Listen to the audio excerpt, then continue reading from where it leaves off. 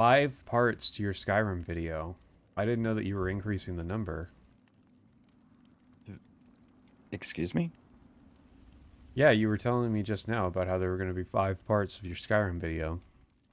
That must have been my alternate ego.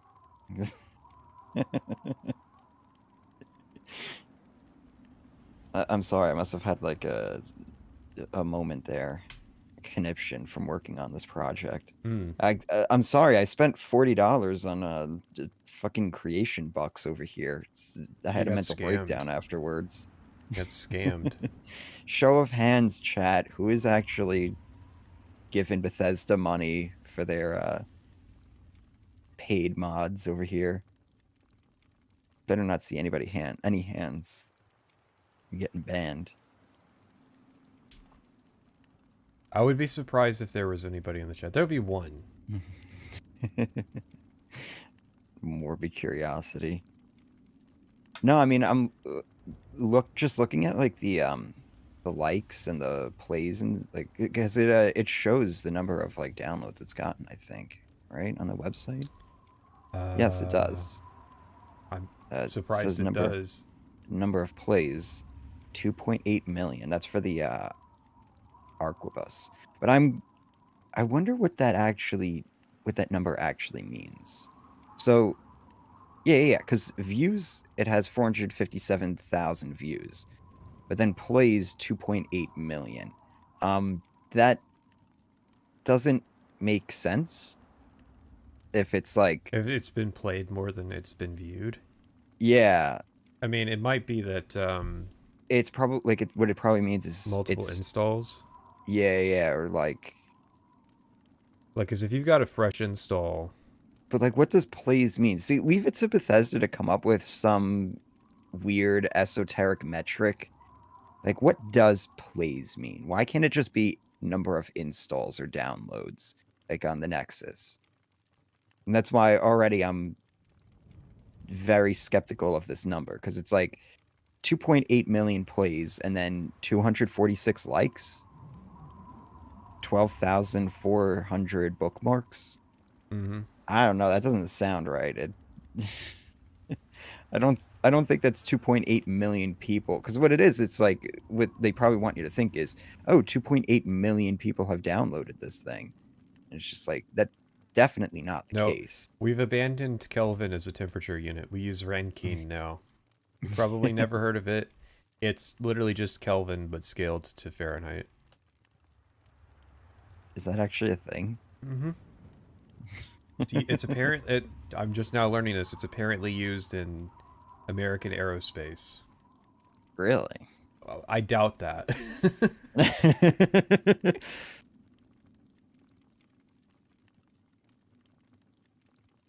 So, chat, how are we doing?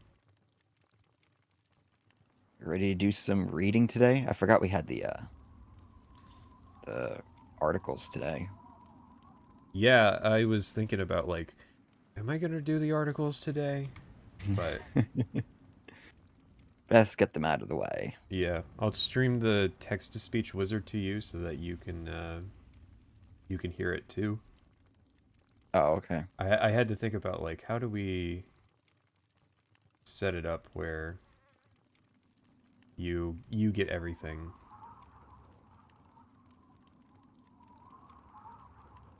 All right. Do you have it open? I'll test it real quick. Yeah, it's open on my Discord. Read this aloud. Yeah, I heard it. All right, cool. Have you watched Josh Sawyer's New Vegas streams? Listen, we're getting there. I've been busy. I was writing about Dead Money. Did you know the gold bars and Dead Money are 10-ounce gold bars? They're 10 ounce? Mm-hmm. They say on them. But They look don't bigger. They weigh... They weigh 35, and as Fallout 4 established, it's 1-to-1 pounds.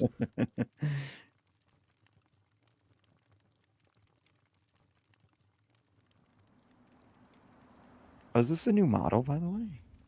It is, yeah. I just noticed. We're getting New Vegas models.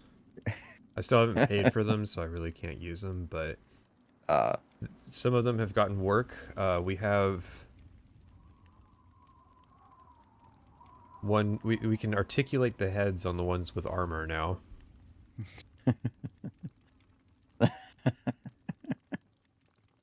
I was going to, and then I got distracted. I was going to set up a voice filter where when I'm wearing a helmet, it sounds like I'm wearing a helmet, but Oh, you got to get that voice filter from like Fallout New Vegas where it like crackles and peaks. Yeah, those are the good ones.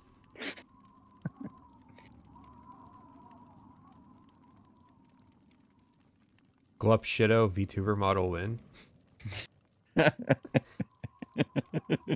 Well, I've got John New Vegas if that's like meeting in the middle.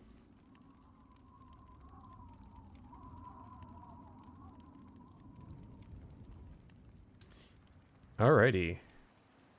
How we doing, chat? I don't think anybody's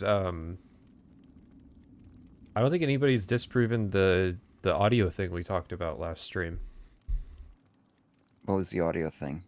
Where they're like compressing the Fallout 3 audio and Bethesda game audio. Someone did say that there is 35 gigabytes of animation data for the NPCs in Starfield. They deleted it, so now the characters don't have facial animations, but everything works. And the game is 35 less gigabytes. Oh God. Well, you know, they did all of that face telemetry stuff, right? That had to be.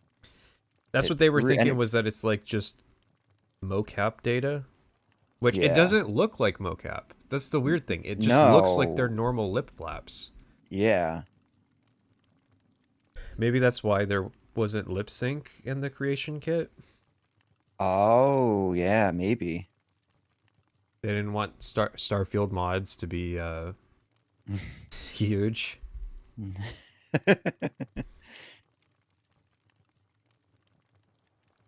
When they showed mocap in the Starfield Direct, they showed like, you know, people in booths with the suits on. Yeah.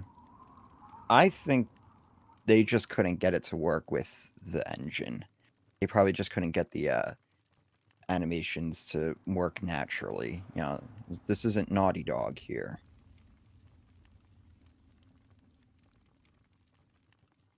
Let's see if the creation kit wiki is still down. Well, considering the first one that pops up is the UESP mirror of some of it, going to guess no. Oh, it still has maintenance notification. Yep, it's still down. Of course. Are we going to be reading? That's why I made the thumbnail what it is. Last modified by Nick. I'm not going to try to pronounce that last name. Gur? What is that? February 7th, 2024. So it's been down for almost a year now. Listen, people, they're figuring out they're figuring it out on third-party discords, so any news will be posted in the official Bethesda Game Studios Discord in the modding news channel. Oh, the Discord that I automatically got banned from? You were banned from the... Oh! Because they were like, you have to link either an active Reddit account or Twitter account. I'm like, well, what the fuck? Happen. So then they auto-banned me. Well, that's pretty shit. Yeah, so it was fun trying to learn how to mod Starfields. Don't worry. Without any don't worry. documentation. I have TikTok voice to read it for us. Chat, don't worry. I have TikTok voice to read it for us. See? There you go. For the young people in the audience, don't worry about needing to read yourself. We have text-to-speech for that. Well, you need to have that. And then there will be somebody who's like, "Oh my God, it's artificial intelligence." Yeah. Well, listen, we got to use the TikTok voices while we can. because in 7 days we're gonna lose access to them. Is that actually gonna happen? They have to sell it to a U.S. or at least a not Chinese company. Yeah. To, Yeah. To keep TikTok running in the U.S. Well, isn't the Supreme Court supposed to rule on that? Or did they pass the I'm buck? pretty. What they're saying that it's gonna happen. They seem pretty sure. God, that's just It's just funny. funny. We Yeah, gotta that's all it is. support It's just American brain rot. Yeah. Okay. Think of the Minecraft channels that have been losing views. The American-born, cornbread Minecraft channel. They don't have corn in Minecraft. Potato bread Minecraft channels. Do they not have corn? In Minecraft? Not by default. There's mods for it. I don't know if they have added it in an update. Yeah, no, we need to support Facebook. Meta. Drastic changes in views on censorship ever since Mark Zuckerberg got divorced. These fucking tech guys, they get divorced and then all of a sudden they completely flip their politics. It's weird. It's anti-free speech to ban TikTok. You know that, right? Yes. I mean, the thing is, like, everything that's done on TikTok can be done on YouTube and, like, Instagram. And even Facebook. So, like, in terms of, like, losing content, like, you really think all those American kids making dancing videos and TikToks of conspiracy theories aren't just going to switch over to, like, Twitter? Sorry, X, formerly known as Twitter. Yeah. YouTube. Hey, I mean, I'm fine with it because I don't think that we should just accept getting flinced by China just on, like, a free speech perspective, because, like, they're not playing the same game as us in terms of that topic, so. And there's, God, I'll sound like a fucking boomer, but there is, like, genuinely, like, crazy shit on TikTok that they just refuse to moderate.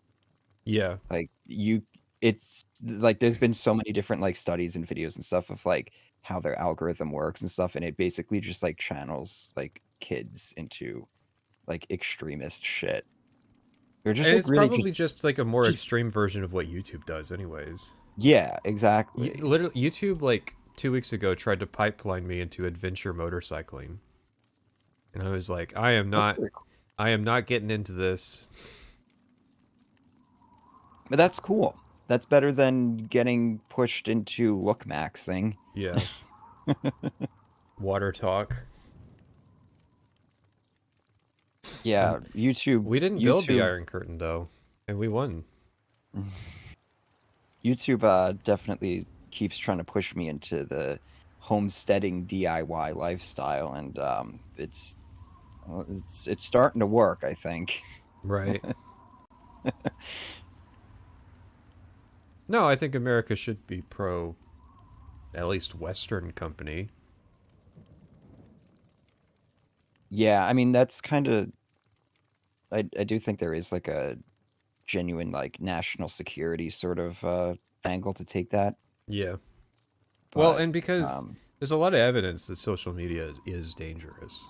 Not to sound like a satanic panic kind of person, but I was reading about, like, dissociative identity disorder. And we work in social media. I feel like if anybody is like, if anybody can have an opinion on this, it's us. And like, I'm looking at this like, cool, let's continue this regulation. Like, let's go into Facebook next. And so there's a theory that the prevalence and severity of dissociative identity disorder is increasing with time because of social media.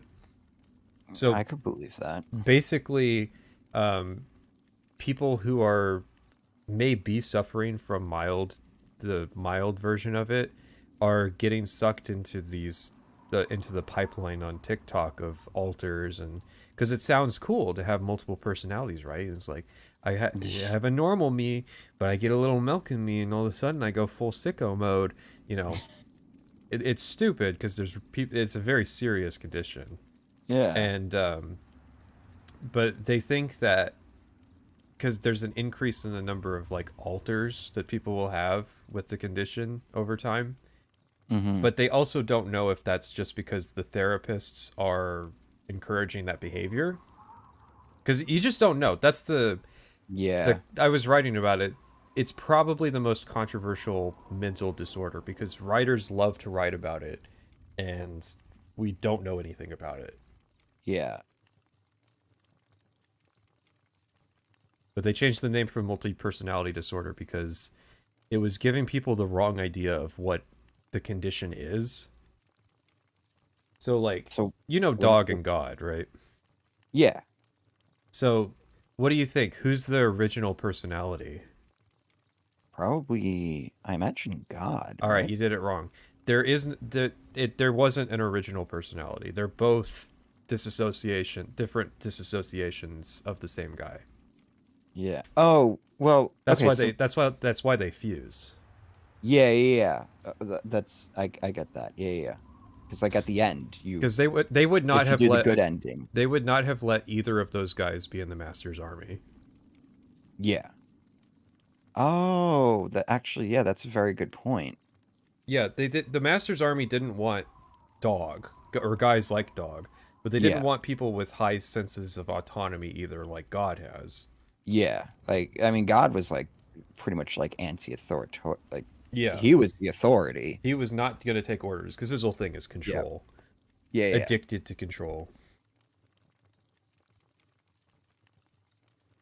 But no, Chris Avellone did a pretty cool job with that DLC. No, that's in terms of writing and like character development and stuff, that DLC is fantastic. Yeah, I like how everybody's mentally unwell. Yeah. Like, it's were we talking about Dean last time? I don't think so. Yeah, Dean is as crazy as everybody else in that DLC, and people don't realize it.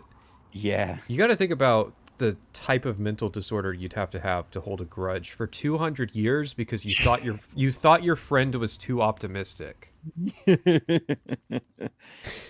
Dean was my favorite character in that DLC because of just how fucking unhinged he is. Mm-hmm. How much money do I need to play Kingdom Hearts and do a retrospective? None. I'm not making that mistake. Not gonna encroach on Tetramor's territory there. High functioning sociopath. If he was high functioning, he would be going out into the wasteland to recruit people to help him break into the Sierra Madre. The motherfucker won't even leave the villa. He won't even leave the villa. That's how like obsessed he is. How much money for a Homestuck retrospective? You see, this is why I don't do requests or let people buy this stuff, because I don't have enough time. Yeah. Listen, guys, if you want that sort of on-demand content, you're gonna have to let us use AI to... And even the AI would fuck it up. Yeah. No, that's the unfortunate part about like what we do is there's only so much we can outsource. Like most of our time is spent writing, I feel. Mm-hmm. Second, like we can get editors and stuff, but I mean, it's not going to save that much time. Researchers would be nice to outsource, but again, it's like no, Christine's my favorite companion in the game because her chatter dialogue is quiet.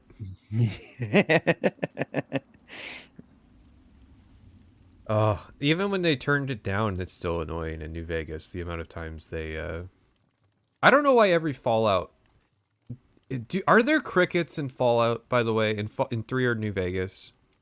Why is everyone has cricket ambience of these fucking ambience tracks?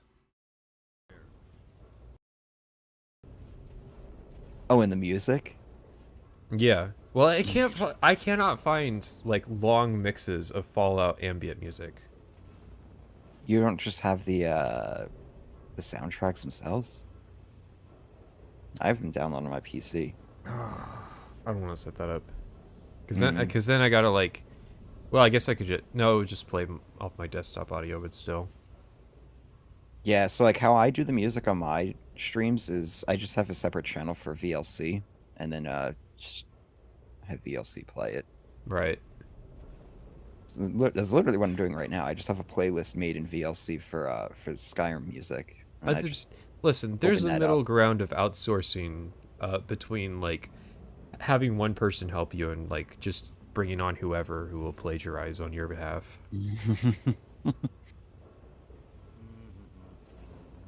Nobody's Nah, I think donating. We need the anime girl. We need to go if I from. was if I was hiring anybody, I would hire a video editor, and I'd probably hire a researcher. Like somebody who can just go out, scour the internet for all sorts of sources and memes and funny videos and stuff like that. And then I would just write and supervise the editing process. I mean, like, I don't do much editing to begin with, so I feel like my giving an editor, like somebody who's actually passionate about editing my videos, would be kind of miserable for them, because it's just like, no, just do jump cuts. No. How long it takes me to make videos? That is with the plagiarism. If I wasn't plagiarizing, it would take twice as long. What is this? And why does this avatar look like a Homestuck character? Why are we saying Homestuck more times in this stream than I've heard it in the last 10 years? What is Homestuck? It was like an internet webcomic. Oh, But it was like a yeah. cringy, like, Tumblr thing. Yeah. Now we gotta look and see, is this the same guy talking about Homestuck multiple times, or is it multiple people? Multiple people who have coincidentally brought it up. Plagiarizing is cool, and I'm tired of pretending it's not.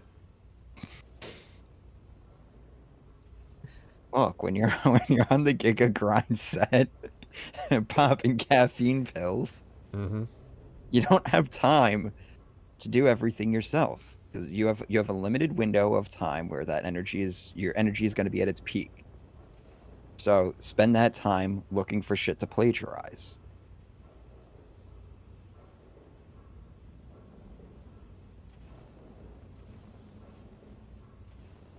Alrighty, so we have an article here. We've got a nice picture of Todd Howard.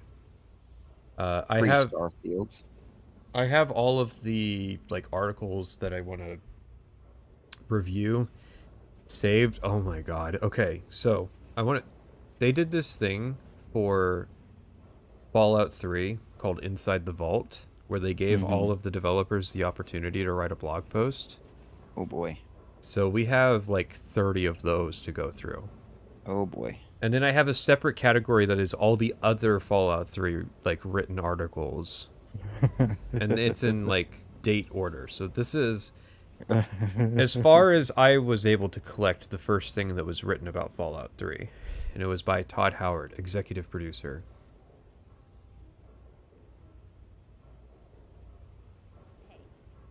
Interesting interesting time period. People were writing blogs. Yeah, I remember even G4 had some blogs on their website. Blogs were the thing for a couple years. Yeah. And then Dig came along. And then Reddit came along and killed Dig. I think Dig killed itself, if I remember right. Well, I think YouTube kind of killed blogs, honestly. Because it went blogs to vlogs. Kind of, yeah. I don't believe that people who were blogging in the 2000s moved on to like vlogging. I feel like vlogging was like no. Definitely a new thing. They just got replaced. Yeah. It was the like the viewership think, and stuff, like that's what transitioned. I think they were convinced, like, okay, so this was the 2000s. This is before the shareholders. Like, the shareholders right now at this time are sinking their claws in to the game companies. But right now, they're just thinking, like, we want to, like, communicate with our fans and be open with what we're making. And then, like, 2010 rolls around, and by that point, like, everybody's, like, trying to copy old Blizzard. And, like, we need to have very tight, very controlled bursts of high impact marketing. We can't have everybody's under NDA, and we can't have anybody writing the Yeah. blogs anymore. Yeah, I remember with BioShock 1, I was following like a bunch of blogs and podcasts and stuff they were doing. It was like, it was pretty interesting. You had Ken Levine pulling back the veil on like how he did world building and stuff with the game, and Mhm. it's like it was good stuff. It was good marketing. It got me to buy the game. And you had Bungie. They had so many different like things. They were very community oriented back in like Halo 2 and Halo 3. I feel like that actually is one of the reasons those games had a very strong community, is that the developers were cognizant of how to cultivate that. This And is my, they just had like a good they had a good like vibe with it. this Like they had this is like gonna be me pulling up the ladder behind me. I feel like one of the sicknesses of our modern culture is people wanting to be influencers. yes. Why do you hear voices? Because it's in the ambience track.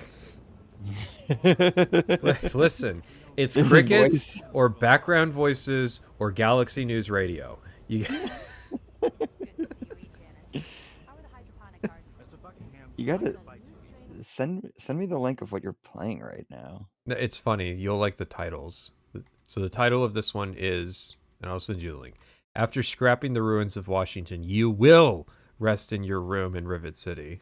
But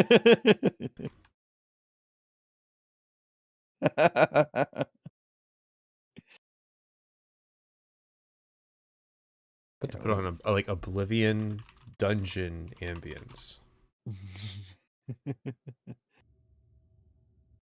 Just because I know I can trust it. It's handy. I listen to it when I write. I listen to not just dungeon ambience, obviously. Even though I am a goblin.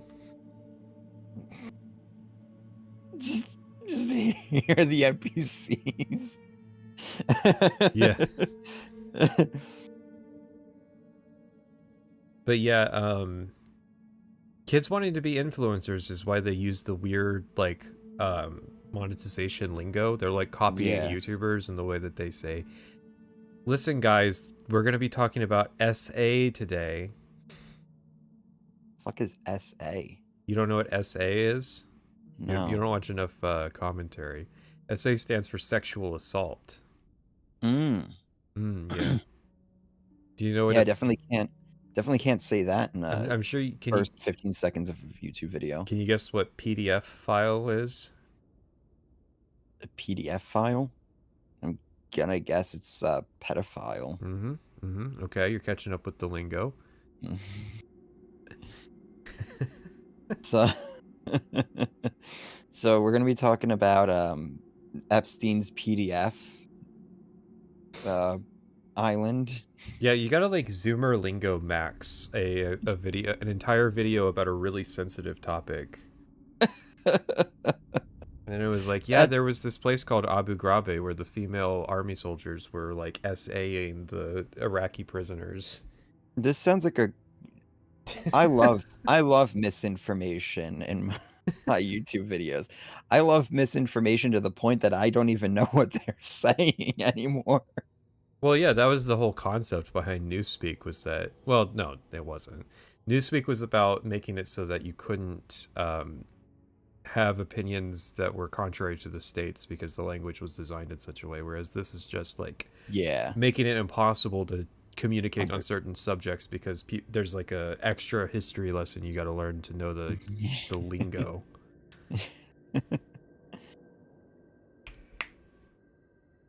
Yeah, 1984 is a really good book. If there's one book anybody should read, everybody should read, it's definitely that. The only problem with telling people to read 1984 is that it's not accurate, but it feels accurate to real life. Yeah. Like, yeah, the kids are definitely into the anti-sex league now. Which, that's depressing.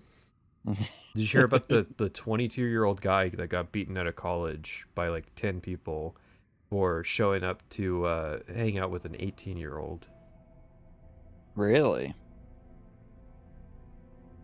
Yeah, the Zoomers are all into like like negligent, tiny age gaps, which is why they're all miserable, right? Like, I'm sorry, but something about being an adult is that you kind of just have to accept that sometimes the person you're with is a different age than you. Yeah, wait till they hit their like 30s and 40s and stuff, and Yeah. it's like, what is that gonna look like? You've never heard of the Anti-Sex League?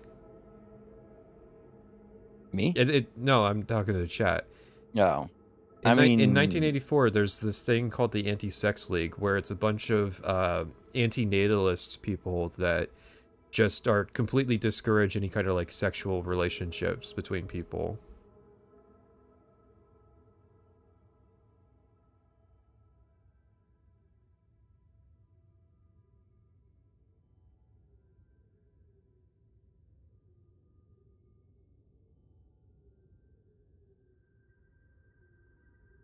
No, it's like permanently, yeah, permanent online deal. yeah. All right, we're 30 minutes in. Chat's here. Article's up. Let's get this shit over with. Alrighty. Do we have a...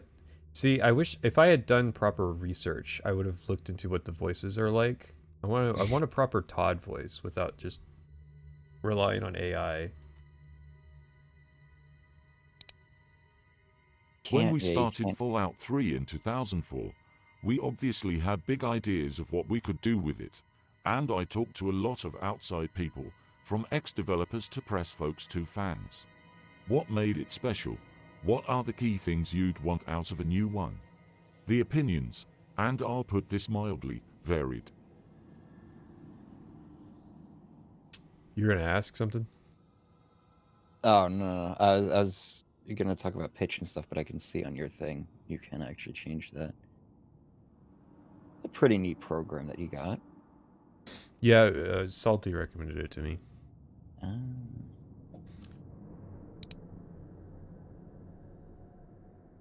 It has a lot of, like... You can't put in something that's too big, and...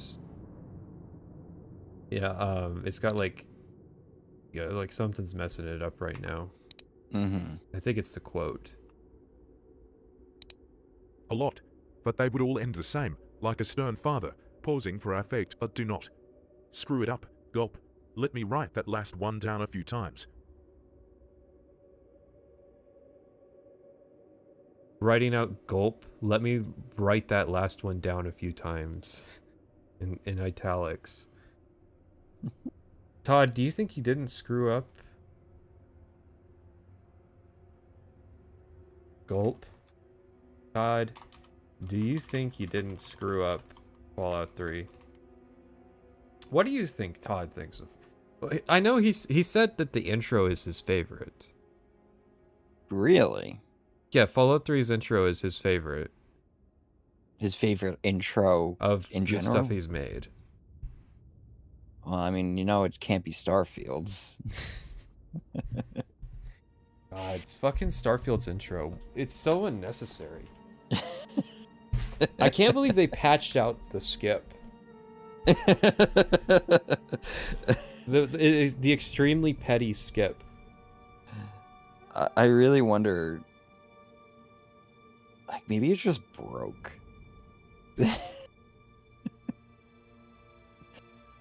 I doubt it was just broken. Maybe they had, listen, they had to fix it because it actually broke scripting 3 universes later. I feel like the whole point of New Game Plus is to avoid script breaking. I feel like, isn't the point that it just resets all the scripts? No, because you have the stuff, you know, like the unique universes and stuff like that. That's not like scripting though. That's just that's not how this works. Listen, it's Bethesda. I'm sure there's some. That would be interesting though, because like one of the issues that a lot of Bethesda games have had is eventually your save just corrupts. So like maybe with the New Game Plus system, that actually helps mitigate that. All right, hang on.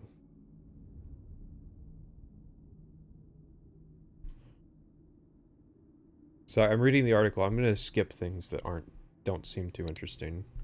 There's already too much info out there, in different forms and in conflicting ways, for me to cover or correct it all here.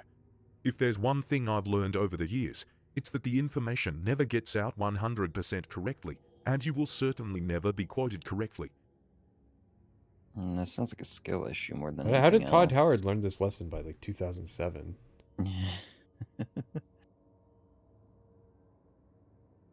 So I guess this isn't the first thing, or if this might be the first thing they wrote, but how are there already previews of Fallout 3 Yeah, out that's there? yeah, that's what I'm wondering here. This is from August of 2007. Is he talking about like Van Buren?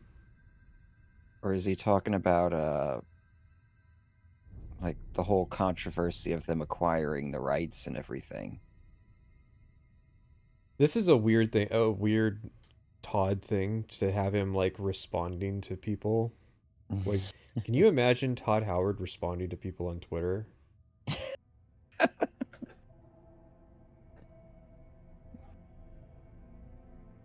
Like, that would be surreal. By the sounds of it, he doesn't even really enjoy responding to people in his own studio. He just wants to make games, man.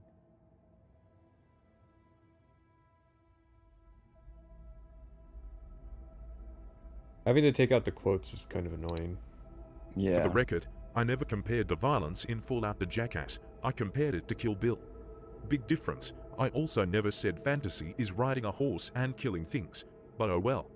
Ultimately, the game speaks for itself certainly better than I do. Fallout 3. I want to find these... Man, there's just like... These... There's context that we're missing. Yeah, yeah. Like... When did he make these comparisons? Who was complaining about these comparisons? Why is he responding to them?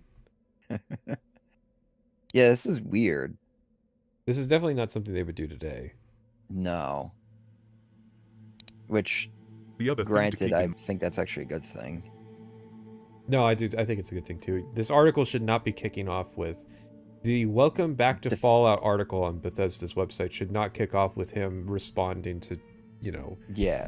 It should not be starting off defensively. The That's 2007 version of Twitter. Yeah.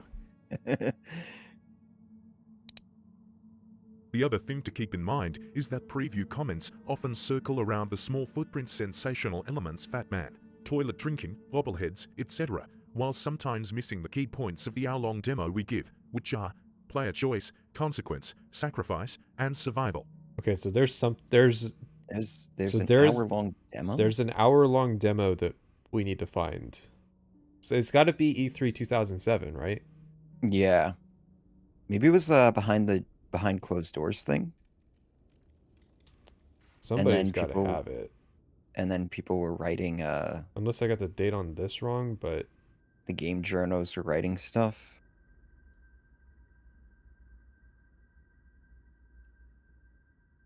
Let's see. I've got a 2008 demo, but could this be from 2008? Did I already fuck it up? No, it can't be, because the archive is from has the date marked as March of 2008, which would be pre E3 2008. So there is an hour-long demo from 2007 out there, floating out there.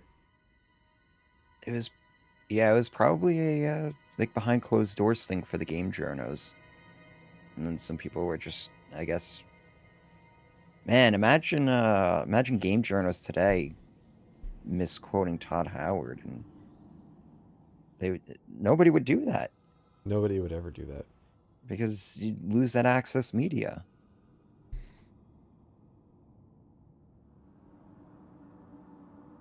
They only started criticizing Starfield when it became... You can't be talking about a demo from 2008 because this was archived before E3. Is there a date on this page? The Internet Archive says the publishing date on this was August 1st of 2007. Okay. So, I mean, I guess it was probably a behind closed doors deal. They used to do those at Yeah. E3. Especially if it's an hour long. They all did That's write-ups and released them on July 1st, 2007. yeah. Do you have any write-ups from that predate this? That would be good to at me at fallout at patrician.tv. Wait, that's not the email address. That's Starfield will be good. How did that get there?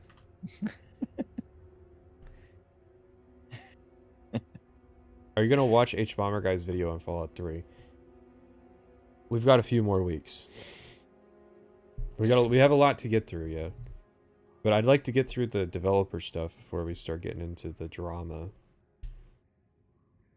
But I feel like, so they did a demo in 2007 where they were trying to show off player choice, consequence, survival, sacrifice, and survival. Because we watched the making of last week.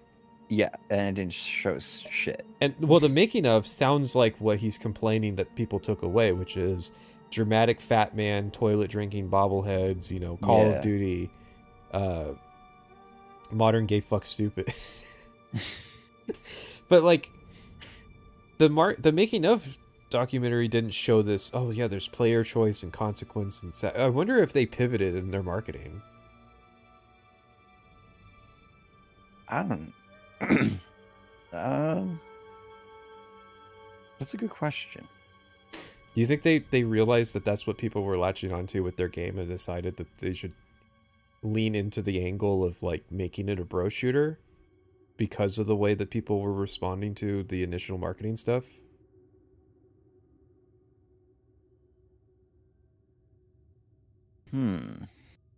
No, people didn't complain that it looked like Call of Duty.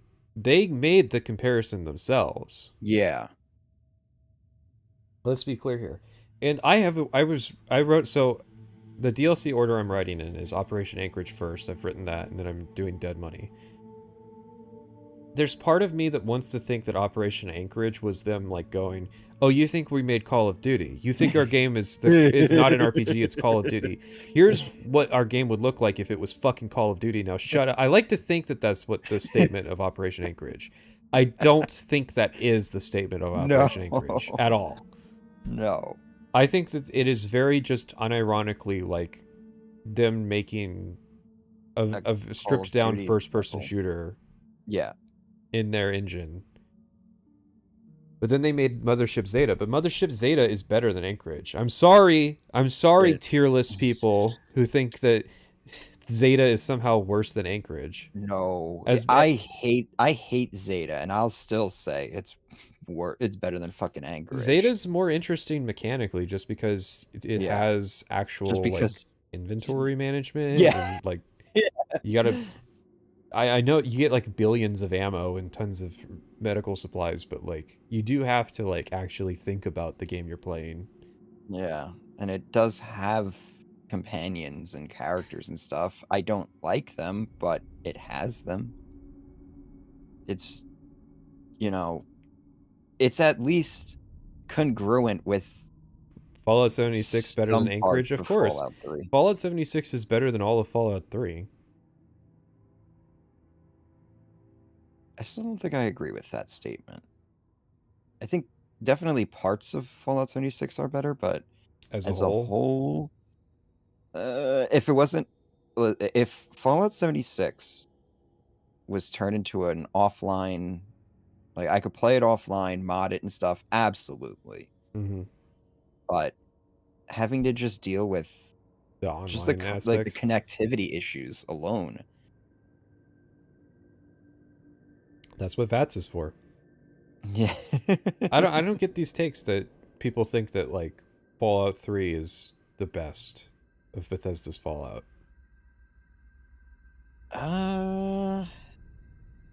Yeah, I saw the Wiki News Archive. That's where I pulled a lot of the stuff from, was the Independent Fallout Wiki. They have archives of all this stuff. What's that? God, that took so fucking long. It took so long. I got to make the article in Obsidian and then input the multiple archive links and the transcript of it and who the article was about. It was worth the work. It was just, you know. Yeah. There's so many fucking inside the vaults.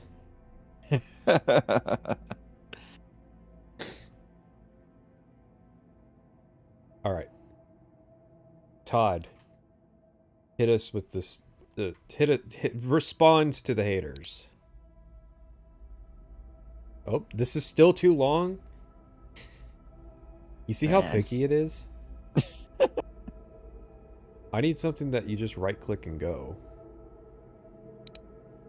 Survival is a key theme of the game, not just for you, but for the characters living in the world. The no longer simple act of survival, and the uniqueness of it, gives each character special meaning. What has each one sacrificed to do so?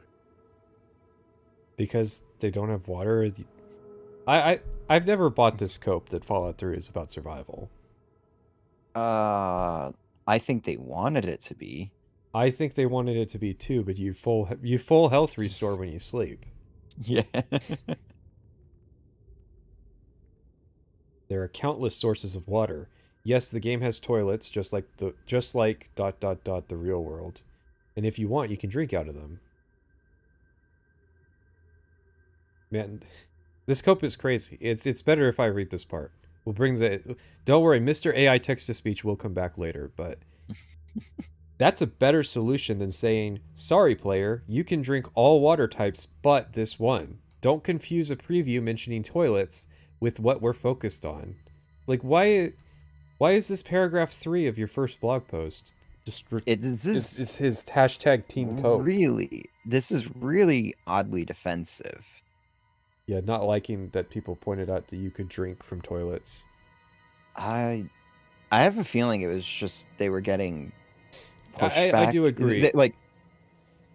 They're probably getting a lot of pushback about like people being just concerned that Bethesda's making a Fallout game, and so they're just being like very defensive. No, I feel like, you know how the Starfield news cycle just turned into Sandwich Lady? Yeah. I think they learned from this that if they put certain things into their marketing, they can get people to focus on just talking about it in a loop. And I think they realized that's a feature, not a bug. Yeah.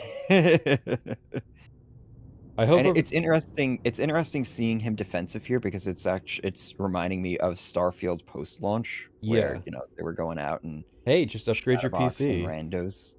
Yeah. I hope over the next year you'll come to see this website as a good place to get information on the game right from us. We'll be looking at that. Please know it's going to be a slow trickle all the way up to release for a few reasons. 1, the game is a long way off yet, and 2, we mess with the game until it's done. If something big changes that we've already discussed, we'll do our best to let you know. Suffice it to say, you should have more than enough info when the game hits the shelves to decide for yourself if Fallout 3 is worth your time and money. Man, talk about a departure since then on how they do their marketing. You will buy Starfield. You have to buy Starfield to have an opinion on Starfield. This is how it works.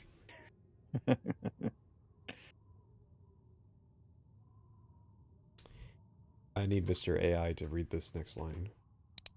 The massive expectations of what this game means to everyone who loves Fallout, there we go. RPGs, There's Todd. and gaming in general is not lost on us. Okay, that's a little too high. Very sensitive, that pitch thing. That's 10% pitch. What's 100%? I think it goes up to 50. Let's see. Oh no, it goes up to 100. It's impossible to discuss the game with anyone without them referencing Oblivion or the full boy. Yeah, chat, if you're bad, we're going to set it to 100% pitch. It's impossible to discuss the game with anyone without them referencing Oblivion and or the Fallout legacy. I mean, is that the strangest thing?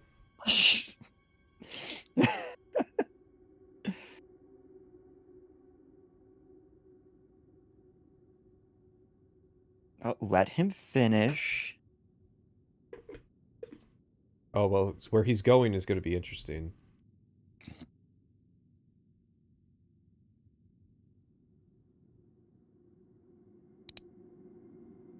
God, why can't this software handle quotation marks?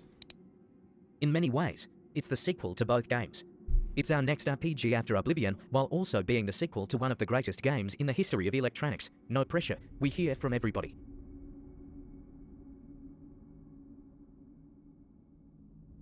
One of the greatest games in the history of electronics. I'm gonna need quotes on that one. I'm gonna need sources. Listen, everybody who's doubting, listen. Todd Howard himself is saying that Oblivion was one of the greats. So stop saying that Bethesda fixed what was it? Bethesda fixed a dying franchise. What's the code? Oh. Do you know Vincent Martin did a response to that video we were watching? He wants to debunk Indigo's video, which there's not really anything to debunk in it. It's just like the perspective is like salty old Fallout fan. It's not really like it's not something you disagree with. That's just a different basis of opinion. Yeah. But a lot of the work he did was fine. It's you're disagreeing with his perspective is basically right. it. This is all the rest of this paragraph's all cope about. Listen, we hear from you. Jesus Christ. They really were like doing some sort of damage control here. Yeah, and now I'm curious. I want to know like what was going on in July of 2007 with Fallout 3. Yeah, really. If you know us, you know we work by a few key philosophies, and reinvention is one of them.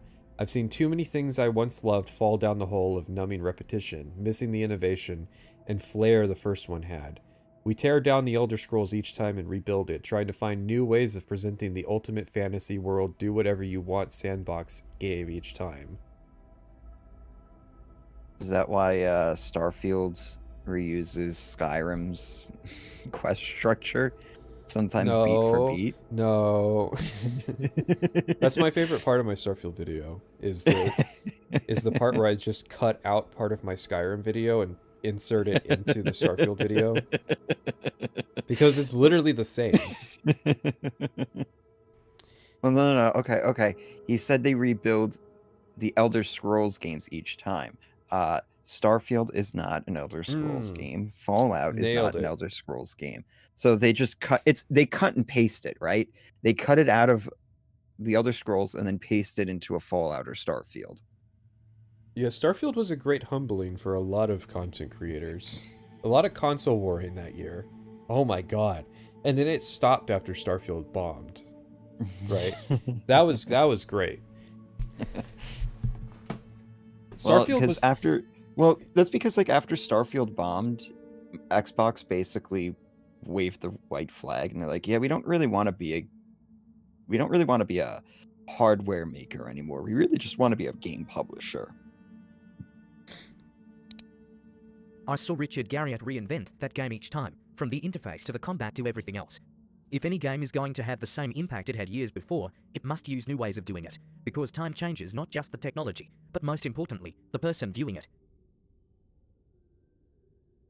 Oh no. Okay, so Richard, hang on, I gotta link this. Richard Garriott's changing of Ultima between 4 and 7 motivated them to reinvent their formula each time because gamers were changing. And you can see this is internally consistent because remember the Starfield thing where he was like, I think gamers are ready for more complex trait systems. Yeah. It really is just like they shit into this because they were just chasing like the mainstream audience. Mm-hmm. So again, the one question, if I would ever be allowed to ask Todd Howard one question, would be, do you make games that you actually want to play, or do you make games that you think other people want to play? Yeah, I mean, Todd Howard seems to have like the normiest taste in video games. Yeah. You know, he's a guy, he's like into college football and like extremely mainstream pop culture. Is Todd wrong? Gamers have become worse. No, there are just more gamers. Yeah.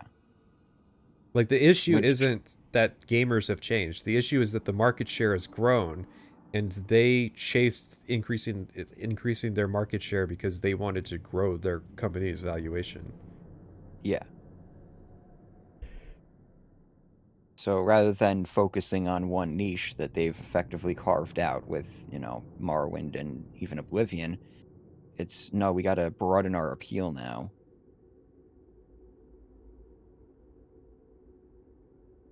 All right. We're getting something. We're getting something good here. Oh, Obviously, we had the old games to look at, and Fallout 1 became our main model and inspiration. I always preferred the tone of it, and it's the one we focused our time on dissecting. Todd Howard prefers Fallout 1. hmm. So why is Fallout 3 the way it is? Because the cope the entire time is that it's a sequel to Fallout 2, which has the more irreverent tone. Yeah, the goofier tone and stuff. No, but it's the world. It's the world that feels desolate and depressing and lonely. Emil did all the writing, so he was more of a fan of Fallout 2. He chose the East Coast setting. Yeah.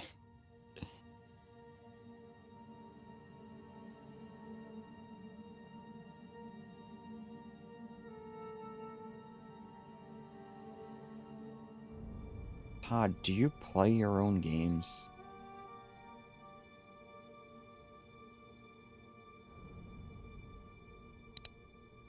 We also went through all the original source material, as well as the Fallout Bible, put together by Chris Avellone, whose work is always fantastic. But one of my favourite sources, when we received everything from Interplay, is the original. Oh, can't do quotes. There's so many quotes. Fallout Vision Statement, back when it was called Fallout, a GURPS post-nuclear adventure. There's got to be a better voice than text-to-speech. You don't like Smooth Alex? I don't like that you have to do it like one sentence at a time. Yeah, I don't... Well, okay, so they're like piggybacking off of the back end of TikTok. Oh, okay. But it would be nice to have text-to-speech that was a little longer. Could it would handle be like great. 500 characters.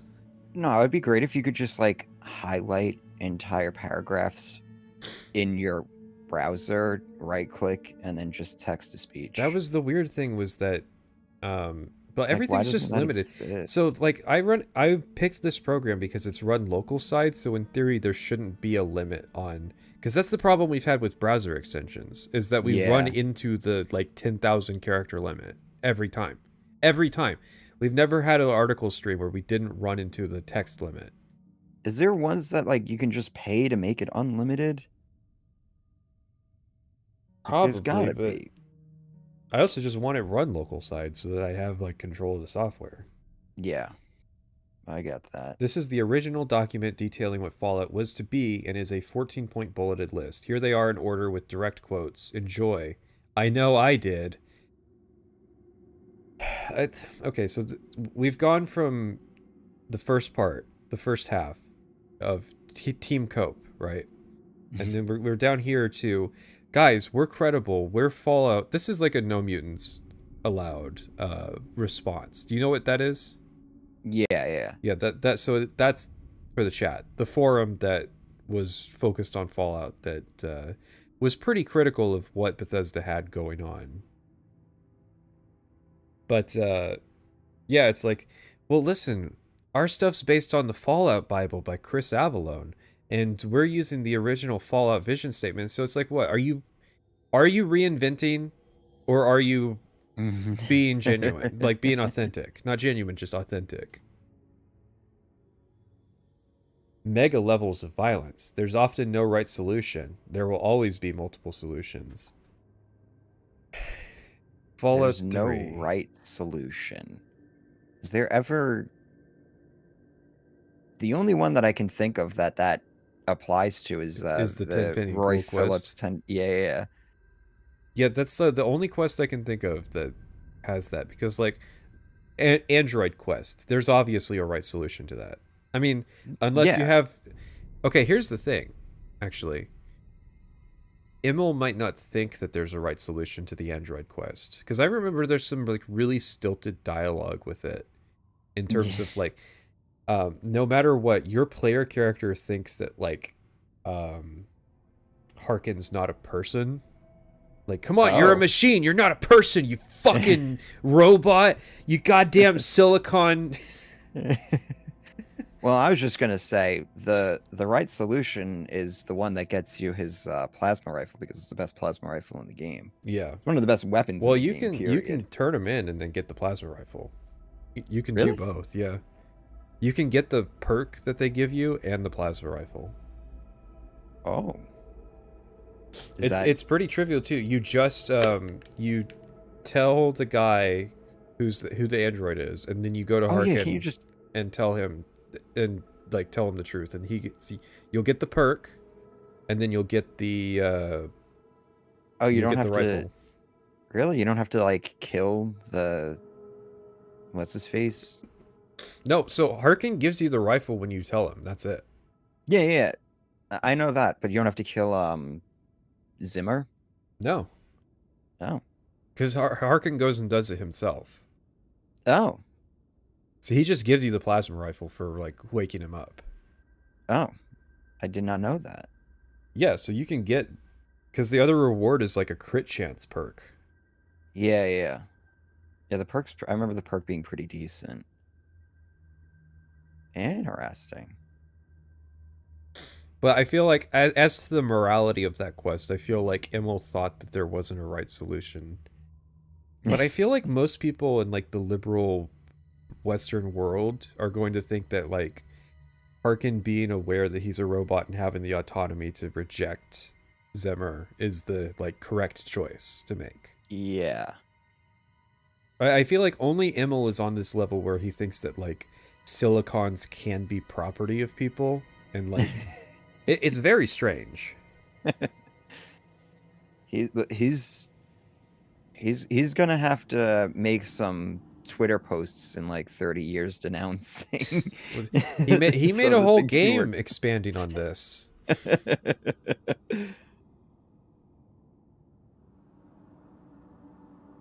Listen, guys, I have a Real Doll 3.0 now. Like I'm pro. Isn't it just rights. Isn't it just a bad Blade Runner reference? No, it is. But I think Emil is absolutely thinking that like the quest is about more than that, which is why we got Fallout 4, an entire game, as an expansion to this one fucking quest from Fallout 3. Which is amazing to me. I played that quest and then I thought, they made an entire game based on this? What's funny is that I pretty much predicted Fallout 4 because of this quest. There's no right opinion. There's no right option. You've lost karma pop up. Yeah. Listen, it was another developer that made the karma system. But no, when I played Fallout 3 and I saw this quest and stuff, I was like, oh, so Fallout 4 is going to be in Boston. It's going to be about the Institute and synths. And long behold. Yeah, the only other thing that builds up like other parts of the wasteland is in the pit, where they talk about like they talk about the pit and they talk about Ronto and the Erie Canal. You know, that really is an indictment of Fallout 3, where it's just they do no real world building. They had to cut it out. They had to cut out. That was in the 30% of dialogue that they cut out. Of course. Yeah. People think James is father. What people? Did they not did they not watch James get irradiated and die? Well, listen, that didn't happen canonically. So canonically, the player character. Okay, hear me out. Remember in the intro of Fallout 3 how it says that you will die in Vault 101? Mm-hmm. So that's true. Well, how that works is the player character in Fallout 3 dies to the rad roaches in Vault 101 in the tutorial. So you technically die in the vault. Because of this, James, the main quest line of Fallout 3 doesn't happen, okay? James is trapped in Vault 112 until eventually the Brotherhood show up, because that's what the Brotherhood does. and they let him out, and he decides he needs to go to the Institute and become its leader. Ah. You weren't born in the vault. Don't point out that the narrator in Fallout 3 lies to the player on multiple things. No, so canonically, the main quest of Fallout 3 concluded with, like, them turning the water purifier on. They did not put the FEV in the water. Like, that's canon because there's NPCs in Fallout 4 that refer to the events as having happened. Yeah. The others are, the player's actions affect the world. There is a sense of urgency. It's open-ended. The player will have a goal. The player has control of his actions. Simple interface. Speech will be lip-synced with the animation. A wide variety of weapons and actions. Detailed character creation rules. And then crossed out, just enough GURPS material to make the GURPSers happy. The game comes first. That one's crossed out in the document as they dropped GURPS. And lastly, the team is motivated. We want to do this. We care about the game, and we will make it cool. Okay, why are we bringing this up, though? This because he's trying to make a point that this is how committed they were to authenticity, that they're even looking at these bullet points that came with the original design docs. 10 years later, and I don't know that I would change a word of what we want to do today, especially that last one. So why are we reinventing it? We have an incredibly passionate and amazing group here. I've been privileged to work with many of them for over a decade. Hopefully in another 10 years, people will look back and say, nope, they didn't screw it up. There's a quote for you. Hopefully. Maybe it's not... See, Todd isn't very accurate with his language, okay? They're not reinventing, they're remixing. It's the same stuff, just presented differently.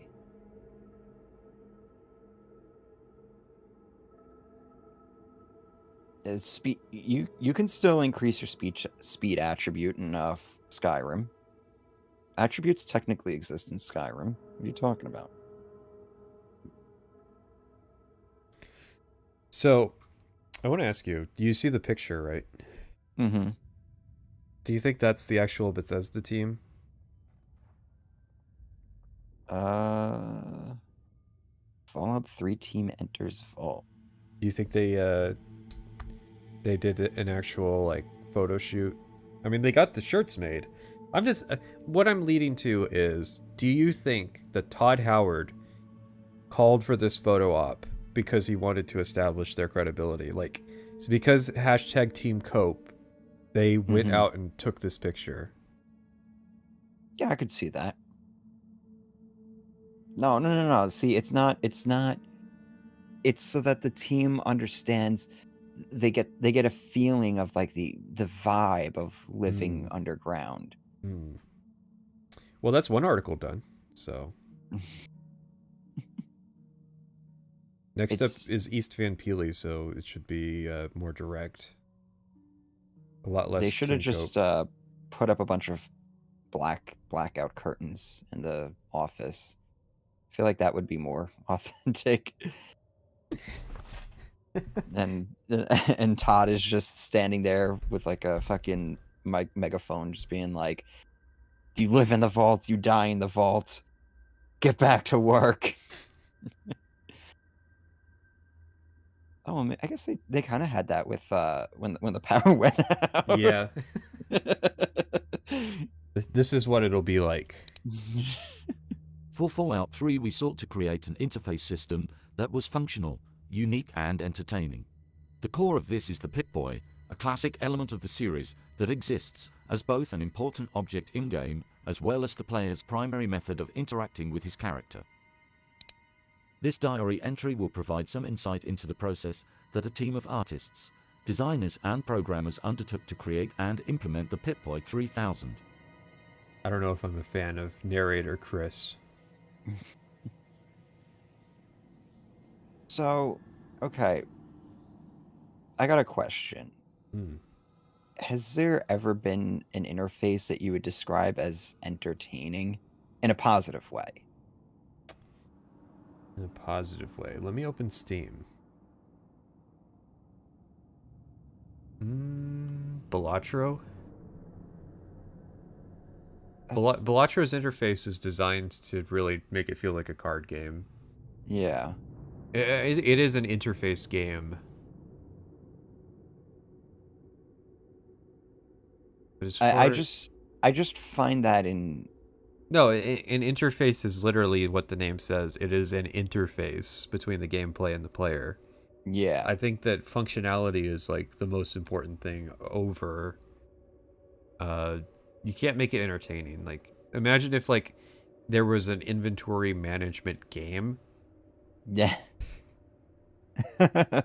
where it's like you got to play a hand of Tetris to loot a container. Yeah, it's just...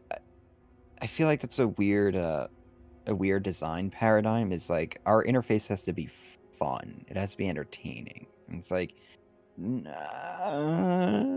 maybe in like certain games, but I don't think in Fallout that has to be the case. And I know where he's getting at. It's the Pip-Boy is a fun, quirky way or something like that. And it's just like, no, it's not. It's just annoying. It's just a bad interface. No. It's not Its that bad. functionality is... It's functional. Is it bad? I think so. What's so bad about it? The fact that like there's barely like just you pull it up on screen and it's only like look at that the screenshot there. It's a third of the actual... No, it's even less than that. It's like a quarter of the screen size is actually relevant. That's why Fallout 76 has the more functional version, the full screen option. Yeah, just like overlays it. It's like, yes, it's novel, but at some point you just stop registering that this is your arm. And like they would probably point at that and say, but that's immersion. You're immersed. And it's like, no, my brain is just filtering it out. This is garbage information that I don't need constant access to. It's like how I to. stopped seeing black bars when like content's letterboxed. Yeah. It's just, no, that's just my brain filtering out useless information. That's not immersion.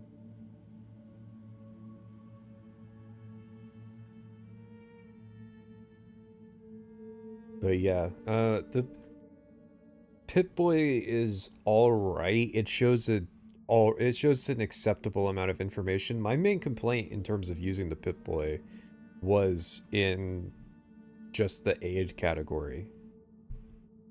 Yeah, but that's a categorization issue. Like, you know, Morrowind would have that issue if it was having to display that many items in a single category. Mm-hmm. But food items are 8 items. They do the same thing. Yeah. I still think about that sometimes. The guy who's like, why would food items not be in the aid section? And it's like, because they're food.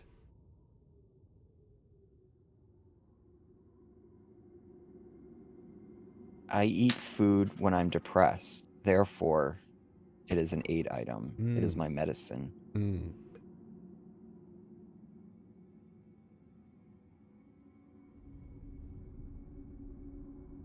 Alcohol.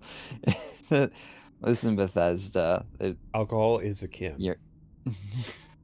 Well, it mechanically behaves like a chem. In my view, like the alcohol being in it is funny, yes.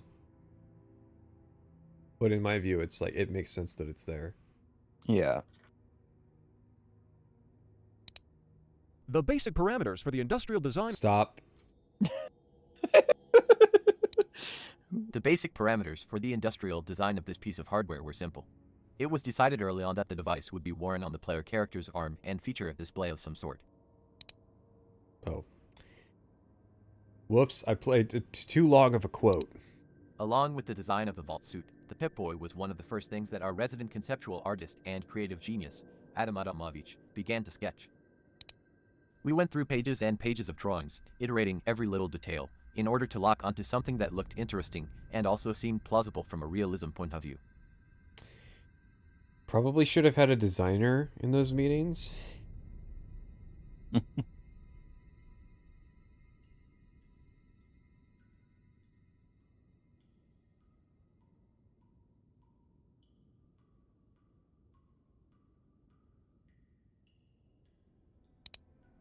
Inspiration came from both commercial product design and military industrial design of the 1950s to early 1960s. Elements from items such as old portable television sets and army field radios were studied and incorporated in some fashion along the way. As with all of Fallout 3's industrial design, a careful balance of realism, future retro style, and practicality was sought in the final product. In terms of realism, it's not an essential factor, but a sense of believability within the rules as defined in the Fallout universe is important. I mean, it's a bit for its size, it's a piece of miracle tech. Yeah.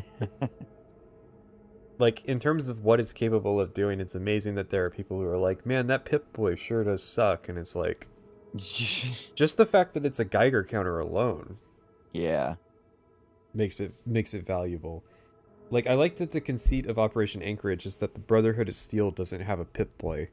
Not one outcast apparently has a Pip-Boy. No, they found corpses with them, right? But they were already attached to their arms, and they didn't want to lop off the arms because. But they did. There's a Gary clone that has his arm cut off. No, that's a different designer. That's why we locked it in a room away from the main area. It's not canon. Technology in the world of Fallout 3 is somewhat paradoxical in that it's incredibly advanced in some ways, and downright primitive in others. Certain technological advancements that we take for granted in our own history either did not occur, or developed along a very different path.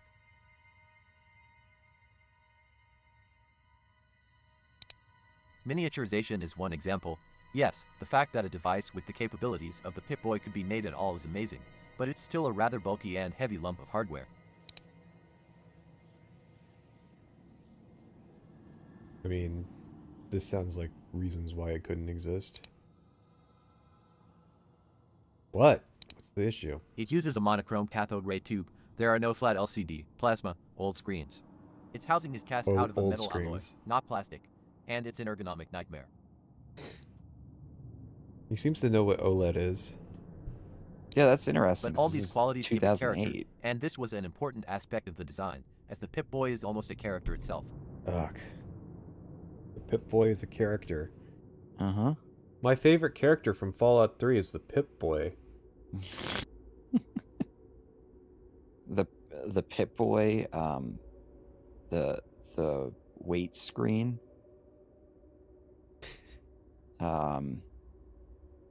the health bar. That's another favorite character of mine.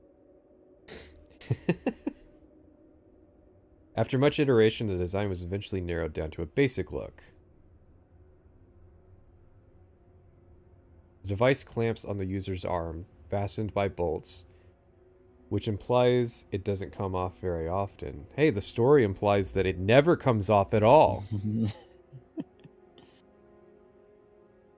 And then you got Fallout 4 where he just puts it on. It's like a little clip. No, Fallout 3 is literally the only thing that thinks that the Pip-Boy is, like, physically attached to you. Yeah. You live in the Pip-Boy, you die in the Pip-Boy. Well, yeah, that's why they cut that one guy's arm off to get his Pip-Boy.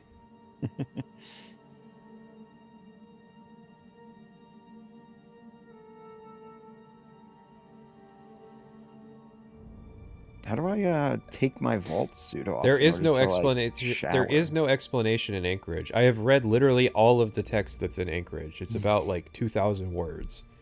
There's no explanation in Anchorage that says that it's locked to you, unless it's in dialogue that I somehow missed. But like, there's 2 terminal entries at the place, and that's it. Which I thought was interesting. Like, this is their opportunity to make commentary on like games development in the Fallout setting, and they don't really say anything with Anchorage. Mm-hmm. Because they were being unironic. Yeah, no, there's no sense of irony to like, yeah, Operation Anchorage is as straight-faced as it's absurd, but they really did think it was cool. I mean, I can look for it too if you remember the exact words. Let's see. I've heard bio locked before. Let's just bio. All right. Yeah. Okay. Oh wait. I'll have to load Operation Anchorage. Have I told you about this software? No, I don't think so. Lazy Voice Finder. It lets you search the subtitle files for the every Bethesda game, Oh. including New Vegas. Oh, Before anybody interesting. says it's not a New Vegas game, but the biological, like the line where they say that it's locked onto you is from Stanley in the vault, Yeah. and even then it's not really conclusive. Yeah, Stanley says there's biometric seals. The letters B, I, and O in a sequence never show up once in dialogue in Operation Anchorage. So they retconned that in 4, right? They retconned that in New Vegas. It's not something that stuck around for long because it's just not a good idea. It doesn't, like I just said, how do you take a shower with this thing on? How do you take your vault suit off? Well, you know the spacesuit in Zeta has your vault has your Pip-Boy hand exposed.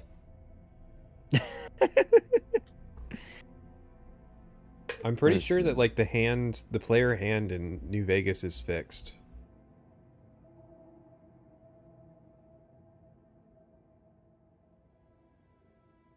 Okay.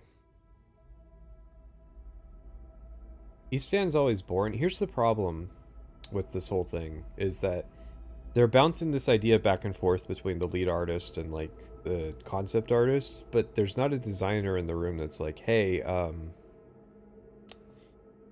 let's talk about user experience. It works on a console with a controller.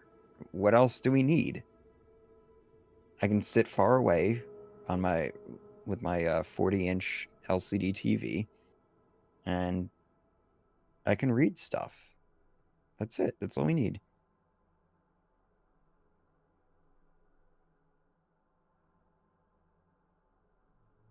There were a host of restrictions placed on the UI because of the unique nature of the hardware as imagined. We looked at old computers from the 70s to early 80s when operating systems were text-based, interfaces were not so graphical, displays were low-res, and color was a luxury many systems did not have. I mean,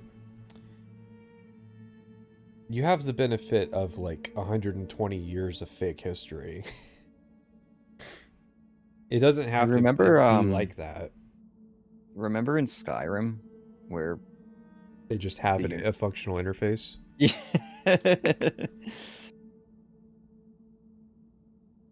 I mean, granted, functional in the sense that like it's not tied to your watch. Yeah. I feel like the origin of the Pip-Boy is Todd's watch fetishism. Right?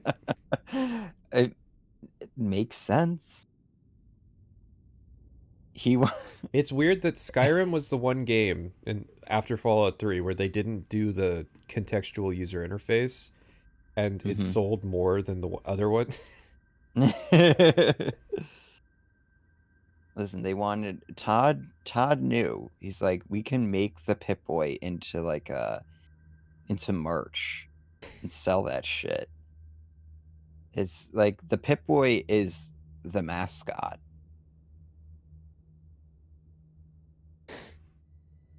Don't go full EFAP on this article. It's lame.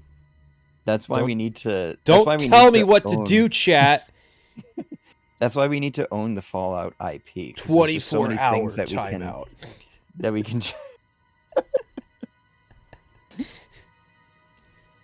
Test 6 will have a Dwemer watch to be the interface. No, stop. You can just have a user interface. Just make an interface that's good, and if you can work it in, cool. If you can't, then don't. Right? It just exists. It just needs to be functional. That's it.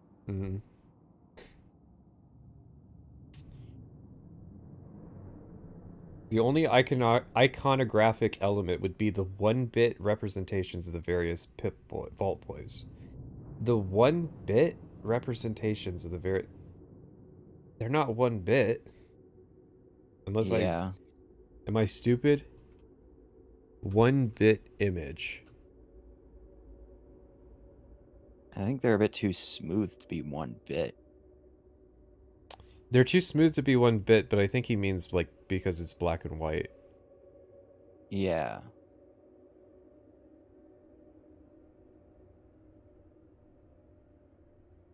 But yeah, I don't think you can anti-alias in monochrome. No, because you're not going to have a alpha channel.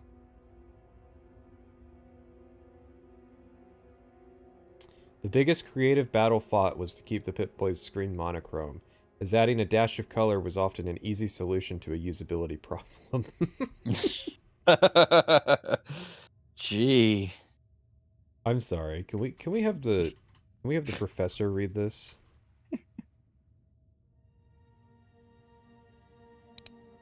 The biggest creative battle fought was to keep the Pip-Boy screen monochrome, as adding a dash of color was often an easy solution to a usability problem. But color in UI design is often a crutch and not to be relied upon, plus it would have disrupted the purity of the concept. So we found ways around it, often forcing us to improve the layouts in the end. You know, I just love when the idea of something is paramount, right? Yeah. The functionality of it, the design of none of that shit matters as much as just adhering to the idea, the concept. Especially when that is your user interface. I'm sorry. How is adding color to your interface a crutch? How does improving the readability of your interface a crutch? How is that a bad thing? Well, listen. If their design was simple, if there's not too many items, you know, you just pare it down, you know, like a couple guns in the category, like, you know, 3 or 4 restorative items. It's just, you don't have to sort through a ton of stuff. Then you really, listen, it's the fact that New Vegas adds so many new types of items that it, yes, having color in the UI would, I think, help immensely with just the readability of it. Yeah. Also, I'm really starting to come around to the idea that they didn't compress the audio files on purpose. That was a design decision. Yeah, they have very... You would rather cut out content. Yeah, than sacrifice audio quality. Listen, audio cards are going to be like GPUs in the 2010s, and...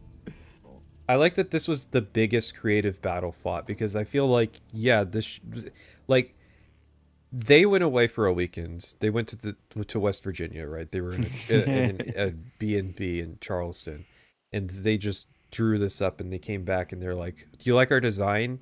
And the design team looked over at it and said, it's going to be really hard to make a readable user interface with these limitations. Are you sure that we can't have some color? No. I like chat hasn't noticed that it switched to Stranglethorn Vale music in the background. I didn't do that. That's the auto recommend. A design doesn't become an interface until a skilled team of programmers enter the picture. That team consists of Eric Dietrich, Ricky Gonzalez, and Dan Tiedel, a group whose forte is translating a host of conceptual UI mockups into functional menus. It's a complex task given the fact that no interface makes it from concept to reality without a substantial bit of tweaking and refinement.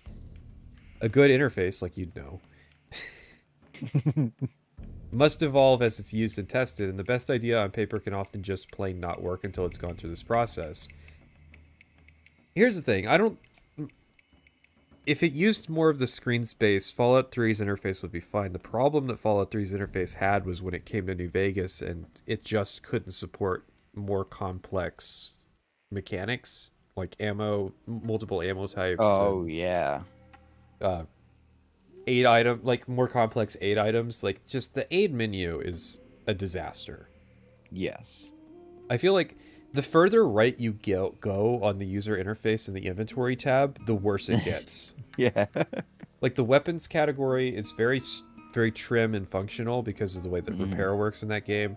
Apparel is pretty smooth. It's a little more fuckered, right? Because of the Raider Blastmaster armors, like the really long Raider armor names, and it just gets like it gets a little crustier. It gets full of shit, and then you get to the aid section, and it's just unusable. And then I don't even remember, like, there's 5 tabs. One of them's miscellaneous. What's the... Oh, ammo. Isn't ammo its own tab in the Pip-Boy? Why? It doesn't have weight, so why do I even need to look at the ammo tab? Yeah, merge miscellaneous and ammo. Which, that would make it worse in New Vegas, but... Yeah. They really needed... Well, see, they need the ammo tab in New Vegas. Yes. They just... It needs to... You need a crafting tab in New Vegas for just, like, crafting materials. Yeah, that would be good. Yeah, to separate the crafting materials and, like, ammo casings. And... Or just filtering. They could have had filtering in the menu and didn't. Have you ever seen a text-based DOS interface with filtering? Yeah. That was our Unix inventory system at the first job I had. I think you're lying. I mean, it needs... You know, a Unix inventory system at a retail store has to be usable enough that somebody who's paid minimum wage can use it to find information.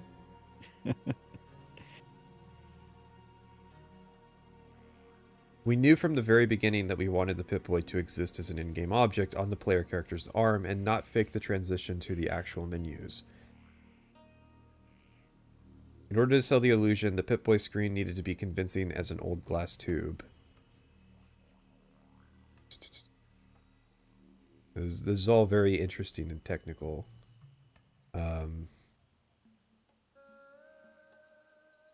If the player is in a dark room, only the green glow from the screen illuminates the Pip-Boy. The model is lit realistically within the current environment. The Pip-Boy can serve as a source of light when none is available. I mean, Fallout 3 is really not that dark. Late in the design, we added a physical radiation meter to the top of the Pip-Boy's faceplate. You know, okay. This is... Whenever I see an image of the Pip-Boy, I'm like, oh yeah, there's the rad meter. And then whenever I play Fallout, I never notice it's there. Because I always just go to the radiation tab to see what my rads are. If I even care to know. I actually usually use the thing in the actual meter there. See, I feel like it would be maddening to consider any part of this user interface other than the screen as existing. Like, I don't even comprehend that there's a stats, items, and data tab. Yeah. Like... Because if I do, then my brain is going to keep focusing on the fact that it's such a small part of, like, a postcard on the screen of what's usable. And I need to, like how I can see past Oblivion faces, I need to just pretend that it's the whole screen. Yeah. Or it doesn't work.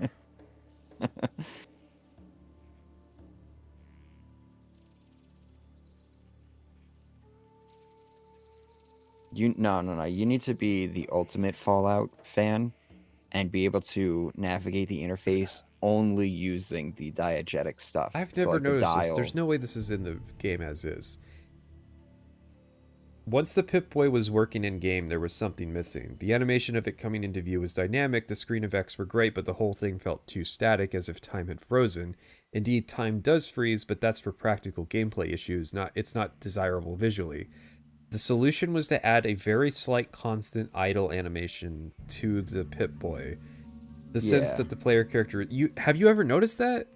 Yeah. I have never noticed that. It's annoying. It annoys me. Because I'm very sensitive to, like, visual stuff that moves slightly because it induces vertigo in me. So, yeah, I definitely have noticed that. I have literally never noticed that it sways.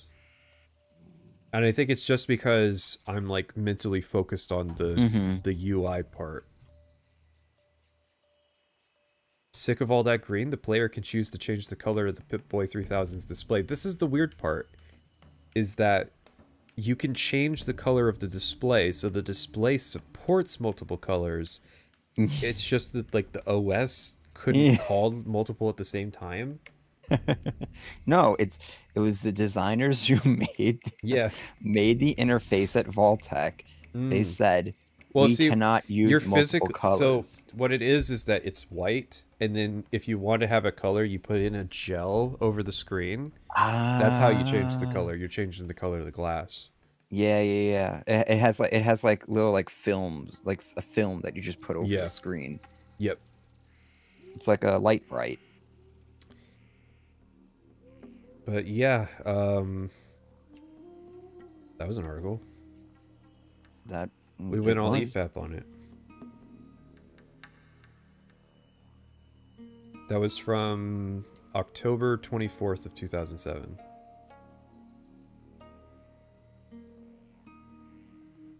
I mean, as much as we are, shit talking this and stuff, I wish Bethesda would make posts like this again about their games, because at least it's information. Yeah. Well, listen, they do very occasionally make blog posts. Like, remember the Will Shin blog post? I could probably pull that up. Hang on. Projects, Starfield. I've got Jamie Mallory, if you want that.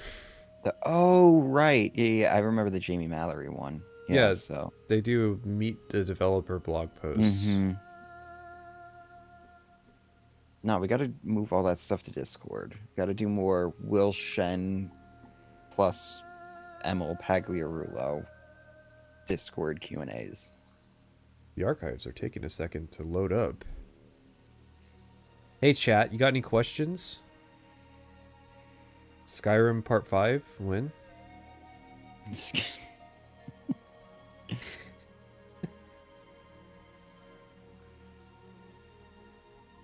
Hey, I have a question. Are we actually going to go through every single one of these articles? We're gonna go. I'm gonna try to get through a lot of them. Don't worry, we're hitting the main characters right now. This next one is from January of 2008. Faction. Okay, this is a beautiful combination of words. Are you ready? Faction profile: The Brotherhood of Steel. Byline: Emil Pagliarulo, lead designer. How, exactly, does one worship technology? Yeah. Oh man, why does he think that the exactly is like a Listen. This is before he's writing how he talks. How he talks, yeah, no. Listen, this is before Microsoft Word had like a good grammar check, so it didn't know. He didn't know that was a comma splice. Yeah. I mean, he writes how he talks is kind of the crux of the issue. But yeah, listen, I'm hating Emil for no reason, even though literally every time he shows up, he says something objectionable. Alright, let's hear him wax poetic. Is it as simple as praying to a golden robotic calf? Perhaps God, in quotes, is recognized as some kind of sentient artificial intelligence who demands subservience in exchange for feats and favors. Did you understand the homework? Did you do the homework? What do you mean? What already? Okay. A lot of YouTube videos can kind of be dismissed on their topic because their starting point is flawed. And Emil has the same problem. His starting point of this entire thing is flawed. What do you mean they worship technology? They worship it. They have a. Do you remember in Mass Effect 1, there's when you go onto Pharos, there's a Prothean they have like a ship docked, Yeah. and the Geth are like praying in front of it. That's what the Brotherhood of Steel does. Hmm. They put all like the power armor and the laser rifles in a big pile, and they all get on their hands and knees and just worship it. Well, okay, so here's the problem, not with what you're saying, but the Adeptus Mechanicus weren't a thing yet. Because I was reading about I was trying to figure out the connection between the Brotherhood of Steel Codex and the Codex Astartes, if there's a connection between the two things. And it seems like as Warhammer 40k developed its Space Marine chapters, the chapter concept of the Brotherhood of Steel also developed in parallel with it. Oh.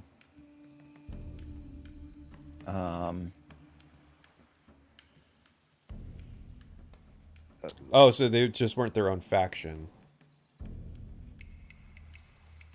I mean, I don't think that Immel is looking at it from a 40k perspective. 40k was very niche in 2007, 2008. I think that Immel just didn't play or didn't understand Fallout and Fallout 2. Or he was looking at what they were the direction that they were taking the Brotherhood with tactics and Van Buren, and thinking like, I don't know, it feels like a very flawed start. Like, this is not... No, they don't worship technology.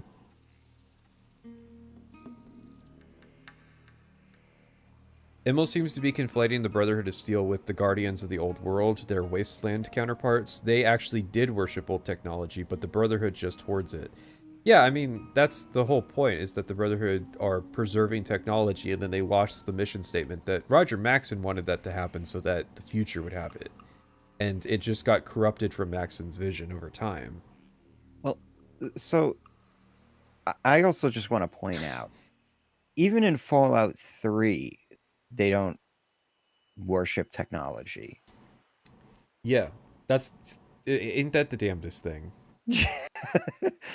Like, if in Fallout 3, they're furthest from their core, like their core purpose and stuff, that they don't really give a shit about technology. They're just kind of there using it. I guess the Outcasts. Do you think they rewrote it? Well, the Outcasts are supposed to be how they are. The Outcasts are the actual Brotherhood. Yeah. It's just that Elder Lions is the problem, but yeah. I don't know. Do you think they redrafted it? This was too late in development for there to be like a main story redraft. Unless they just cut out all the tech worship stuff, like that was in the 30%. Yeah. Immel's just yapping and waxing poetically. Well, that's the weird thing, is like, why write this worshipping technology thing at all? And then wonder why, like, No Mutants Allowed doesn't like you. Yeah.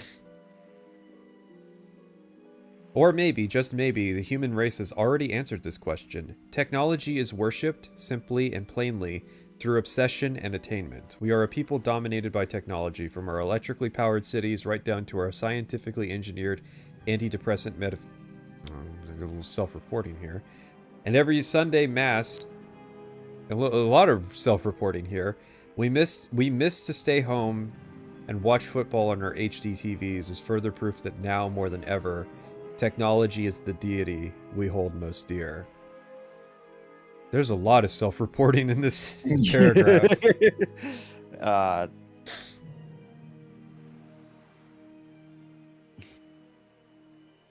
Emil, it was this article what prompted you to start your weight loss journey and probably go out and become more active? Is this one of the crises of faith? Yeah.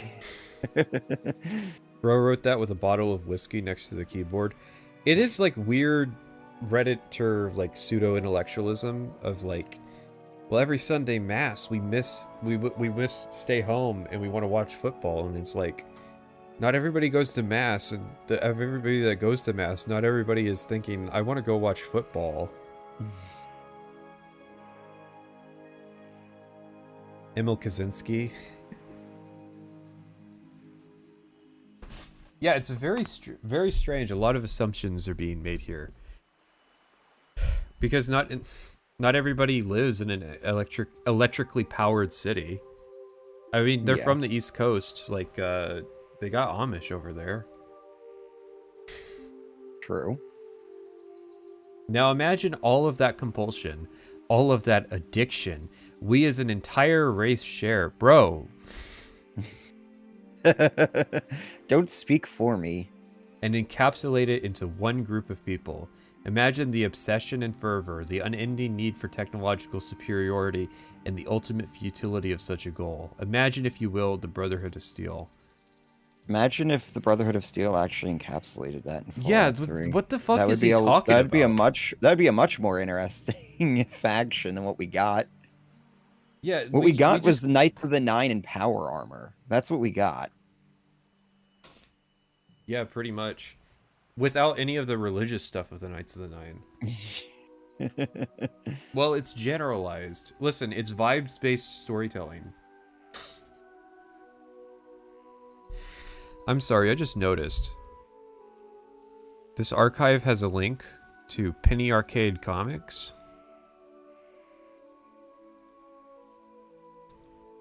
Alright.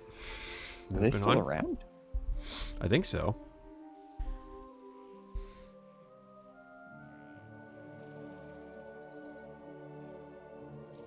In Fallout 3, the Brotherhood of Steel is one of the most important and influential factions you'll encounter, and while it's true they are a military organization, the Brotherhood's values and command structure are actually more representative of a medieval knightly order. Like the Templars of old, in their own eyes, the members of the Brotherhood of Steel are pure.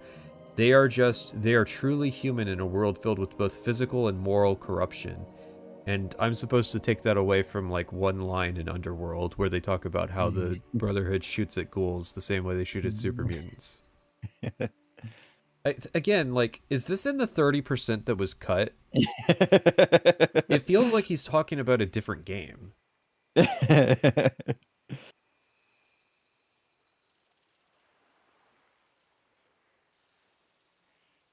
is very strange. But it is the worship of technology that truly defines and drives them. For a Brotherhood of Steel Paladin, power armor is his plate mail, a powered sledgehammer his warhammer, a non-combatant scribe is more scientist than scholar. Utilizing computers as a monk in the Middle Ages would of quill and ink. Did any Brotherhood of Steel members, NPCs, wield Super Sludge? If you tell her to, Star Paladin Cross will. Okay, so one, if you request it. I've seen, well, no, it was in Operation Anchorage that I saw, which was weirder, that one of the T-51B power armor troopers with a super sledge.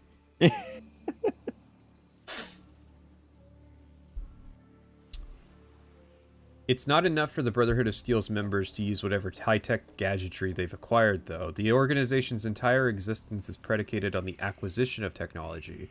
Whatever they've got is never enough. Their best equipment, it could be better. Even if this endless search for high-tech toys means keeping the good stuff out of the hands of others who could really benefit from it, well, that's okay with the Brotherhood of Steel. So it really didn't come as a surprise to anyone within the Brotherhood of Steel when the Order's ruling council, based in Southern California, decided to send a contingent of soldiers all the way to the East Coast with two important objectives. To scour the ruins of DC, once the nation's capital, and recover any and all advanced technology. After all, DC was the home of the Pentagon, the very headquarters of the United States Department of Defense. Who knows what secrets or equipment they left behind? Well, it would be secrets. They don't store the shit in DC.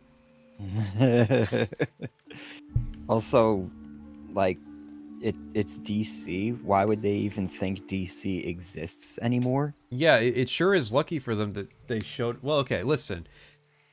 25 years after the war, they sent a Brotherhood of Steel chapter to West Virginia to scout out to make sure that DC was still there. Wait, but no, she destroyed... Pentagon is in Arlington. I'm sorry, listen.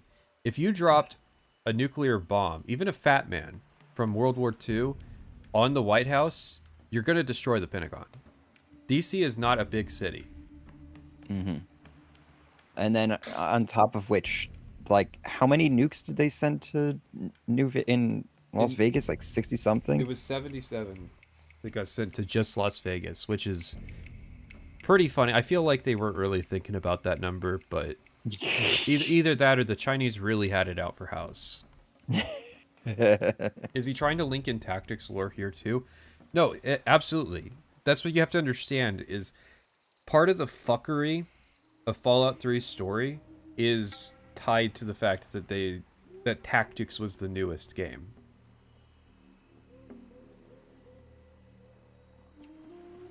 To investigate the reports of super mutant activity in the area. What reports? Who is reporting all the way from DC to Southern California? That's like over 3,000 miles. Listen, I walked all the way over here to the West Coast because I had to tell you guys that we got super mutants But there's orcs over there. Yeah, there's orcs over there. Oh, you got them here too? Fuck. Could these creatures be somehow related to those that fled eastward after the Master's destruction? Or were these super mutants something else entirely? I like the weird red herring of implying that these were the Master's army.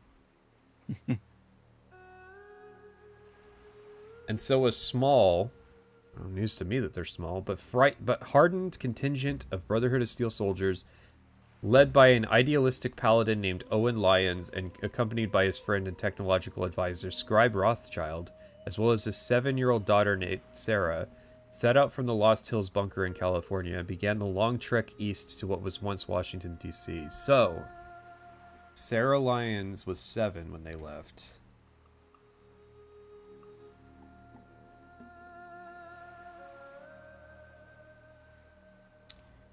Okay, hang on, but they've been in DC for 20 years, so Sarah Lyons is at a minimum 27, not counting the time it would have taken them to get across. Mm-hmm. So how old is Sarah Lyons? Because she looks 19. She looks like the player character's age. Yeah. That always throws me for a loop too. It's like all of this stuff in Fallout 3, you have to take into context that your character is canonically 19 years old. Which explains a lot of the situations you get yourself into. She's 26. Wait. The Fallout official game guide says that she's 26. So that would make her... That's impossible, though. Because she's 20 years old... Or, sorry, she's 7 years old when they leave. 20 years pass, but she's 26? Even if they teleport... They can't even teleport to get there.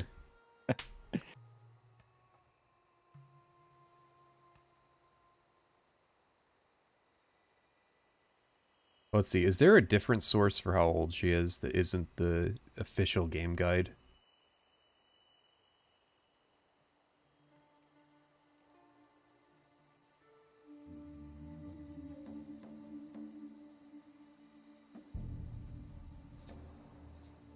Her father died, she became elder, and then she died not long after because Fallout 4 needed to change everything.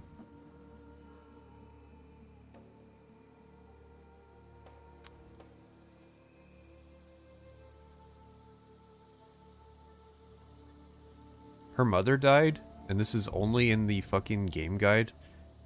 I feel like that's something that the player character could share with her. But they would have to have room for more dialogue to do that.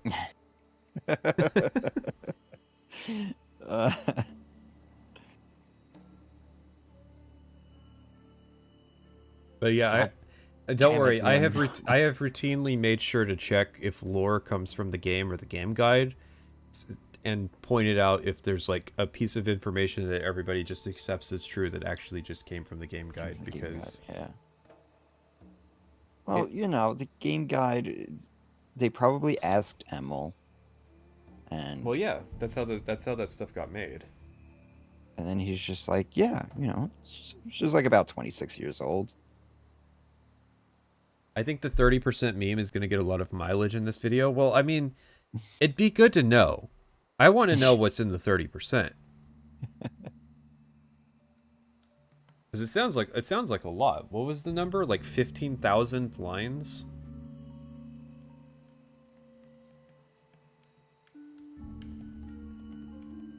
I wanna play a version of Starfield where 30% of unnecessary dialogue is cut out. And then the game doesn't change at all. The Pentagon, as they had feared, was largely destroyed. But its sublevels remained intact, and contained enough pre-war technology and weaponry to keep Lion's forces going indefinitely once the defense robots were destroyed. Yeah, it's But sure is the a shame what building's happened at the. It's sure is a shame what happened to the Pentagon. Yeah, except for the building still existing, and the fact that it still had a giant robot in the basement. Well, that's the next line. I mean, they need people though. That's what I've never understood about the Brotherhood of Steel is that like they don't recruit and yet they've managed to maintain their numbers in DC. Yeah. But you don't see any children running around. Well, where do you think the 30%? They just cut the kids too. Well, listen, we didn't have kids in Elder Scrolls. Nobody was complaining then.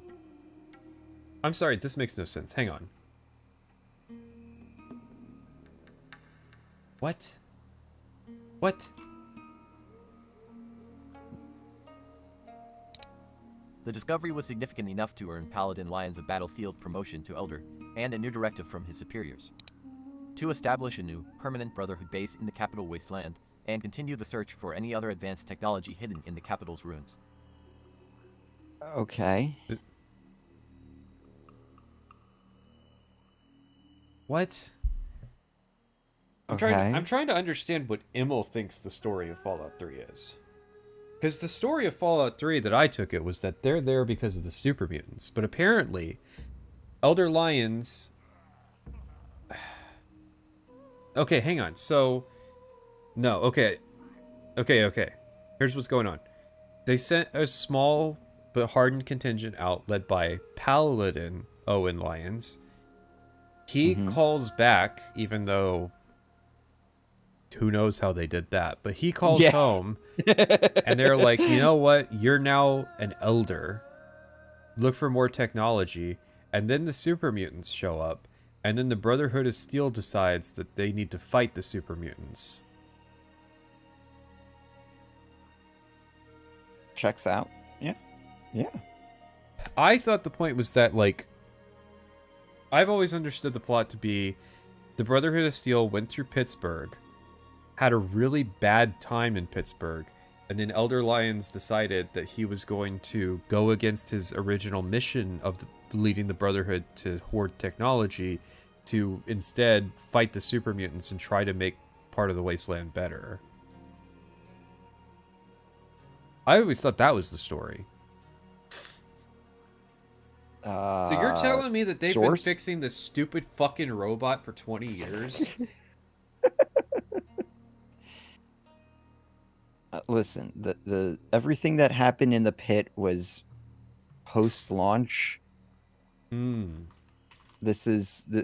we're reading something that was written in 2008. Do you think Emil wrote the pit in 2008? The pit was an opportunity for him to correct his mistakes. That's why it's so morally ambiguous.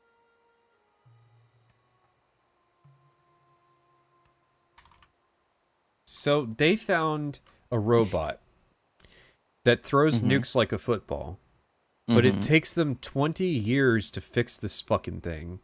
And they decide, yeah, just be Elder. You get to lead a chapter out there. You want to fight super mutants? Sure.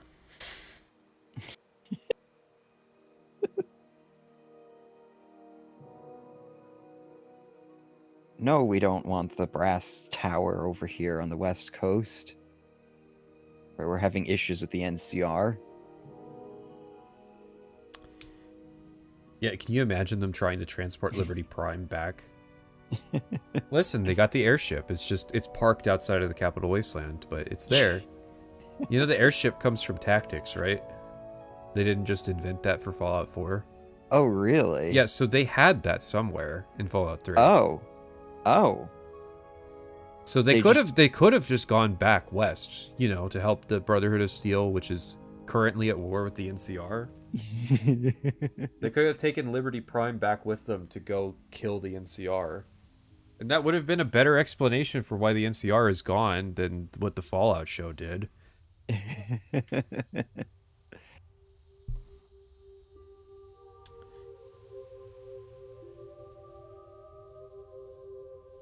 Fighting the super mutants, simply keeping them at bay, may have been enough for the area's innocence, but for the Brotherhood, too many questions remained. How were these local super mutants created? Why were they capturing the people of the Capital Wasteland? Where were they taking them? Finding these answers would ultimately become Owen Lyon's obsession. I mean, it's not subtle. The super mutants literally have, like, idle chatter about where they're taking the people and what they do with them. Couldn't you just... like the Brotherhood of Steel, they have scouts. Couldn't they just track a raiding party? Well, and no, it gets worse because Rothschild said that they did scout out Vault 87. They just apparently didn't figure out that it was Super Mutant Central.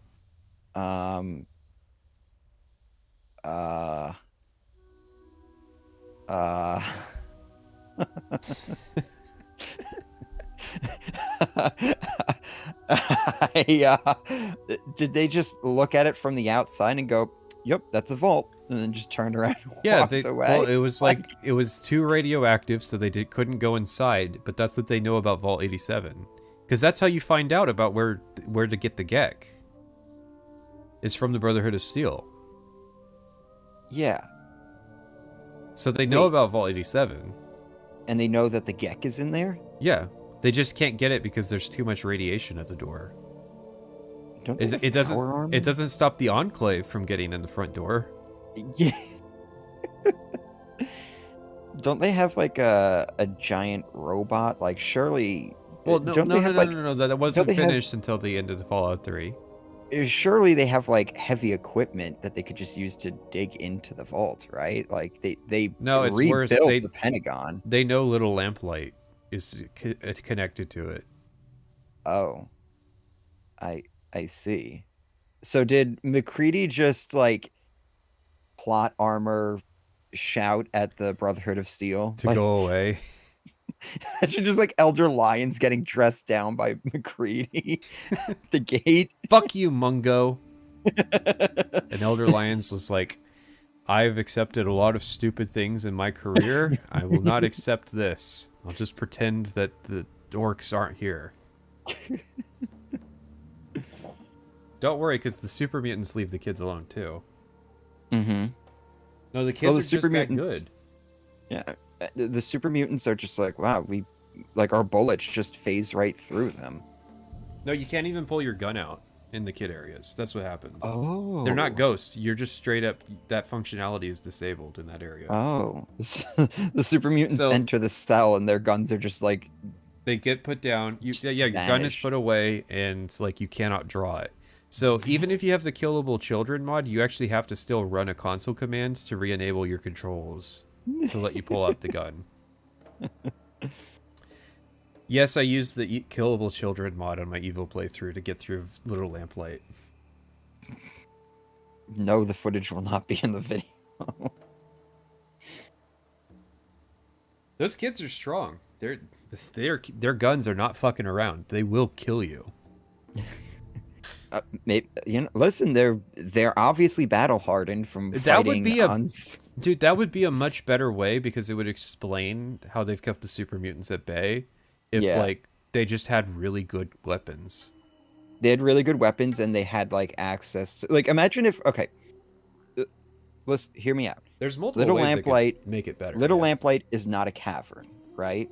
Or there's a section of it that is a cavern, but they actually have access to like the core defense part of the vault. Yeah. So they're just surrounded by like fucking So they managed to get into the crazy-ass armory. Yeah, yeah. They have They've got a few access to all the robots and weapons. turrets and. Yeah, exactly. And like we'll say that like this vault had like makes sense extra because, hang on. heavy duty security. Yeah, it needs the extra security because they were doing FEV experiments there, Mhm. and that's why they Yeah. lost control of the FEV experiments because they didn't have their super plasma weapons. Mm-hmm. And it's just like, yeah, the kids are using, because one of the kids has a fucking laser rifle. He just gives it to you. Yeah. For like 200 caps. Yeah. So it's like, clearly these kids don't give a shit about the hit they have. But I always thought the Little Lamplight is explainable if it really was like the Capital Wasteland's orphanage. And it was just like, over time, they've accumulated like materials they can use in their defense. Mm-hmm. I mean, the no adults allowed rule makes no fucking sense.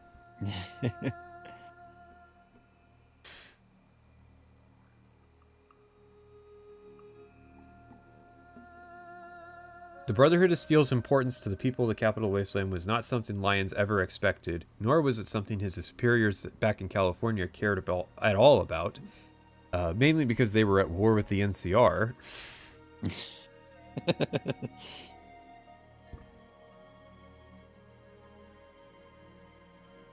Surely the Brotherhood of Steel could handle a few super mutants. How hard could it be to locate and eliminate their source?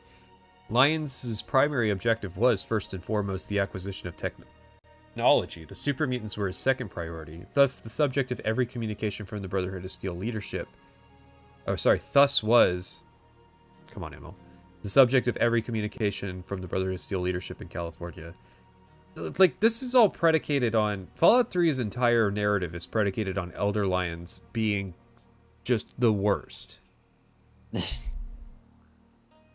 Chat's not moving, so I feel like YouTube is bugged out again. Chat's been moving for me. Yeah, but my chat's not. Now would be a good time to insert ads. Fuck off. Did you disabled the auto ads thing? It's awful.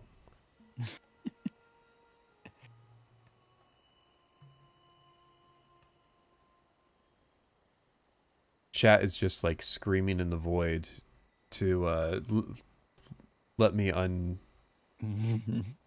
unshackle them. Unmuzzle them. No, my streams have been getting more and more viewers as time has gone on, just because I'm very consistent and I don't stream all that often, and that's actually like a plus side for a streamer. Yeah. See, I understand what a lot of streamers, like professional streamers, don't understand, which is that you can stream too often. Yes. And you also stream with a purpose. Well, we both do. You don't just stream just to play a game or whatever. We always have like some sort of mission that we're doing, so it's a show. Sorry if you donated when the chat was not moving. I was just like, damn, we've really killed the stream. I don't think you got any donos in that time. But Elder Lyons had another priority, one he considered more important than his original directive or any orders received since: the protection of the innocent people of the Capital Wasteland. And so, Lyons sent word to his superiors that he would continue to search for technology when he was damned good and ready, and would not sacrifice the people who had come to rely on the bravery and strength of the Brotherhood of Steel. I want to know, when did Elder Lyons start caring about the people? Was he always like that?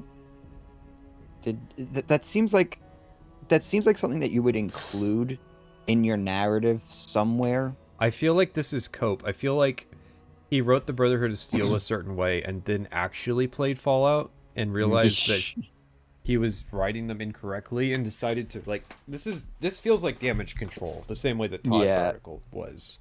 Yeah. This is him like writing a little fan fiction to tie together why his Brotherhood of Steel is the way it is. But we're missing, like I said, that character moment, that character development moment. Like, that's kind of critical to make any of this work. Because all the interesting stuff in this game happened before the game starts. Yeah. Classic Bethesda. But yeah, so the East Coast Brotherhood just becomes their own thing. Most of his soldiers supported his decision and were proud of their leader's commitment to honor and heroism. There were those who voiced their opposition loudly and aggressively. They believed that by abandoning the Brotherhood of Steel's primary mission, Elder Lions had abandoned the very values that defined the Order itself. Yeah, I feel like that would be... Like, Elder Lions, in reality, would be the outcast. He would not have had the majority of people, like, siding with him. No matter how good of a leader he is, it's still, like... These people are indoctrinated since birth, pretty much, to... And they don't treat the Wasteland people well. No. No, they have like the main Brotherhood of Steel people have very bad attitudes towards Wastelanders. Elder Lions is actually Caesar in disguise. His powers derive from the same source. Yeah. And people don't believe in Caesar's Legion. They believe in Caesar. Well, that was the point of Caesar's Legion, is to draw parallels between them and the Brotherhood of Steel.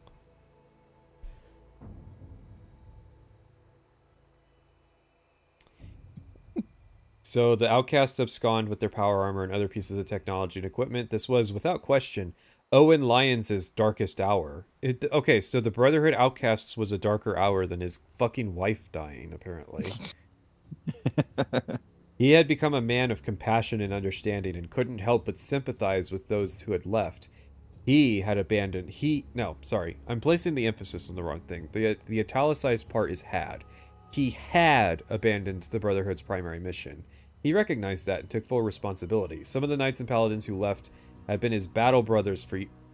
Oh, the Warhammer thing's getting some... gaining some credence here.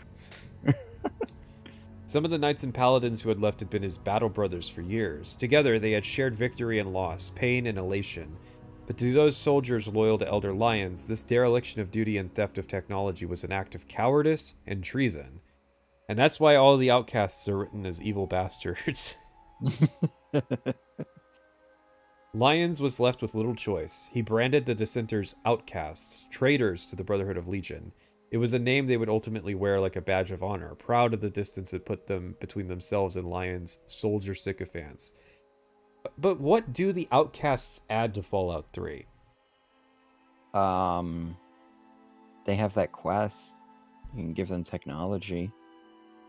They're there to remind the player that the Brotherhood of Steel that we are interacting with are not the real Brotherhood of Steel. There's a cut outcasts quests in Fallout 3's main story. That the part of the 1/3. Must be, yeah. You would have gone with Sarah Lyons to Fort Independence. It was before Vault 87. Who knows what it was, what the point of it was. Maybe their idea was that like the outcasts stole the vault information, and that's why Elder Lions didn't know where Orc Central was, because the outcasts had that data and you have to go with Sarah Lyons to get it. Oh. You know, that would make a lot more sense. Yeah, they probably shouldn't have cut that quest. That way the outcasts aren't the most pointless faction in the game. I just want to lend credence to the idea that Emil already knew Warhammer existed, because we have evidence of him being oddly like Donnie Brasco. That is a deep cut. That is not a movie a lot of people see. Yeah. So I wouldn't be surprised if he did know Warhammer existed. Speaking of Skyrim, maybe a bit of a fan.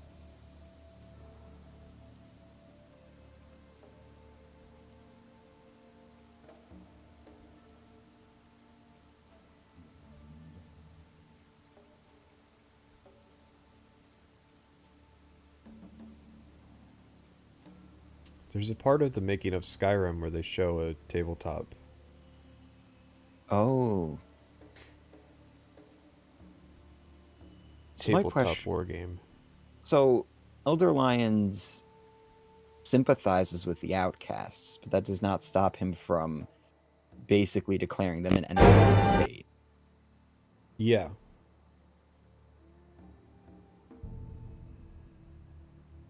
I mean, they stole the technology. Mm-hmm. That was his rationale for declaring them as enemies.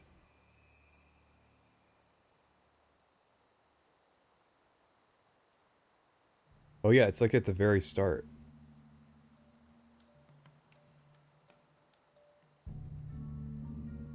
What do we think, chat? What are they? It's got to be Warhammer. Will the king, Will Shen.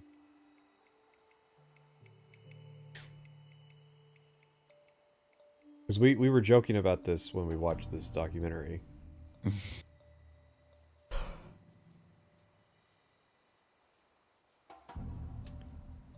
So,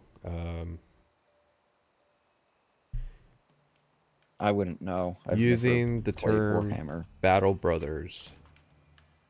We should play Space Marine too. You would like it. It's actually, it plays like a Halo campaign. Oh, really? Yeah, with a veneer of Warhammer 40k. Don't let me get you too optimistic. I mean, I don't mind the Warhammer aesthetic. Mm-hmm. I think it's pretty cool. It has some stuff going for it. It's just Warhammer is one of those franchises that seems impenetrable for somebody who has no exposure to it. I like the chat immediately contrasting. There's people who think it's good, and there's people who think it sucks. I really liked Space Marine too. It had some. Listen, the part on the Hive world, the Tyranids were really starting to get like tedious as enemies. And then it kind of picked back up after that once the Chaos Space Marines started showing up. Wait, what Halo campaign are we talking about? Halo 1, Halo 2, Halo 3? I would Halo say Infinite? I would say it's kind of like Halo 3. Oh, okay. Halo 3 has a really good campaign. I mean, Halo 1, 2, and 3's campaigns were all good. They were just each one is just a completely different sort of gameplay vibe. Yeah, I didn't understand why Space Marine 2 didn't have a horde mode. Because it has very interesting technology for simulating large swarms of Tyranids. So I didn't Listen, that's gonna be the spin-off game. Year 3 DLC. Yeah, no, because if it's DLC, no, it has to be like a dedicated game so that they can charge $60 for it. They have the Saber Interactive or whatever working on that spin-off. The controls of Space Marine 2 are weird, but once you get on the level with it, it actually plays pretty well. But Fallout 3. Such is the state of the Brotherhood of Steel when you, the player, enter the picture in the year 2277. Apparently the Brotherhood are barely scraping by. That's news to me. They seem fine. Is there anything that indicates that the Brotherhood of Steel... They've lost control of the city. Their only presence in the city is the Washington Monument. And the Pentagon. Yeah. So? They're still the biggest faction in the Capital Wasteland by a mile.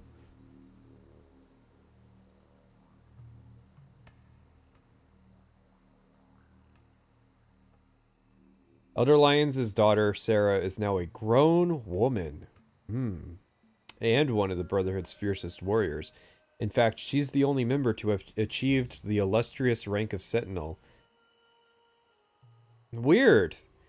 Yeah. The Elder's daughter is the only person to achieve the illustrious rank of Sentinel? That is just the damnedest thing. And you know they're not even going to go with the angle that there was corruption.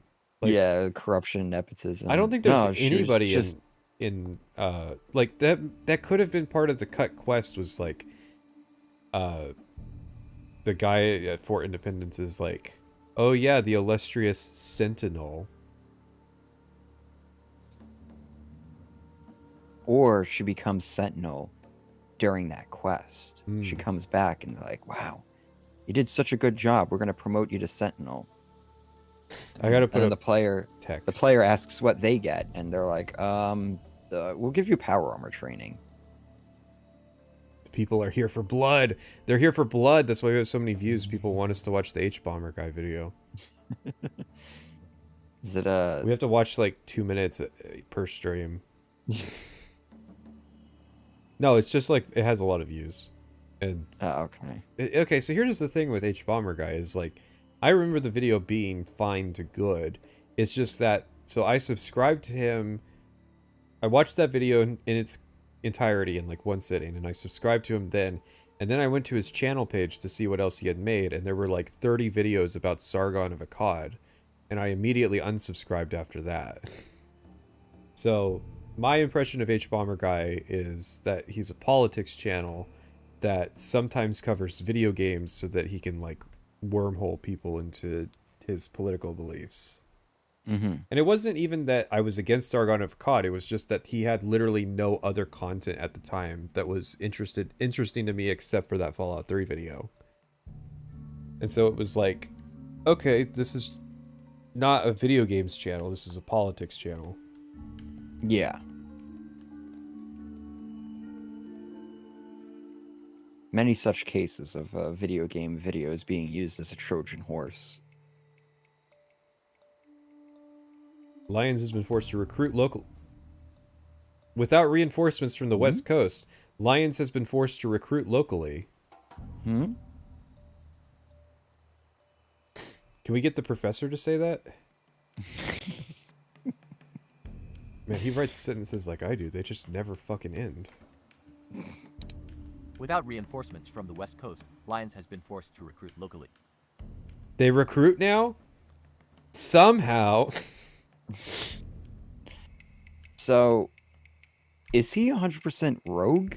Is that why they're not sending him reinforcements? The West Coast... He says the West Coast cut him off because he was spending too much time helping local people instead of getting technology.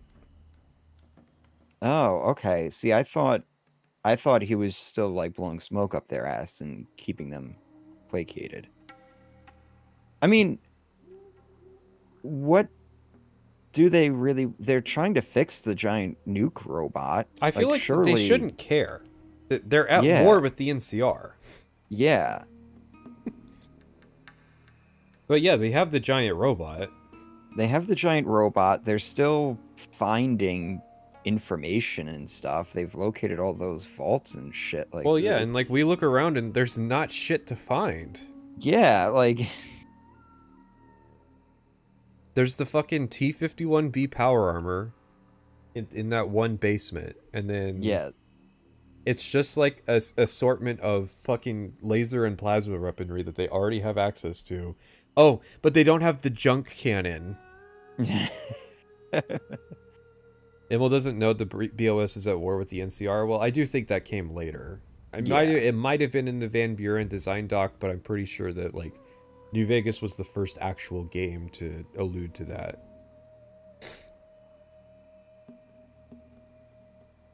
The Outcasts have grown in power since their split from the Citadel and rededicated their lives to what they consider the Brotherhood of Steel's only mission. I mean, that'd be cool to see in the game. yeah. Again, like, what? So the outcasts we see are like, if you don't run into Fort Independence, you literally just run into these random fucking patrols of dudes in painted power armor that don't talk to you about anything. Mm-hmm. And just walk around and, like, shoot random things. Yeah.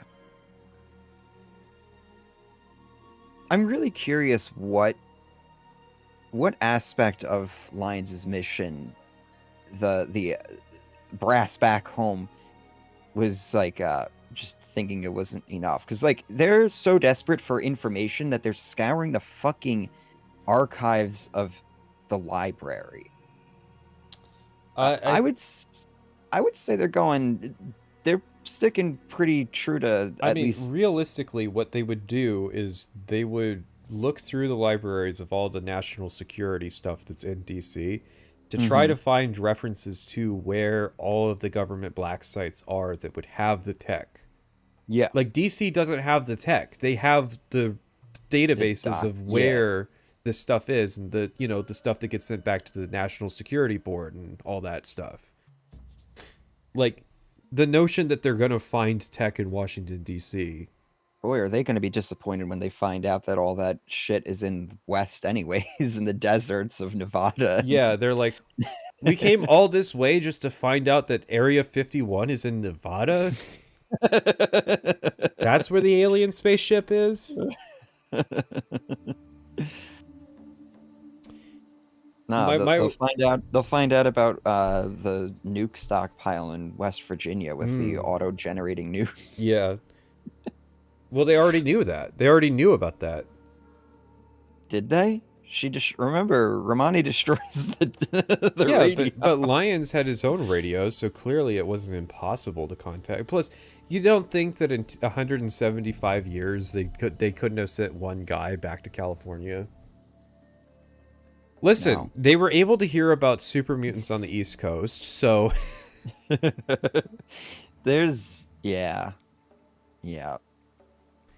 Area 51 isn't that significant when Big MT exists. Big MT is that's Obsidian lore. That's fan fiction. Yeah. I don't recognize that.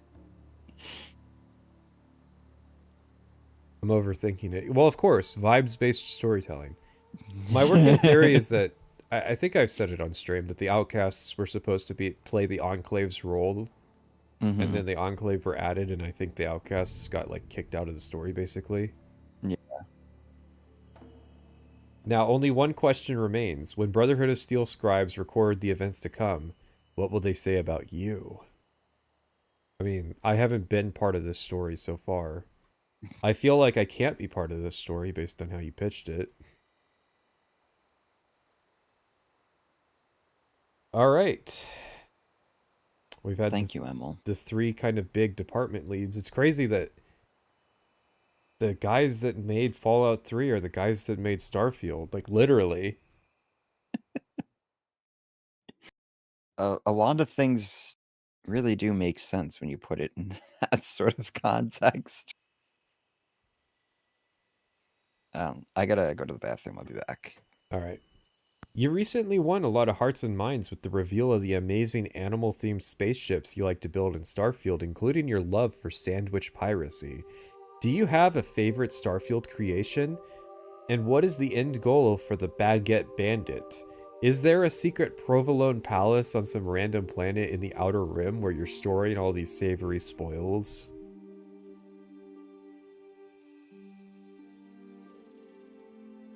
Are we sure most of the devs were still there for Starfield? I'm talking about the leads. Todd Howard was still there. Ashley Chang's still there. East Van Peely was still there. And Emil's still there.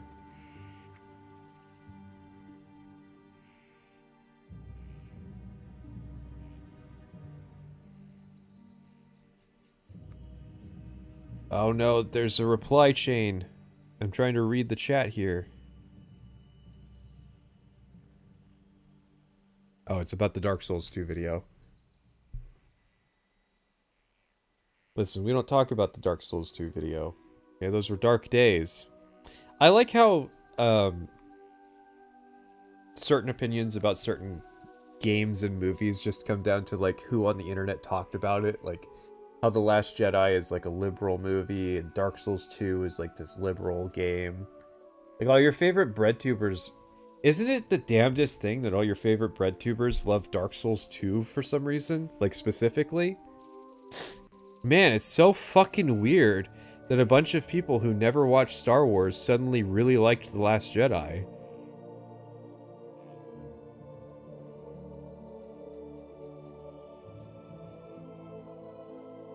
Alright, where's my... Here we go. Inside the Vault. Fallout 3.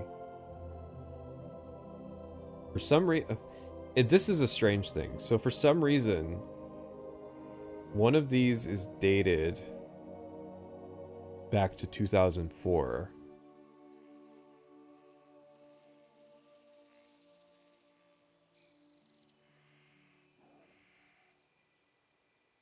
And maybe I misread it.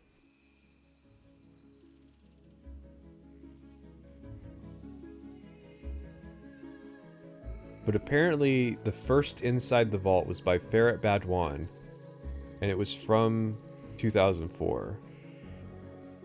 Like, we go to the earliest archive.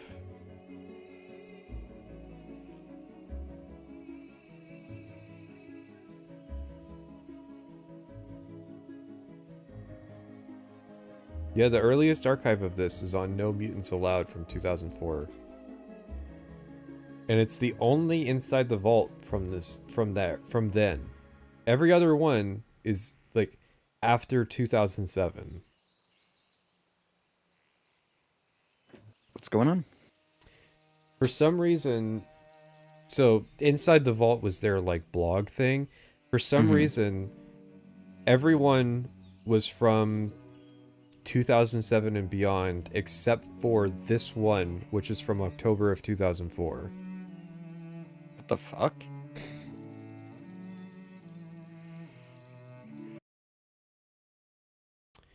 Elf music's hitting a little too hard for me.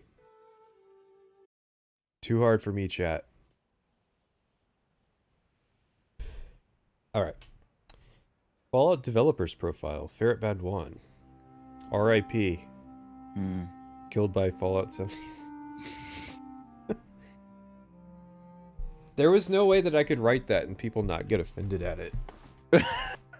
It really was a sad thing, because I was like making a point of like, please don't make the... Like, you know how I say, like, I told the chat, please don't make the fucking obvious fat joke with Emil whenever he's on screen, and chat still does it? That was what I was doing in the 76 video with, like, don't make the joke that Fallout 76 killed him. Because it's a good joke, it's just in really bad taste. Here's the problem. Your voice, your cadence makes things sound insincere a lot of the time. So... Yeah.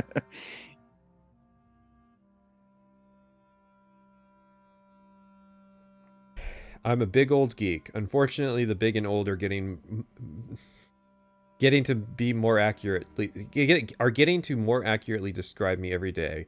I've been gaming since I was a little tyke, and playing computer games since almost their inception. In retrospect, it is profoundly obvious I wound up in the computer games industry. God damn, I can't read this. I mean, one of my eyes is like out of commission. Probably a quarter of my life has been spent gaming in one shape or form. As far as accomplishments, despite a lot of people telling me I was crazy, I chased a dream. I think I'm close to catching the squirrely thing. Favorite games: Ultima 4 and 7, Ultima World, Martian Dreams, Planescape Torment, Settlers of Catan. I like Settlers of Catan. That's a funny answer. What hobbies do you have besides computer games? Pen and paper RPGs, reading, watching movies, TV, answering surveys. Favorite bands. On Van Buren, I was one of the game's designers. Maxon's Bunker and Hoover Dam were mine. I left Biz before the Grim Reaper came to town, so the torch from those areas was passed to other designers. What's your favorite Fallout memory? I'm going to cheat and say two of them. The opening movie and music for Fallout 1 had me hooked from the get-go. There was such a clear theme to the game and unique style. A more meaningful Fallout memory is the first time you get to meet the Brotherhood of Steel. Found it a very powerful image of the White Knights trying to keep civilization alive.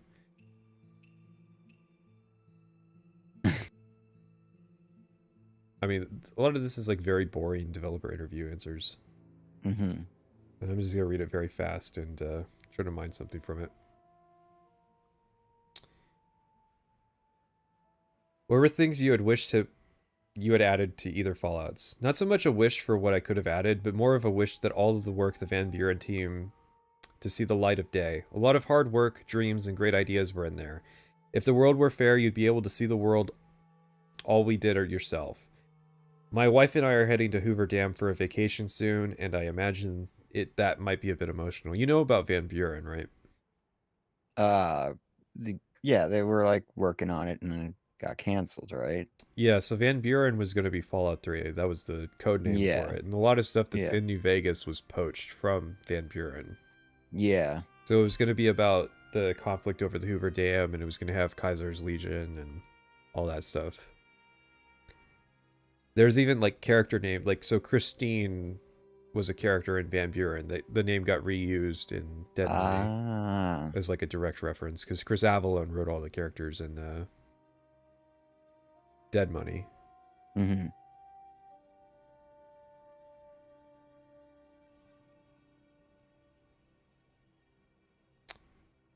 I hope that Bethesda does a good job. I really enjoyed Morrowind, and I'm curious to see what tack they take for Fallout. In one hypothetical time in the future, I would love to work on Fallout again, but I'm very excited about what I'm doing now. And this man would end up being the Fallout 76 Redeemer guy. Yeah. Man. I worked primarily with the other designers, but Josh Sawyer and Chris Avellone were both awesome, and it's hard to imagine Van Buren without them. I'd take the whole design team if I could. Outside of that, I didn't know too many folks, so I would defer the wisdom of folks who know better than I. Key ingredients of an RPG: story and gameplay. Good gameplay alone can carry a game a long way, but to be truly exceptional and fondly remembered decades from now, it needs a compelling story that immerses a player deeply. Or 76. Talking about Fallout 3, right? I forget. I don't know the context of this. Like, there was no context lead up to this. This might be. This is not an inside the vault. I feel like this is just him doing an interview with no mutants involved. No mutants allowed. Yeah. You said this was in 2004, right? Yeah.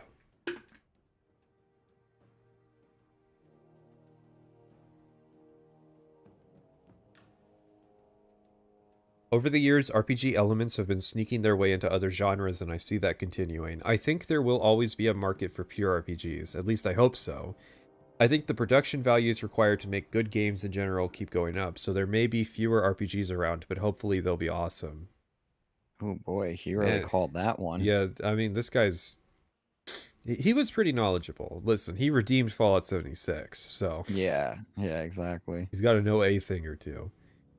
Fans have great ideas. They also have crazy ideas. Sometimes the same person has a bit of both. I like listening and forum chatting with fans, though, because they deeply care about something I care about, too. It's impossible to please everyone, but I like to stay in touch to make sure that, in general, I get to make a game or area I like and something that others will like, too.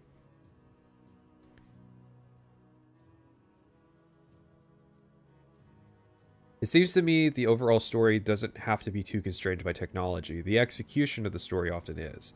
I just talk with programmers and scripters and see how much I can get away with. Sometimes I prod them with a stick. Someday I imagine I'll be found lying face down in an alley because of my prodding stick, but not yet. No, chat, no. No. Down. Down, chat, down.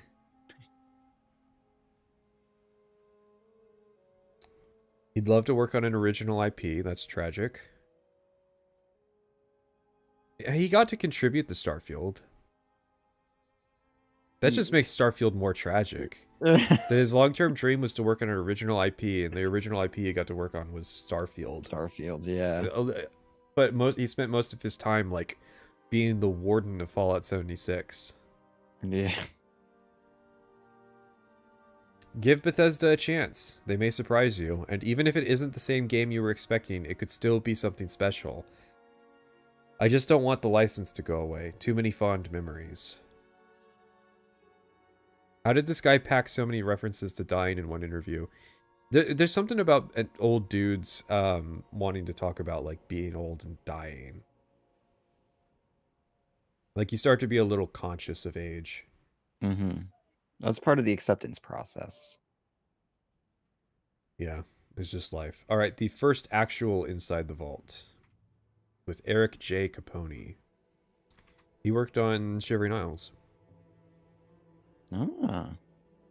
I think he joined Bethesda during Oblivion.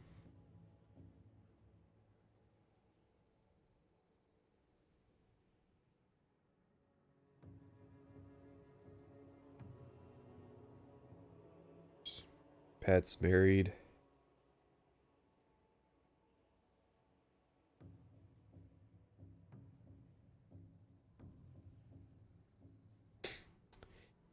So people are confused about what a designer actually does, and well, it can be confusing. It's especially confusing considering that there is no standard definition of designer.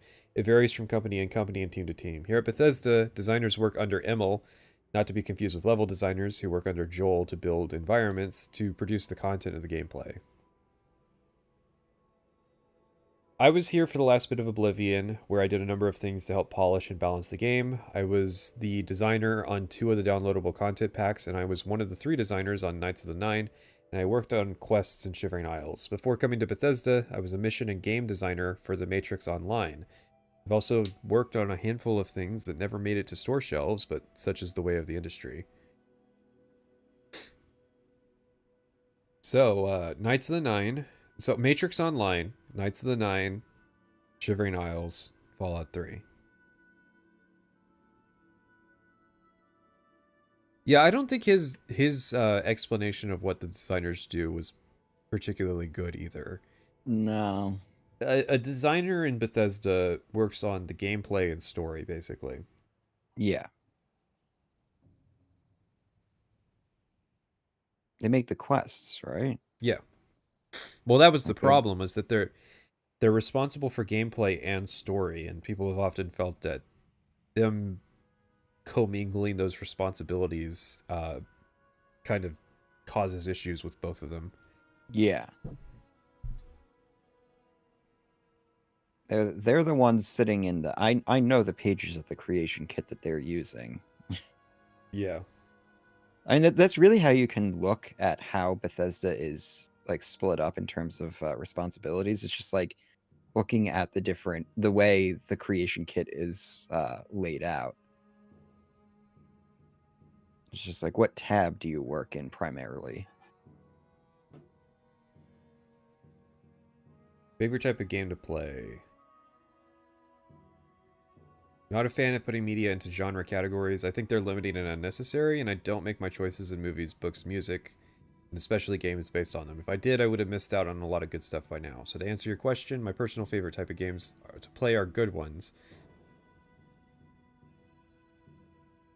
Okay. How much do you love the I love Fallout survival franchise? crafting games. Yeah, I would say that I'm a big survival game fan too. I think that's why I like Morrowind more than the others. Mm-hmm. Honestly, couldn't tell you how many times I've played through Fallout 1 and 2, but I've gone through each 2 or 3 times a year since they first came out. I originally picked up Fallout on a whim because someone told me it was a sequel to Wasteland. Yes, I know it isn't, but we didn't have words like spiritual successor back in the dark days of the 90s, and the rest is history. Well, history and a whole lot of hours in front of my computer.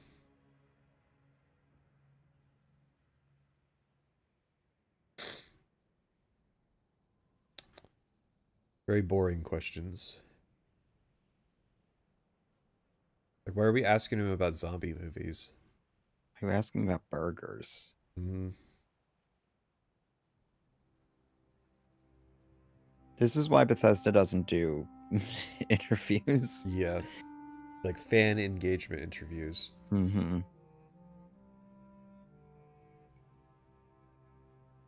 Have you played the Van Buren Alpha? I played it a while ago. Obviously, it's pre-release software and needed a lot of work, so it's pretty unfair to judge it as it is, but I'd have bought it.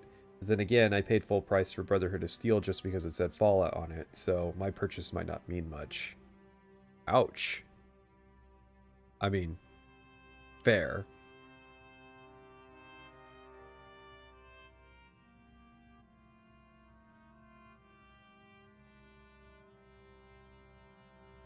Likes guns, they make loud noises. His problem with guns is people use them in stupid ways.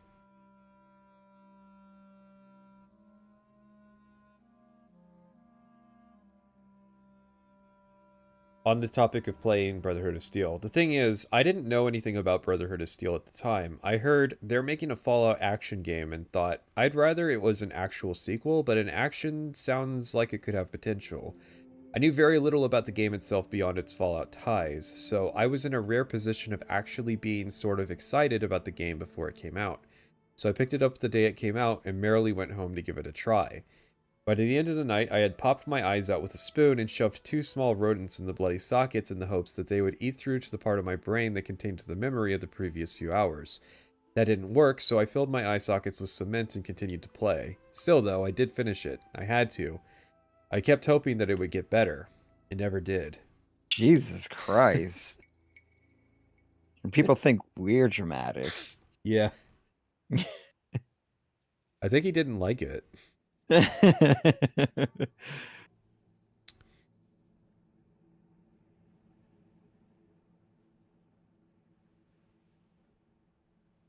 Do you feel like the idea of a Fallout version of BGDA was inherently bad or just the execution for BOS? A little of both. Well, a lot of both. I admit that I had not heard much about Brotherhood of Steel before it came out, but what I had heard worried me. I had apprehensions about a Gauntlet-style action game based on Fallout from the start, but even still, if the execution of the idea had turned out to be amazing, I would have never remembered the worry that I had in the beginning. As it was, the execution was less than amazing. Was Operation Anchorage a low-key reference to Brotherhood of Steel? No. Operation Anchorage isn't schlocky enough.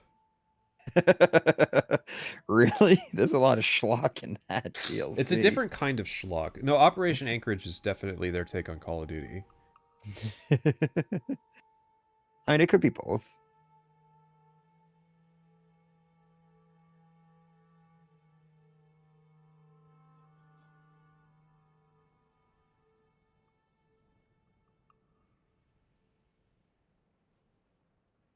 Do you think Fallout 3 could be the pivotal game that unites old school gamers with the younger generation of console gamers? Ooh. Time has an interesting effect on all art, and I think that the idea that we have moved past a golden age is erroneous. Okay, I'm gonna disagree right there. Looking in retrospect, the gaming industry was definitely past the golden age. Yeah.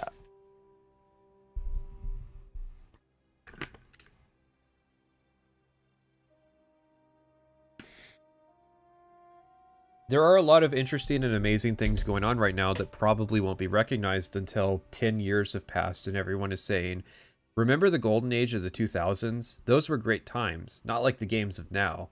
The games you listed were great games, no doubt, but they're great now because they've withstood the test of time, and until that time has passed, we won't really know what games of this generation will be the classics of the next one. No, we definitely... We were pretty... There was we definitely pretty much called those out. Yeah, there was definitely a golden age that ended.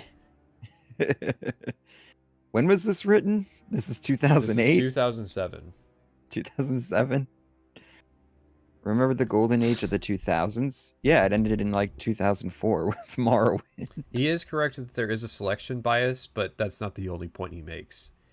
Mm-hmm. There were people at the time who were saying that the golden age of gaming was over in 2007, and they were correct. Mm-hmm. That's why I like those videos that like they will debate through the title whether 2007 was a good or bad year for gaming. Because if you list everything that came out that year, it sounds like a great year. Yeah. But if you follow up on like what all those companies did after 2007, it's like, oh. Yeah. Yeah, generally a golden age. It's like the beautiful, you know, Mexican meal that you have before you have hours and hours of diarrhea. Like, you can say that meal period was a great year. That was a great 15 minutes. Yeah. And then I shit my gut out for the next 15 years. It was the beginning of the end.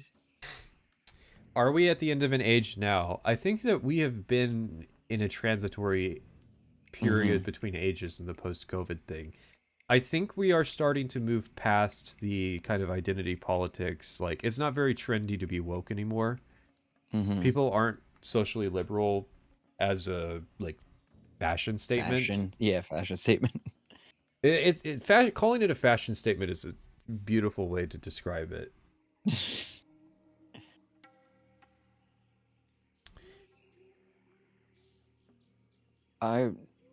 I feel like there are genres that are in a golden age. I feel like that's kind of where we're at now. So, like, survival crafting, I feel like, is having some good games lately.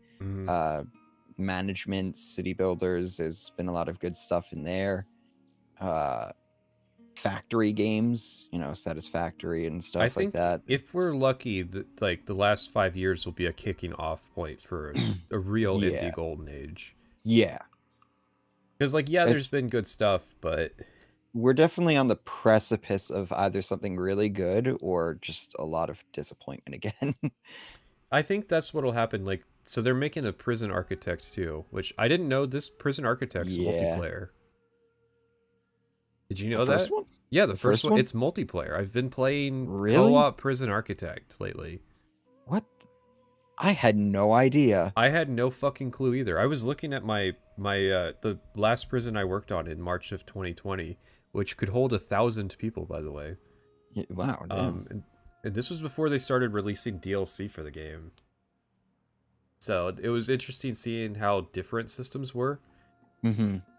I stopped there because Prison Architects at the time, it's probably still true, has massive issues with it's single threaded, and so there's an upper limit on the number of prisoners you can have.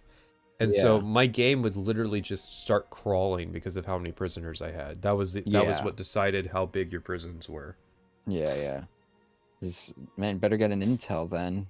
Get that good single thread performance. But anyways, they're working on a Prison Architect too, and I'm thinking, so that'll either have the potential to be really good, or it'll pull a Shapes 2, where the switch up to moving to 3D is just gonna like completely fuck it over.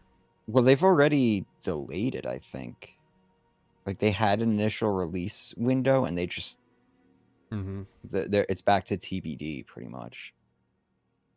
It's a golden age for trucking sims. Who the fuck is paying $12 for the Arkansas pack of American Truck Simulator? I am. Hello? Dude, if you want to drive through Arkansas, just hit me up. I'll show you everything that there is cool to do there, because it'll take one day. Dude, Arkansas is the cheapest place to visit. Hotel rooms there are like a third of the price that they are in like anywhere major.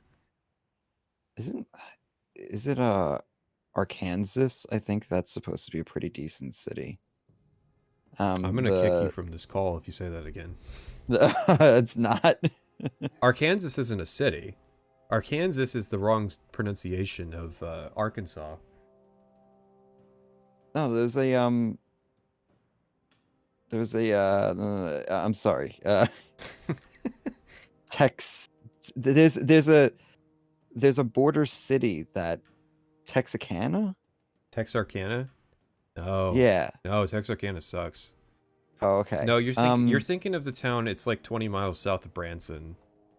There's a really good college town there. Isn't like the city that Walmart's headquartered in? Isn't that also supposed to be nice? That's in northwestern Arkansas. Yeah. What city is that? Ah, fuck. I can't remember it for the life of me. Yeah. But it's a college town. It's got tons of good like mountain bike paths, because one of the Walton brothers is into mountain biking. Yeah. That's why they have the Ozark Trail line of bikes that are like actually really good for their price point. I might have to go there one day. Head up those bike trails. Just don't go in the summer. You don't want to mountain bike in the winter. Bentonville, yeah. Yeah, there you go. I've heard good things about Bentonville and Fayetteville. Mm-hmm. Fayetteville is like I think Fayetteville is the college town. No, the Ozarks are cool. I'm willing to give Arkansas a shot. I gave West Virginia a shot, and it really surprised me. So I feel like Arkansas is a much more disappointing version of West Virginia. Arkansas is actually what the stereotype of West Virginia is. I think that's a good way to put it.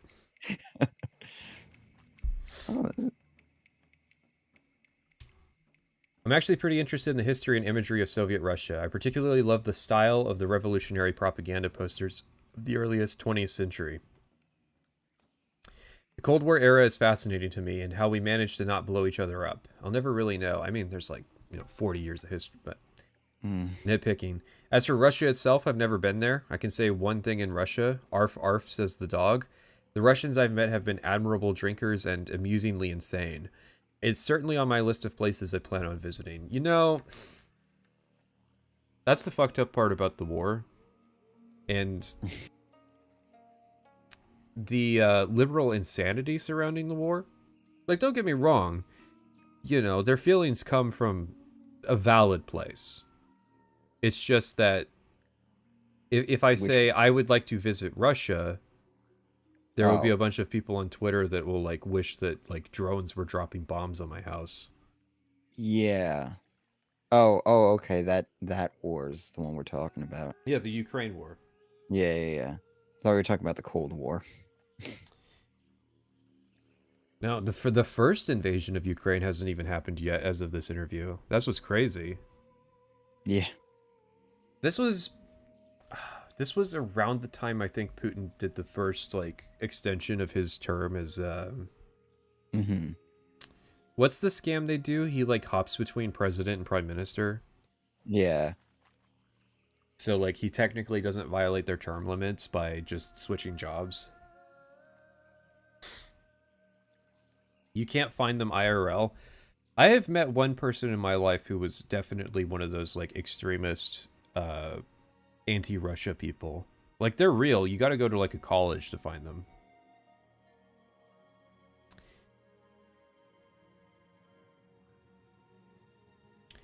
What are your thoughts on being evil? I just wish this like Soviet like all that stuff that he was talking about actually made it into Fallout 3 in any sort of meaningful way. Well, okay, so in the first two Fallouts, they switched it from Russia to China because when they were working on Fallout 1, the USSR collapsed. And so they decided that China would be the more prevalent communist enemy of the future, which, hey, they were right, but... It's interesting, like the Soviet Union still exists in the Fallout setting. They're just like not a major player. As I understand, the theory is like, you know how China existed when the Soviets were the major player and like nobody really paid them any attention. I think that was the dynamic that they were trying to go for.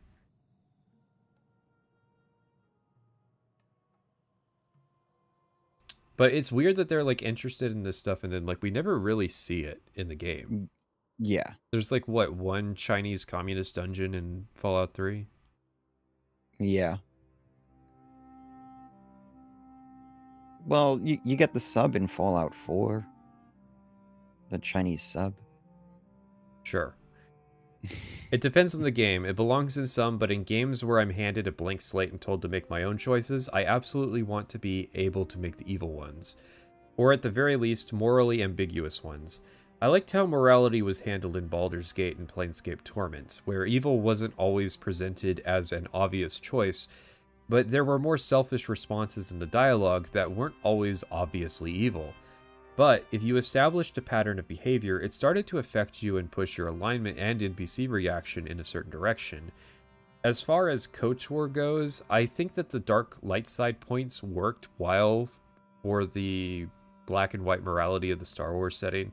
But as a player, I found that having my path to evil highlighted for me wasn't as satisfying as I wanted it to be. Calling someone a jerk can add flavor and voice to my character, but it isn't evil. Calling someone a jerk, cheating them out of their life savings and driving them to suicide is. So, if evil is a choice in a game, I prefer it to be a meaningful one. I wonder what his opinion is on the karma lost message. It's just it's funny reading this sort of stuff with the context of Fallout 3 existing.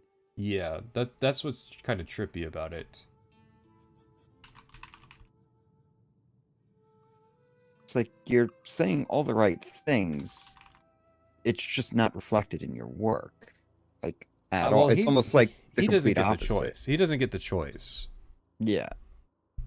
Interview Emil and lead designer Emil as two separate people.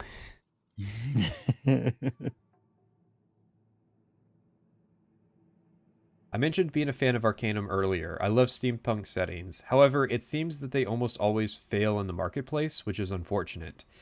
It seems hard to convince the general public that magic can exist outside of medieval fantasy settings. Steampunk just may be stuck as a niche setting. I mean, even Will Smith couldn't get a big audience to buy it. I don't even know what he's referring to. As a longtime player of White Wolf games, I thought that Bloodlines was great, especially since the other games based in the World of Darkness were not so great. Unfortunately, the game's tragically flawed. I think that it needed some more polish on it, but it seems that in their downward spiral, Troika just didn't have the manpower to give the game the love that it needed. But it was good enough that I could look past the flaws. I enjoyed the dialogue, character, and experience systems a lot. Combat was so-so, but it's not why I picked up the game in the first place. It's a shame that Troika went down. I had really enjoyed the things they had done and was looking forward to what they were planning for the future. Oh well, it's rough business, you know? You know the Troika story, right? Mm-mm. Tim Kaine left Black Isle early into Fallout 2's development. He started this company called Troika, and they made games like Arcanum and Vampires: The Masquerade Bloodlines. And they were kind of like the original immersive sim company. No. But they were like, you know, an alternate RPG, like a double A RPG studio that was on the side, but their games just never really came together well. And so they couldn't find a market share, and they eventually went out of business. What do you mean, like, came together well? Like, in terms of they just would the have final issues. Product? They would just have issues. Yeah. Like the Vampire: The Masquerade Bloodlines is a game that interests a lot of people, but is flawed in a lot of ways. Yeah. My favorite thing about Arcanum's development is they tried out a commune sort of development style, and it backfired terribly, so they dropped it. Is that why Troika's logo is what it is?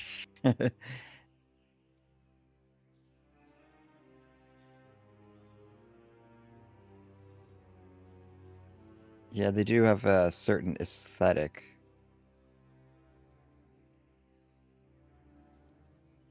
I'm just saying, chat. Chat, I'm just saying. I noticed that every time someone mentions a tabletop game, it turns out to be a minis game like Confrontation, Warhammer 40k, Necromunda. Don't you guys play any other type of games like Puerto Rico, Power Grid, Kalis, or Settlers of Catan? It's funny because Settlers of Catan is literally the only one of those that I've ever heard of, but I've heard of 2 of the 3 miniatures game that they mentioned. I don't know. I feel like Warhammer just had longer longevity than a lot of the like tabletop games of the 2000s. Probably just because you had to put money into the miniatures.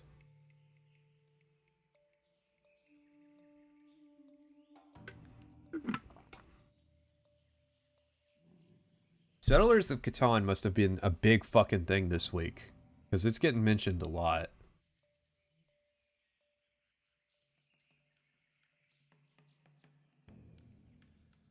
How do you feel about the negative comments and predictions taken by some of the Fallout community? Has it affected your opinions in any way? What do you feel towards such pointless and non-constructive comments? All right, I need the text-to-speech to start reading some of these. Or you could read it. Do you want the link to the article, or do you want to read it off the stream? Yeah, give me the link.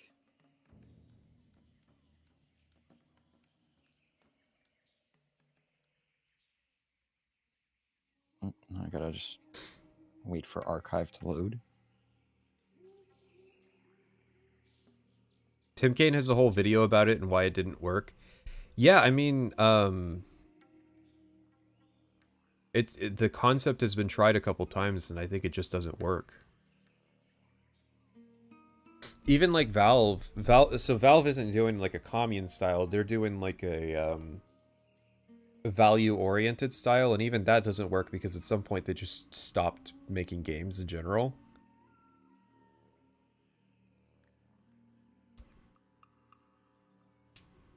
I just gotta get back to where we are.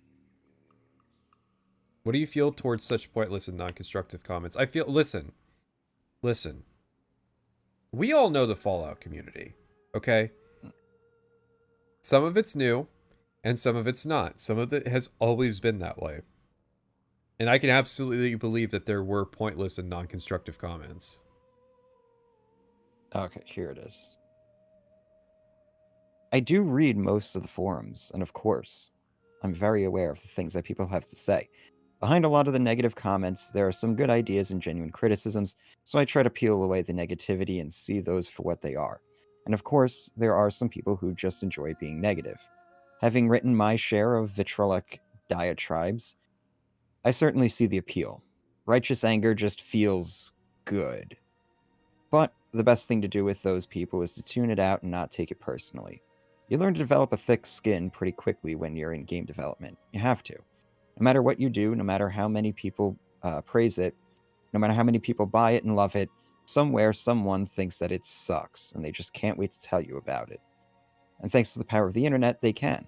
Frequently, but if it can serve as a not-so-gentle reminder that no matter what you do, there's always room for improvement. I was hoping for more tea there.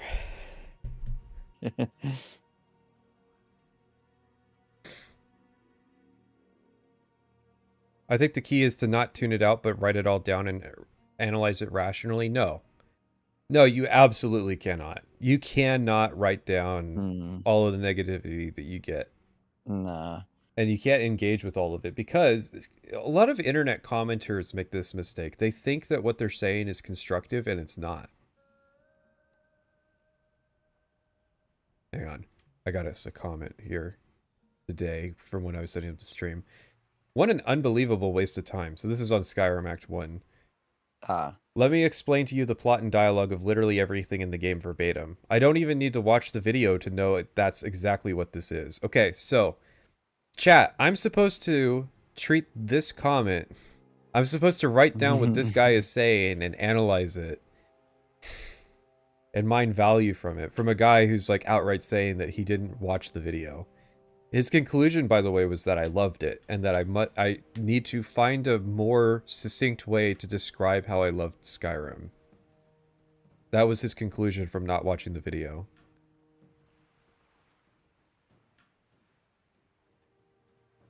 Yeah. Yeah, I feel like the best way to go about it is just get a general trend of what people are saying and stuff. Yeah. But ultimately, you gotta trust yourself and your intuition as a creator, because you created, like we all start with no critics, right? So if we make something that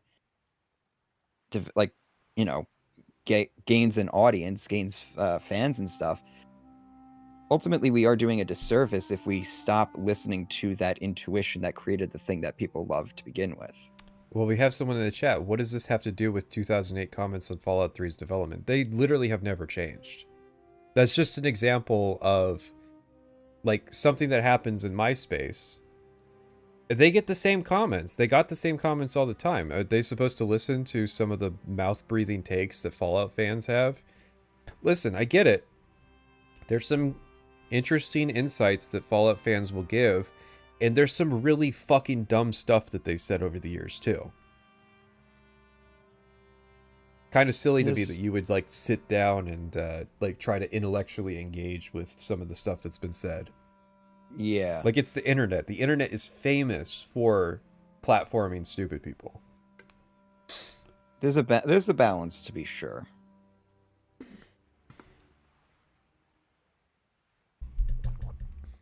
But it's also, so like Fallout 3 is weird because it feels like it's at both times trying to pander towards the old fans while also turning it into something that Bethesda actually wants. Yeah, but so they didn't commit to either, so it all just falls apart. Yeah, you kind of nailed it. A few people still don't believe me with this, but I think that they were trying to be authentic, and in being authentic and not understanding the source material, they made it worse for themselves. Yeah. They were actually trying to make an accurate Fallout game. They just didn't do a good job of it. Yeah.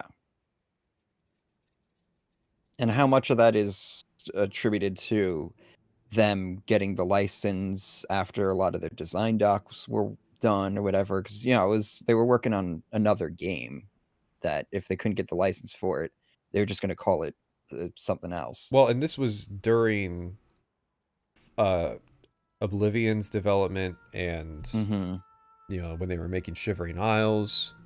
Yeah.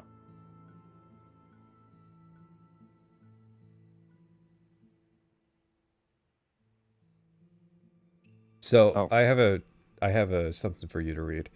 Wholesale destruction of East Coast landmarks must surely remind people of 9/11. Oh God. Can you tell anything about the process of making this design decision? Well, I can't speak to the second part of the question, but as for the first, I'm not really worried about it. At some point, we have to move on. Oh God. As a society, we can't keep jumping at shadows in fear of the memory of a single national tragedy. 9/11 has already been so politicized that I think the most respectful thing we can do at this point is to put it behind us and go on with our lives. Tragedy happens. It's a fact of life. Those of us who witness it and survive can either accept it and continue to live or be dragged down by the weight of memory. And as a wiser man than myself once wrote, so it goes. Ooh, boy. That is definitely a quote that would not come out of modern Bethesda. It wouldn't come out of modern Bethesda. It's crazy to hear in 2008. Yeah. He didn't answer the question. I feel like he's coming at it from the angle that you shouldn't even need to ask that question. Mm-hmm. Like, it's a thing that happened, moved on. It would be like asking, if Rockstar was making GTA 5 now, it'd be like asking, what do you think about the Pacific Palisades fire? Don't you think it's a little too soon? And it's like, are we going to stifle our creativity just because of something tragic that happened? Yeah, that's pretty much the crux of it. Like, is it really a big deal that we're portraying the East Coast as being just ravaged by thermonuclear war? Wasn't Fallout 1 insensitive because there was a town in Oregon in World War II that a Japanese plane dropped a bomb on once? That's funny. Did you know that the Japanese only did one air mission on US soil other than Hawaii once ever? No, I didn't know they even had the one. Yeah, they had aside from Pearl one Harbor. bombing mission, and the guy that did it like 30 years later visited that town in Oregon and like gave him a sword, and they had a whole ceremony about it. Huh. Cue footage of shooting modded automatic Fat Man at the Capitol building over and over.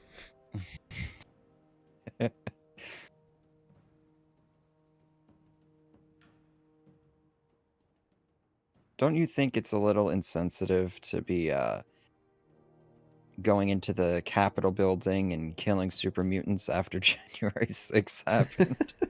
Listen, I was thinking about making that joke. No, I'm just thinking about it. So you got this guy saying like, let's move on from 9/11. You had the other guy saying guns don't kill people, people kill people. I think this was the same guy, yeah. Oh, does he still work at Bethesda? Eric J. Capone? That's a good question.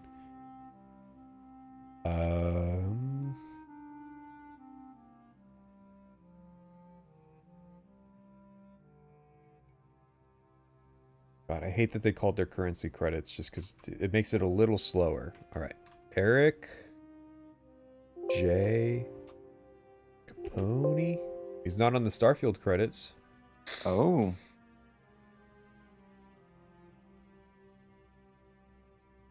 Favorite mod for Oblivion? BT mod 000 and the one that turns the moon into the Death Star. There was also one that I've forgotten the name of that I enjoyed. It added all sorts of crazy scripted spells that made it very easy to break the game, but were a lot of fun to walk into the middle of the Imperial City and play around with. Which one's BT mod? I don't recognize either of those. I don't know what 000 is either. It was like Oblivion something overhaul.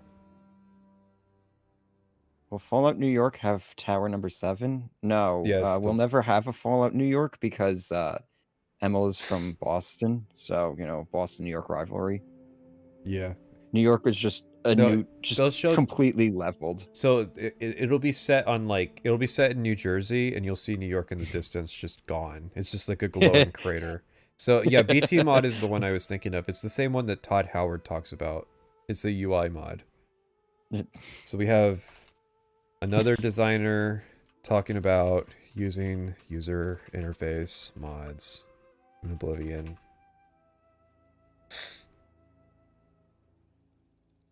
Favorite thing about Oblivion? Freedom. Something I've always enjoyed about Elder Scrolls since I first popped the discs for Arena. From the top down, the game's always tried to place as few restrictions as possible on the player, and I enjoyed that there were no cliff racers in Oblivion. No, there were just tanky minotaurs everywhere. I hate this. I would take the cliff racers. I hate this fucking era of like Oblivion developer discourse of like, oh, but cliff racers sure were bad, guys. I agree with the forum people that don't like cliff racers, and it's like, yeah, but cliff racers are a decent enemy. Pretty easy to fight. Pretty easy to fight. Like, they're annoying. They're a little annoying, but like they're for the point in the game when you could fly. And so you're supposed to fly up to them, and they're still significantly better than like half the roster in Oblivion. Yeah, no, like I said, I sure would take the fucking cliff racers over the minotaurs with 1,000,000 HP. I was trying to say what you said without directly plagiarizing you. And their horn attack that disintegrates your equipment and stuff. Oh, love that. So good. All right, here's one you should read. Hypothetically speaking, if you were forced to do something for the final game that you didn't agree with, would you later, assuming Fallout 3 is moddable, write up a mod to fix the problem? Oh boy. All right. Well, like I said, the ability to change what you personally don't like about the game is one of the strengths of it. So with that in mind, it depends. Would I do it to spite the person above me? No. That would be unprofessional. While we as individuals have much more creative freedom here than a lot of studios give, at the end of the day, we can be overruled. Part of working well in a team environment is working with the understanding that there is someone with the ultimate word over the entire project, and that's how it should be.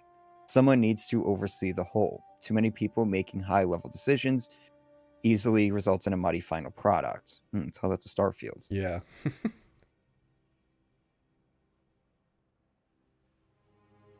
It's just a shame that Emil was the last say guy for so much. Yeah. even over Todd, apparently. Why is the model jittering so much? Because I'm sitting back in the chair. If I sit up, the tracking gets better. Listen, the caffeine pills are starting to wear off. Yeah. He's getting the shakes now.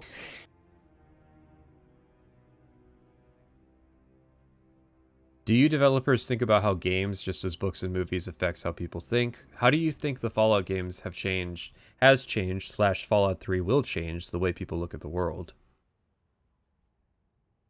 It's not that interesting.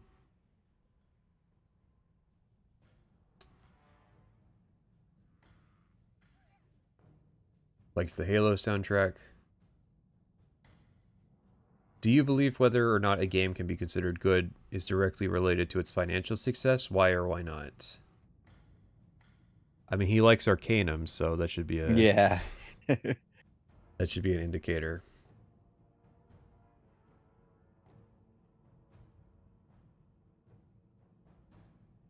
Did constructive opinions of fans expressed on forums have influence on the game design?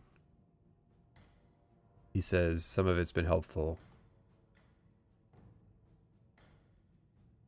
We got another fun one here.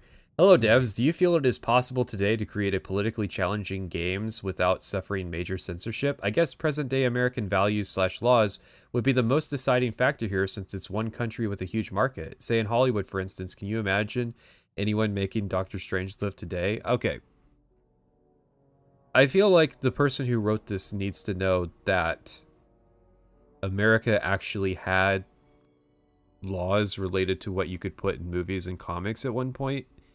And America of the 2000s, as much as that was an era of our time, we did not have that many restrictions on what people could do. Like, hard restrictions. Yeah. So, you want to read that one? I honestly don't see the problem with it. Political speech is, and hopefully always will be, a protected right of the people in the country. Despite the current arguments about the influence of media media of children, I am optimistic that cooler heads will prevail. There is a lot of open criticism and satire of American culture and government in our media that challenges the way things are, and government censorship of media is not a valid concern. Sure, it sounds good in a political ad, but I have faith that our right to speech is safe. So to answer your question, yes, I think you could make Doctor Strangelove today. Of course, don't forget that Kubrick caught a lot of flack for it when it came out, but history has erased those criticisms in light of the film's significance. Incidentally, on the subject of politics and games, check out Peacemaker. It's an interesting. Okay. Yeah, so it's a weird thing. I think there were, yeah, if I understand my parents who were 2000s liberals, there was a lot of concerns that America was becoming a fascist state because of like the Patriot Act and all that was going on in post 2001, but it wasn't really based on anything. A lot of the like modern censorship isn't direct censorship; it's self-censorship. No, it's yeah. Like, here's the thing: you're not censored from saying racial slurs. You self-censor because you're scared of the consequences that will come from it. Yeah. Reading, ew. Oh, why'd I close the folder?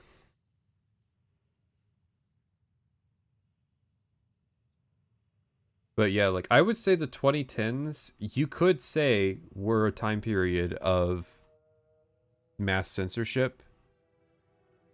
But... oh no, it's still an OBS. Whoops, I'm dumb. But it was because of self-censorship and, like, private equity. Like, owning the company. Like, modern censorship has more to do with people placating to China than it does, like... because the government's going to send a guy to your door. The UK is a censorship state. Yeah. It actually is a censorship state. Like, they will send cops to your door for things that you say online in the UK. And they're trying to make it where they can indict people, which is hilarious.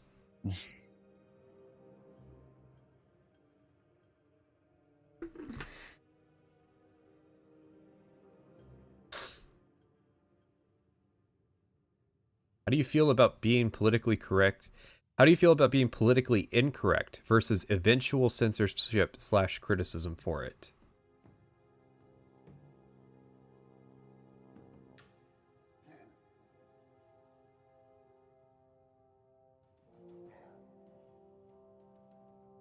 I hate this. Did Zelda influence how you make your free roaming games today? Listen, guys, Breath of the Wild took inspiration from Skyrim, not the other way around.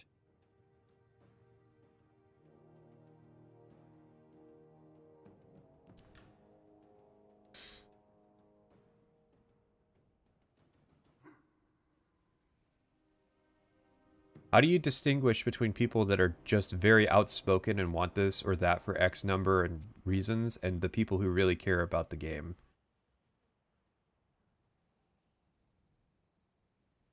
Man, a lot of this is No Mutants Allowed asking about Bethesda caring about No Mutants Allowed.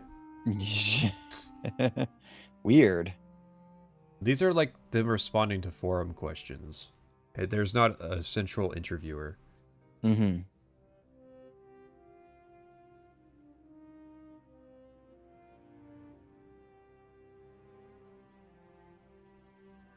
He's a film school dropout.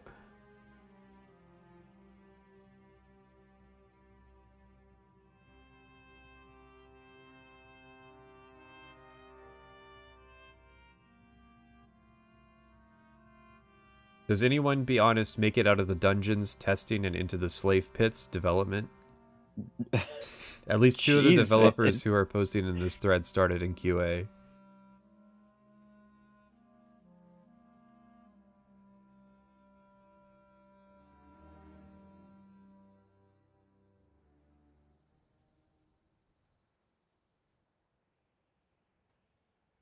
Alright, we'll read this one. I have to ask though, who makes the most important decisions about the game? Is it the lead designer or management? Do you guys come to such decisions together, or is it one man that calls the biggest shots? I'm obviously not going to go into very much detail here, but the talented people in our management and administration have absolutely no hand in the development of the games here. They recognize that it is our job to make games, and their jobs are to sell them, manage the money, save us from the piles of paperwork that come with running a business, and make sure our lights stay on. They are very good business people. There has never been and likely never will be someone from administration down here telling us to change art, change a system design, or change anything like that. So don't worry, Fallout is safely hidden and protected from evil men and sinister women in suits. Man, tell that to Fallout 76. Listen, that all happened after launch.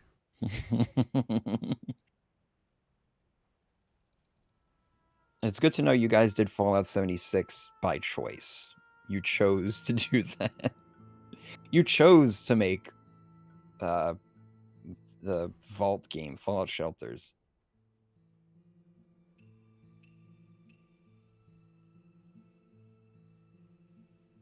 I like how this question says, and last but not least, but it's not the last question.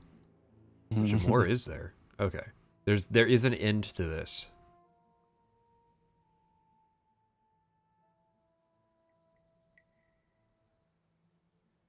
My drive is about 20 minutes if the traffic gods are feeling magnanimous. I hate traffic. Every second I sit in traffic, I can't help thinking of all the better ways I could be spending my time. I go through all sorts of absurd lengths to shorten my commute.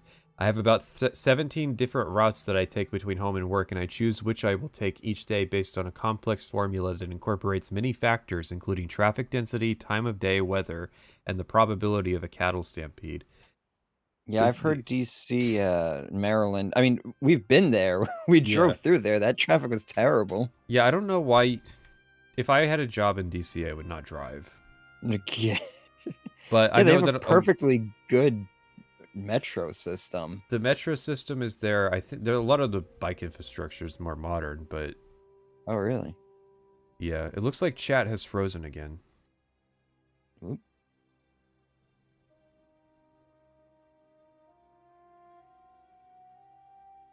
God, I love YouTube. Listen, it's all the people migrating. It's all the creators on TikTok migrating their As we libraries. speak.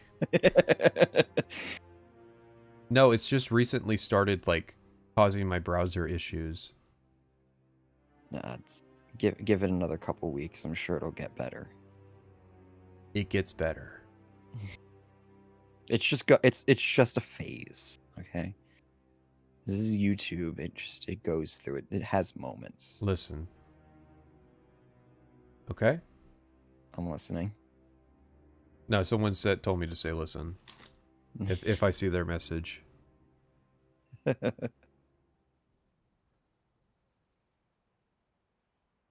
Look here. Listen.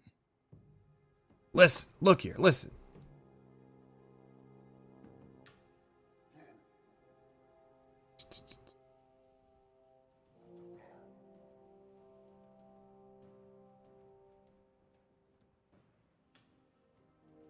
Drives a Volkswagen GTI.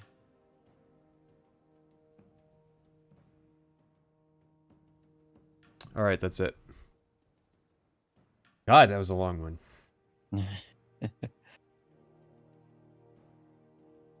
So the independent Fallout wiki has these listed in the inside the vaults, but these are just like no mutants allowed interviews. Yeah. If this is another no mutants allowed interview, I'm going to oh god, it is. Okay, not Immels can't be. Immels is a blog. Okay. I have it set up to where I can just put like strike through on the ones I've read so I can keep track. But yeah, can you entertain chat? I'll be right back. Yeah, well, see, is there anything in here that's actually even remotely good?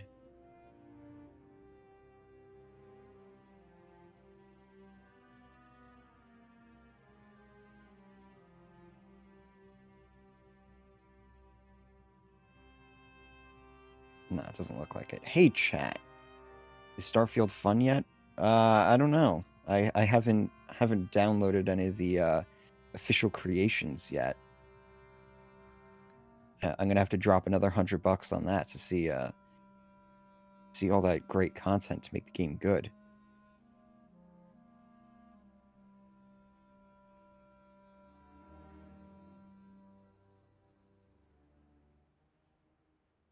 How about City Skylines 2?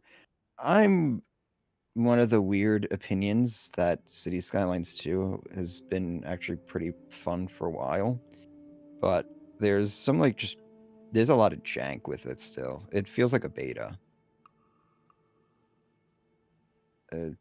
If you were like, it's one of those games. Like, I wanted to do a video on it, but the problem is that I can't give like any sort of honest, like any sort of real objective, like you should buy the game, you shouldn't buy the game, whatever. It's very very inconsistent, very niche.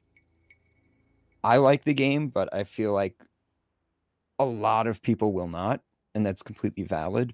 And I also understand people just not wanting to give Paradox and Colossal Order money at this point. Definitely, I would definitely support that decision. I don't buy that there is a no mutants allowed post by Emil. I just don't buy it. I'm sorry. I don't see it happening.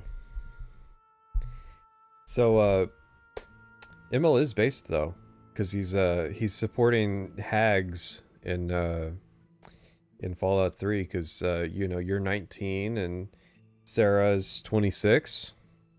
There's an age gap, right? Oh. Yeah. I didn't even think about that. Can you actually romance her? No. Oh, okay. I don't think there's any romance options in Fallout 3, You can right? fuck a prostitute. Yeah, I mean, you know, when in Rome. But you know, it's clothed sex, it cuts to black, and you're really just sleeping on the same bed.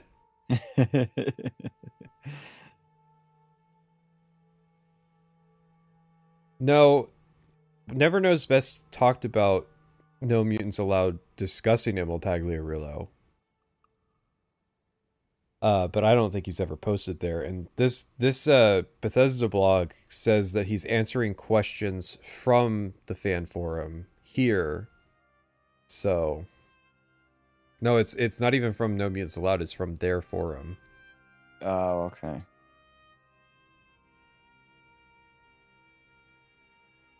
The first of a series, Inside the Vault.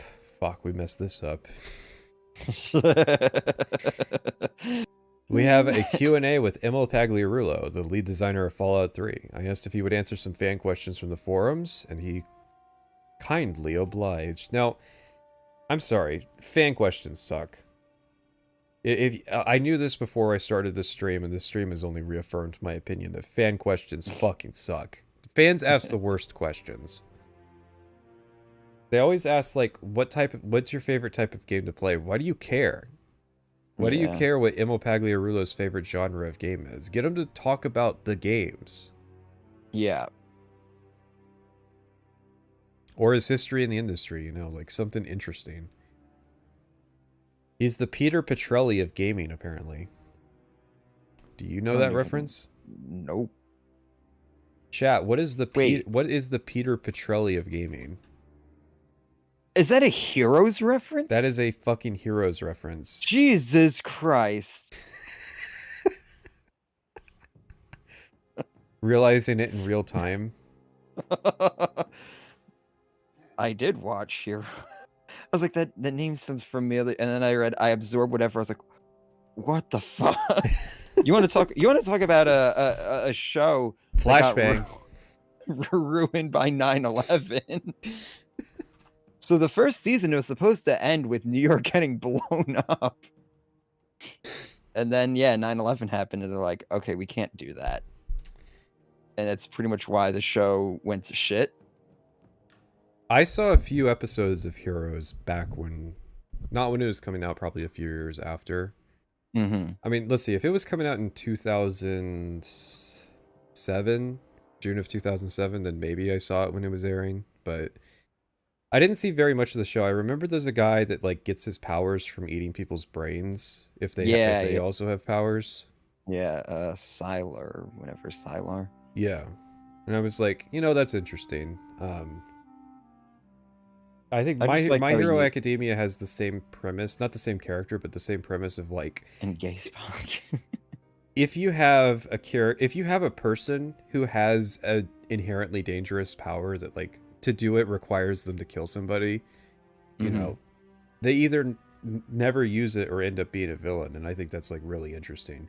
If I ever did I've always wanted to write a story about a superhero society where it's kind of like a metaphor for mental illness, the people who have powers that are like inherently villainous just by the way that they work. Because I think like one thing I'm very interested in is like psychopaths, you know, like people who are socially ostracized because they have mental illnesses that they can't control. Yeah. So it's like people are very scared of psychopaths, even though sociopaths are actually the real ones that you should be scared of. Yeah. Psychopaths are dangerous, but they can be, psychopaths will exist within the constraints of society because that's the most convenient thing for them to do. So they're only dangerous if like the need to kill someone becomes more prevalent than their desire to keep existing within the system. Whereas a sociopath doesn't give a shit. Yeah. They're more likely to kill you.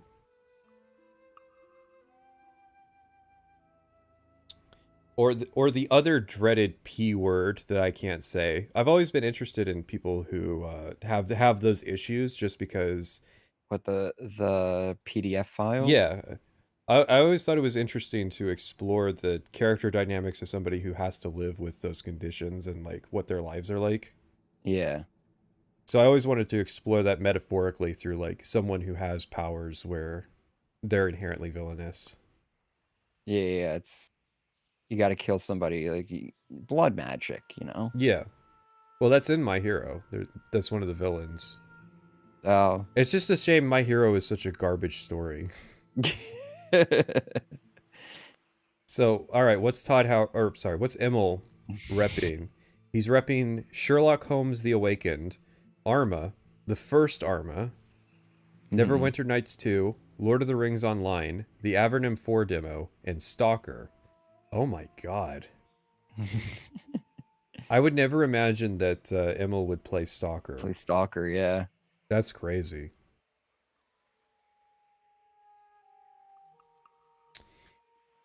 All right. If I had a PS3, I'd be playing Resistance Fall of Man. I feel like if you work for a game company, they've got to buy you all the consoles, right? Especially if you're like the lead. Yeah, right? He has a PS3 at work. He doesn't have it at home. Why not Stalker, though? I feel like Stalker is not something he would play. Based on the games he makes.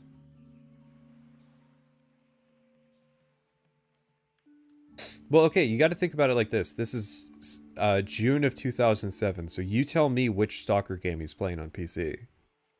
Because it's not like he's playing a Stalker game today. No, this is back in the day when it was new. Yeah. So I think some of them like weren't even out yet. What's your job at Bethesda? He's the lead designer. What projects have you worked on? At Bethesda, his first task was creating all the miscellaneous quests for Blood Moon. The second official... The ones we don't really talk about. The miscellaneous quests in Blood Moon are a huge mixed bag.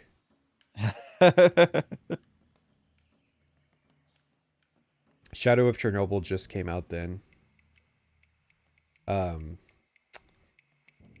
I then did a lot of design work on Oblivion, including the Arena and Dark Brotherhood. Before working at Bethesda, I was a designer on the Thief series and worked at Looking Glass and Ion Storm Austin. Come on, and mention your time at Adrenaline Vault.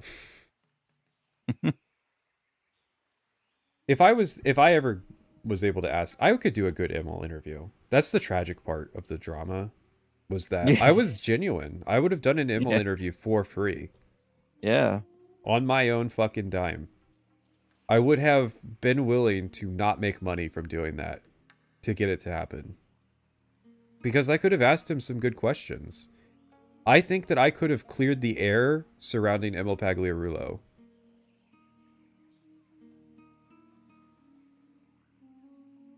Because I do think that there is an element of tragic misunderstanding to who he is as a person. Because it's like, we mock vibes-based storytelling, but like, there's a clear niche that he's trying to strike, and the problem is that what he's working with isn't really able to fit in. Yeah. Like, I don't think he's a stupid person. A lot of people in chat, I think, if they were to describe Emil, they would describe him as a stupid person. I don't think he's stupid. No. He makes a lot of decent cuts. I wouldn't even say he's like incompetent or like really bad at his job. It's just his vision often exceeds his grasp. I don't know if it's I think it's his lack of vision. I think that he isn't particularly ambitious with what he wants to make, and so he takes kind of the safest path, and that results in a lot of very sterile, boring experiences like Starfield, or even Crimson like Fallout. Fringe. Even like Fallout 4 is very sterile and boring. Mm-hmm. Like, when you get past the on-paper stupidity of Fallout 4, it's not a very interesting game. No, not really.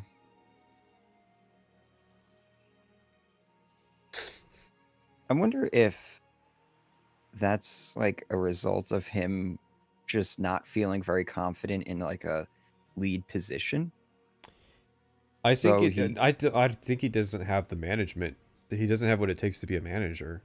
Yeah, that's kind of what it feels like to me, is that, and so like the reason he plays it safe a lot of the time is, well, I just don't feel like I could get people to execute on my actual vision. Yeah. So I feel like a lot of the people that work under him are kind of working in isolation, and that's why his games are such schizophrenic clusterfucks. Yeah. Is that he's not like Ken Rolston was good at like strong central vision, I think. Mm-hmm. And I think Skyrim probably worked because its designers were respectful of the schizophrenic clusterfuck, but made sure that everything was like tied together well. Whereas like Fallout 3 and 4 are just like, there's stuff that just exists in a vacuum and contradicts things in other places. Yeah. Like, it's so easy to point at something in Fallout 3 and say, that's not how it works in another part of this game. And I think that's because he's like a free-range manager. Yeah. A lot of just, let people do their own thing. I trust my people. And what that really translates to is I don't trust myself.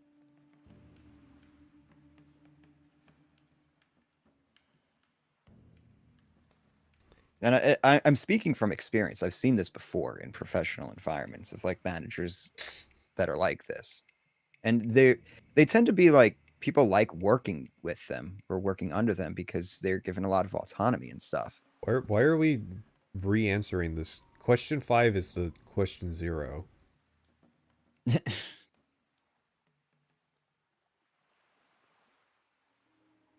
How long have you been playing Fallout, and how would you describe your feelings towards the franchise?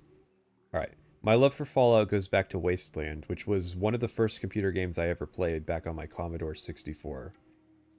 Do we think that's true? Chat, do we think that's true? What? That he played Wasteland, or that he loved it? Just that he played it. Sure, why not? But everybody seems to have this story. Everybody's like, oh yeah, everybody that's in like a lead position always seems to have just conveniently played Wasteland back in the day, like, or conveniently played whatever the origin story is. I feel like he is doing the I want to build credibility, so what's a lie here and there? This wasn't for No Mutants Allowed. This was in response to questions on the Bethesda forums. Yeah. But I don't know. Maybe he'll post a pic on Twitter. Sorry, on Blue Sky, of his Commodore 64 and his OG copy of Wasteland. Did you play Wasteland? No. Wasteland is way before my time. I wasn't alive.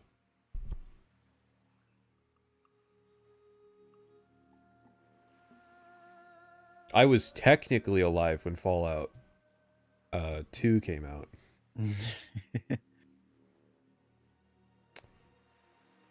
It took a friend and a colleague of mine actually mailing me his copy for me to realize what I'd been missing. Oh, he didn't play Fallout when it first came out, and he had to be convinced. As much as I loved the characters and open-ended gameplay, it was really the richness of the fictional world I found so compelling. It would have been so easy for Fallout's creators to simply make a post-apocalyptic game set in contemporary America. Instead, they split the timeline after World War II and created an alternate America, a Walt Disney Tomorrowland of robots and nuclear-powered cars. It was the ultimate American future, and they blew it all to hell. Brilliant doesn't even begin to describe that premise. I feel like actually, this is an entire section in my video, believe it or not. This was one of the founding reasons. Like, I wrote this before I was really convinced I wanted to do this project, which was the Flanderization of the, like, retro-futurist aesthetic. Mm-hmm. Where it's really just an incidental thing in Fallout, and then, like, as the series progresses, like the tone, it just gets worse and worse in terms of how much it, like, fetishizes it. Like, you would go back to Fallout 1 and think it was just plastered all over the place, and it feels natural in a way in Fallout 1 that it doesn't in every game after Fallout 3. Yeah. Like, even in New Vegas, the good one, it still feels very forced.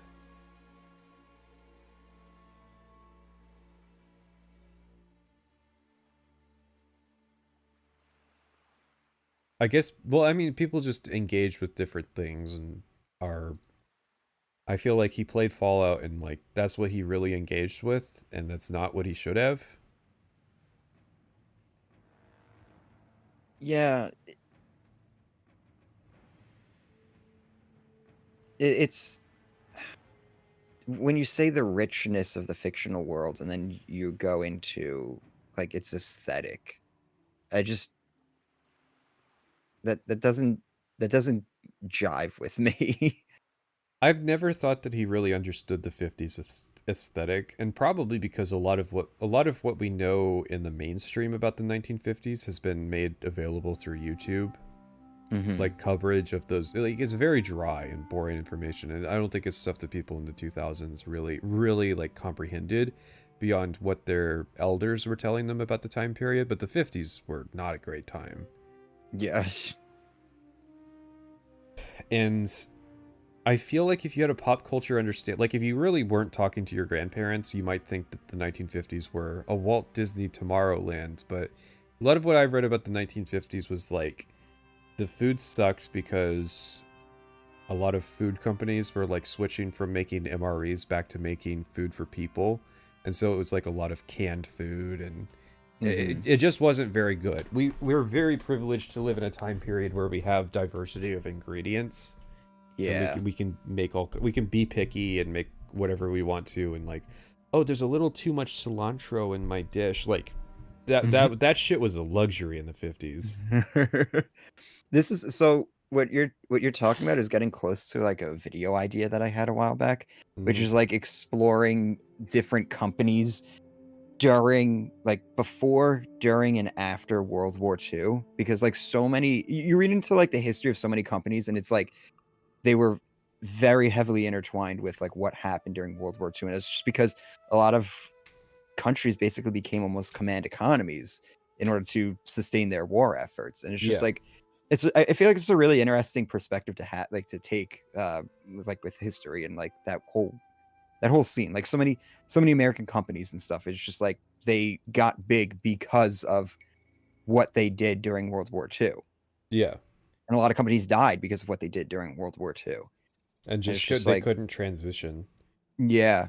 And yeah, so like 1950 was a very interesting transitionary period, but it was also like the wars didn't stop. Like, you know, we had the Korean War at that point and stuff. It's like there's a lot of stuff that was happening. I was talking to somebody on Twitter about the XM16, not the XM16, the AR-15, the original.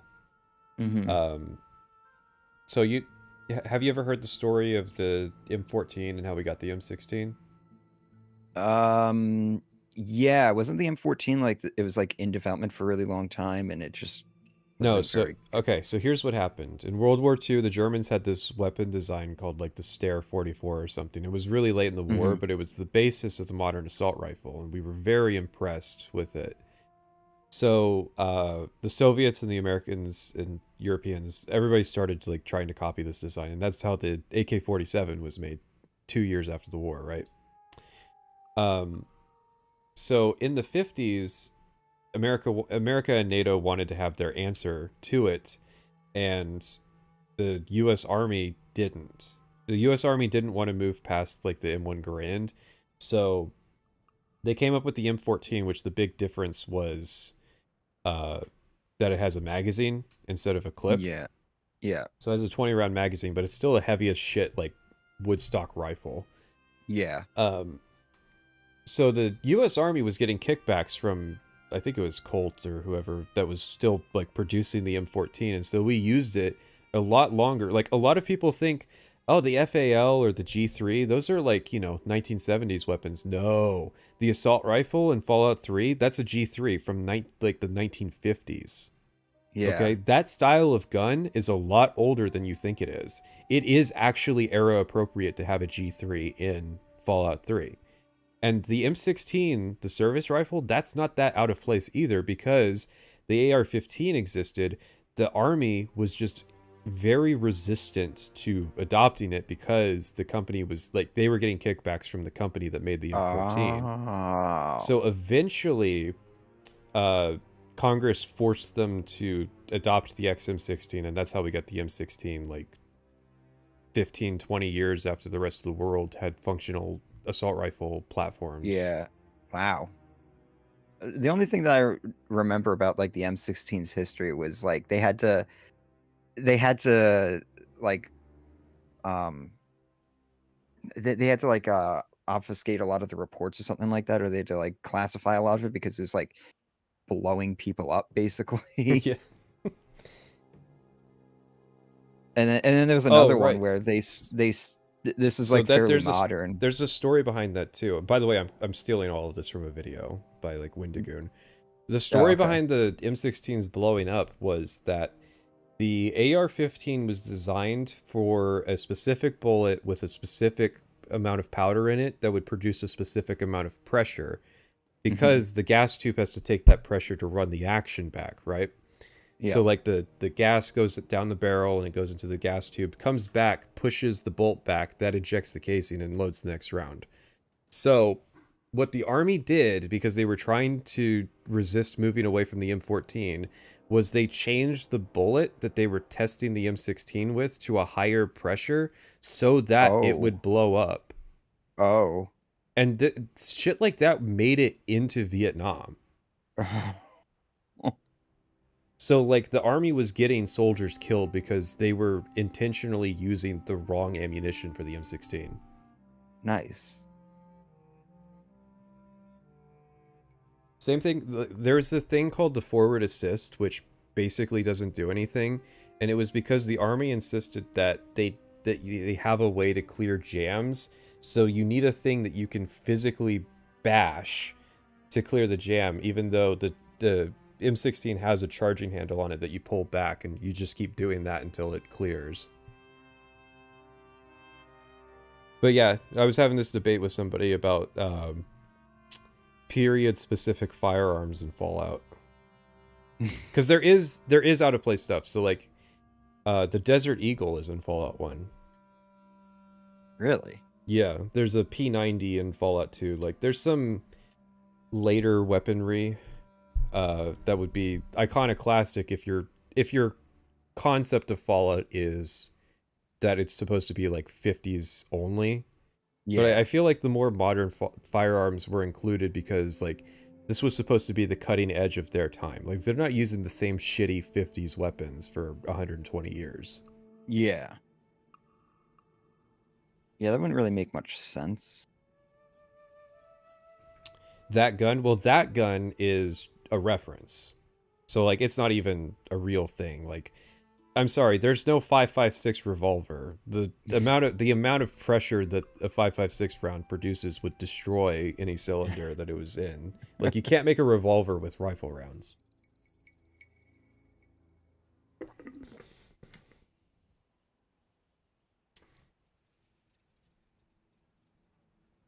But retrofuturism means a lot of different things to a lot of different people.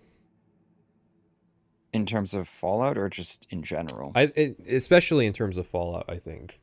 Mm-hmm. Because people like to get into arguments about Fallout 4's stupid fucking assault rifle. It's just ugly. Like... Yeah, that's the confusing thing, is that they made something weird and it's ugly. Yeah. Like, that's the main gripe I have with it, is it's just fucking ugly. You know the concept behind it? No. So the reason the handguard is like that is because it's supposed to be water cooled. I see. So apparently there is a water cooling system on the assault rifle in Fallout 4. The logic was that it was carried by power armor troopers, so they would have an easier time carrying it. Okay. And maybe the logic was that when you're in the field, you don't want to have to change your barrel, so it's advantageous to have like barrel cooling on a rifle, because you're in power armor, so you don't have the fine articulation you need to do that. Yeah. But realistically, like power armor, like a unit would have one power armor troop in it. Like that would be his thing. He's the power armor guy. You know, if you're in a small arms firefight, he's taking point. You know, that kind of tactics logic. Yeah, so he would be using like a minigun or some sort of heavy weapon. I think they conceptualized power armor as like I think Bethesda conceptualized it as like there's power armor squads where they're all in power armor. Yeah. So they need to have guns that are very usable in power armor.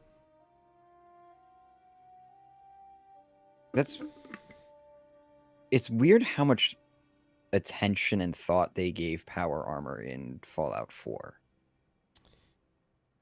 Yeah, it is strange. I mean, I like it. I like the Fallout 4 power armor. It's a cool system. It's one of the coolest parts of that game. It's weird that it's not in Starfield.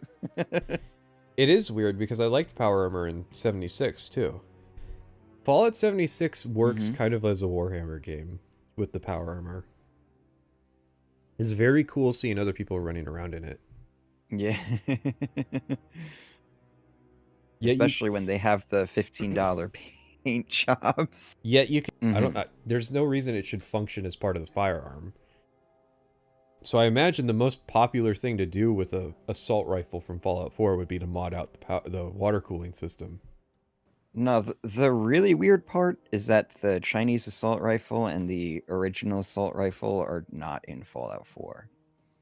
Listen, it's all the people and they just don't exist anymore.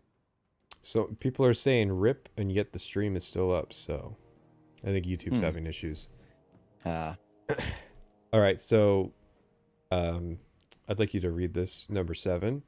Considering that much of the game will probably be in a wild wasteland, do any of you spend much time hiking, camping, and if so, where? Not as much as I'd like to, considering I have 4 small kids, but I absolutely love the outdoors, hiking, camping, etc. And I'm really psyched that my children are getting old enough to appreciate that kind of environment. In fact, at least once a year, my family rents a cabin in the woods and we just hang out and unplug. No games, no TV, just us as a family chilling out. Wonder if they rent it in West Virginia. No, dude, I would love to rent a cabin in West Virginia. That'd be cool. Awesome. Yeah. 4 kids. Why is one of them killable and in Tranquility Lane?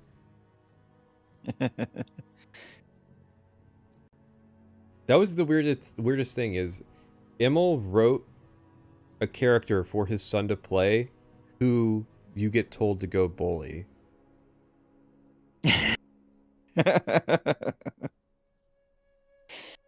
Listen, Emil knows. He knows you're either the bully or the victim. That would be funny. A bully Pagliarulo.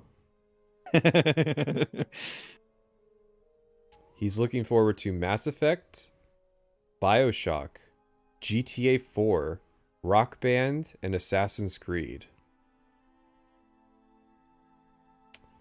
That's a lineup of games. Yeah. You got some bangers in there. Is that Assassin's Creed 1? Yeah, it would have been Assassin's Creed 1. Man. What an era. He's not a Truly. Chat, he's not a LARPer. Truly, 2007 was the greatest year of all time for video games. These days, I just eat lots of Chinese food and leverage that addiction by lifting weights whenever I can, which is generally 4 to 5 times a week. Oh, so he's already on his quest. Yeah. He maintains his unique physique, which can be described as turn-of-the-century bare-knuckle brawler meets Paddington Bear. All right, so he's got muscles under all that. Yeah. I mean, good on him. It's very common when people become fathers to quit their habits. No, the other way. They'll put on weight initially, and then they'll try to lose the weight. Because you stop caring so much about your health when you're taking care of an infant, and then like they get a little older, you realize, oh shit, I don't want to die early. Yeah. I gotta be here for my kids. I better get my shit together. Have you played the Van Buren Alpha? Narrator, text to speech, AI. Me? Yeah, you're the AI. Oh, okay. Actually, I haven't played the Van Buren Alpha, yet part of me is, of course, incredibly curious about the game. But another part of me feels that I need to keep my distance. I want to respect Van Buren for what it was and continue with our Fallout 3. But who am I kidding? I know I'll play it sooner or later. Ouch. Wasn't it like before Starfield he played Oblivion? Yeah. Which is incomprehensible to me. I usually watch my videos like about a year after they come out. Yeah. He has to play all these other games and stuff. His content. Yeah, comes he is plugged into the industry. Oh, now we're in the bonus round. Yeah, he's got a rant about New England. He's got a rant about New England Chinese food. I'm glad you're looking, like the comments, I'm glad you're looking forward to Assassin's Creed, because I want that kind of social stealth implemented in Fallout 3 and TES 5.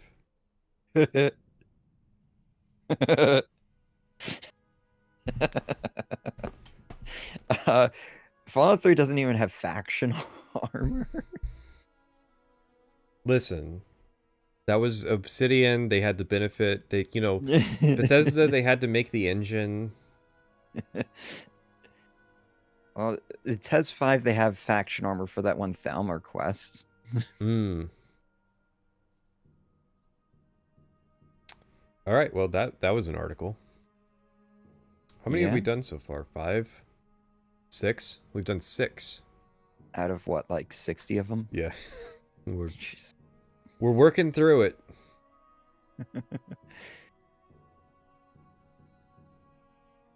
I think the actual inside the vaults are a lot shorter. Yeah. I think they limited it to like less than 10 questions. I had to go back to making the game, you know? Mm-hmm. He was answering those on company time, whereas the No Mutants Allowed one was personal time. Of course, of course. So, Nathan McDyer. Do I know why it's next? I have no clue. But he was next. They did these a week apart from each other. But we don't know the dates on like half of them. But okay. The ones we do know have a release cadence of being 1 week apart from each other. Are you gonna link it to me? Yeah, sure. No, you gotta read it off the stream, and I'm gonna scroll up and down really fast. Hey, it's your stream. You So can run he's it a however you want. associate producer of content for Bethesda Game Studios. He deals with trying to figure out how to get all the environment and special effects art that people want done in the time allotted. Prior projects, he worked on Shivering Isles and Knights of the Nine. He was a quality assurance tester on Pirates of the Caribbean, Legend of Jack Sparrow. He also did Oblivion and Blood Moon. So QA tester turned producer. Sadly common career path. So he was one of the two that made it out of the dungeons into the slave pit. Jesus Christ. I notice everyone mentions the look of Fallout and nothing else, LOL. You know? Yeah, pretty much. And I think it's because if you're cheating, I feel like they were told generally that they need to have the answer that they have played Fallout. But when they're probed for details, they're gonna default to what they actually know, which is just the aesthetics. Aesthetic, yeah. I feel like they aren't a real Fallout fan unless they specify some, like, if I asked you, hey, you're a fan of Halo 3, right? What's your favorite part of Halo 3? The aliens, the Covenant, you know, they're pretty cool. I like the tall aliens, the elites. Yeah, that's what they're called. Yeah, so that's the shitty answer, but what would the actual answer be? For what Halo 3 you said? Yeah. Are we talking campaign or multiplayer? Let's just stick to campaign. I would say the pacing of the campaign is really good. Yeah, see, so like that's an actual answer. That's what an actual answer would include is, or you would say you have a favorite level, or you a favorite character, and you would name them. I will never forgive how Johnson dies. That part of the game where it picks up after the first flood level, just that cutscene after that first flood level, all the way through to like the Cortana level. Like, okay, so basically the space between the two flood levels in Halo 3. Peak. Absolute peak. Yeah. Yeah. What like, is that? One of the best like continuous multi-level sequences of a game. Yeah. It just starting just from the fucking cutscene is just like, damn. Yeah, like when they have that meeting with the Covenant fleet leaders. Yeah. Like, we were about to glass your planet. Like, that's when you know that like shit was gonna hit different in that game. Because Halo 3 is kind of middling at the start. Yeah, I guess so. The problem with the start is that it feels a lot like Halo 2. Like, it plays like beat for beat very similarly. Yeah, and then you get to that cutscene with the shipmaster. Yeah. And that's when it's definitely Halo 3. Yeah. It's a shame that it's not longer. I don't know. I feel like it's, you know what, it's better to be left wanting than it is to feel like it overstayed its welcome. Cope. It could have been like 2 or 3 levels longer. I think, you know what would have been cool is if they had one last, like the last level was like the Ark level where it was just like 2 levels smashed together. Yeah. Yeah. I think part of why Cortana is a hated level is because it ends that like streak. Yeah. Like, it is it's bad on its own right. Let's be clear. Yes. But it's also like a combo breaker as well. And so that definitely doesn't aid. It reminds everybody of the Arbiter levels in Halo 2. Yeah. Yeah. Which is a shame because it's set on High Charity. So like, yeah, it's got that gas from High Charity, but yeah, but it's like unrecognizable. It's just sphincters everywhere. Sphincters and holes. There's like one part where it looks a lot like how High Charity looked, and you're like, damn. Yeah. When you're in the like the engine room, you're like blowing that shit up. But then that section is also like miserable. Yeah. Oh. Because at that point you have no like long range weapons, and half the enemies you're fighting are long range. And you have like those platforms that they can just like nudge you off of and fall to your death. That level sucks on a lot of in a lot of ways. What have you drawn on for inspiration in developing Fallout 3? Obviously, Fallout 1 and 2 are the main sources. Since I'm more involved in the visual look of the game, I look at movies and comics like The Iron Giant, Mad Max, Children of Men, The Hills Have Eyes, Sky Captain, Metropolis, and Tank Girl. So, what part of the Iron Giant? Liberty Prime.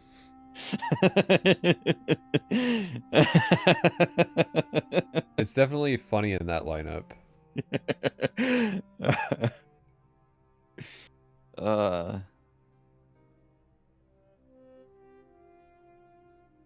Is this Gore Guy? Somebody was saying this was Gore Guy, and is this the guy that was talking about how he has the vomit meter? I don't think so. I don't know. Or was he the guy?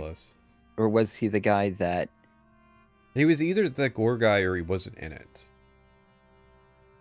Because I'm pretty sure this is just some guy. Yeah. He's an RTS player. He's a box copy of Dune 2. He right now Dawn of War is his favorite game series. How long have you been playing Fallout? Unfortunately, I got into Fallout late, like around the time that I got this job. I was unemployed and in high school with Fallout 1, and when 2 came out, StarCraft had consumed my free time, so my first foray into Fallout wasn't until about 3 years ago. You mean 2004 when you started working on Fallout 3?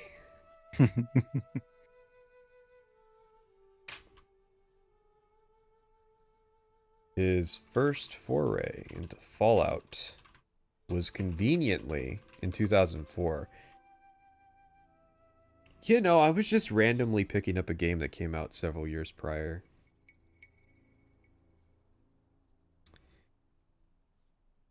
Okay, Gore Guy is a different person. I thought it was a different person.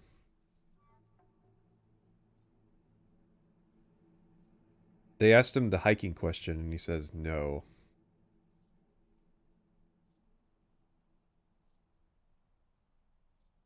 Like Immel, who is my gamer score rival, I play just about everything. So Immel's one of those gamers that, like, plays a high quantity of games and doesn't really comprehend each one. Like, how many Mass Effect playthroughs has Immel Pagliarulo done? One. One. No, two. Two? I could see him doing Xbox and PC. Well, I was just gonna say a good karma, bad karma playthrough. Well, and Xbox and PC is a good excuse too. And FemShep, Male Shep. Yeah. No, I can buy Immel beat all 3 Mass Effect games. Oh yeah. But he's one of those spamming games people. Yeah, yeah.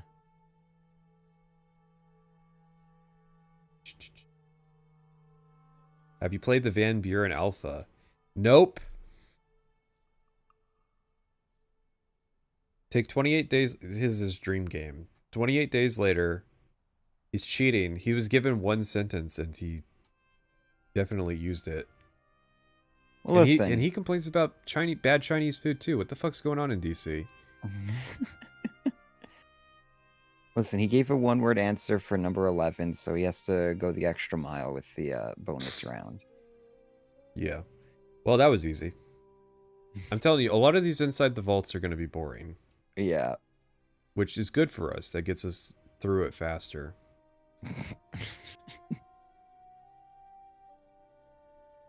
I'll link it. I'll link it to you if there's something. Yeah.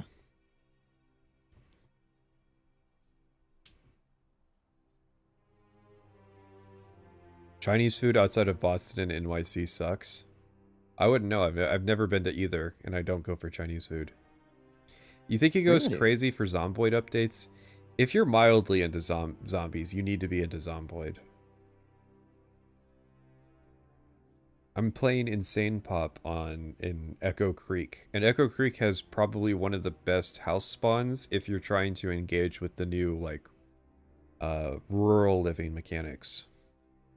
Yeah, the herding and stuff. Yeah, I've got 3 cows that I'm living near, and I might need to eat one.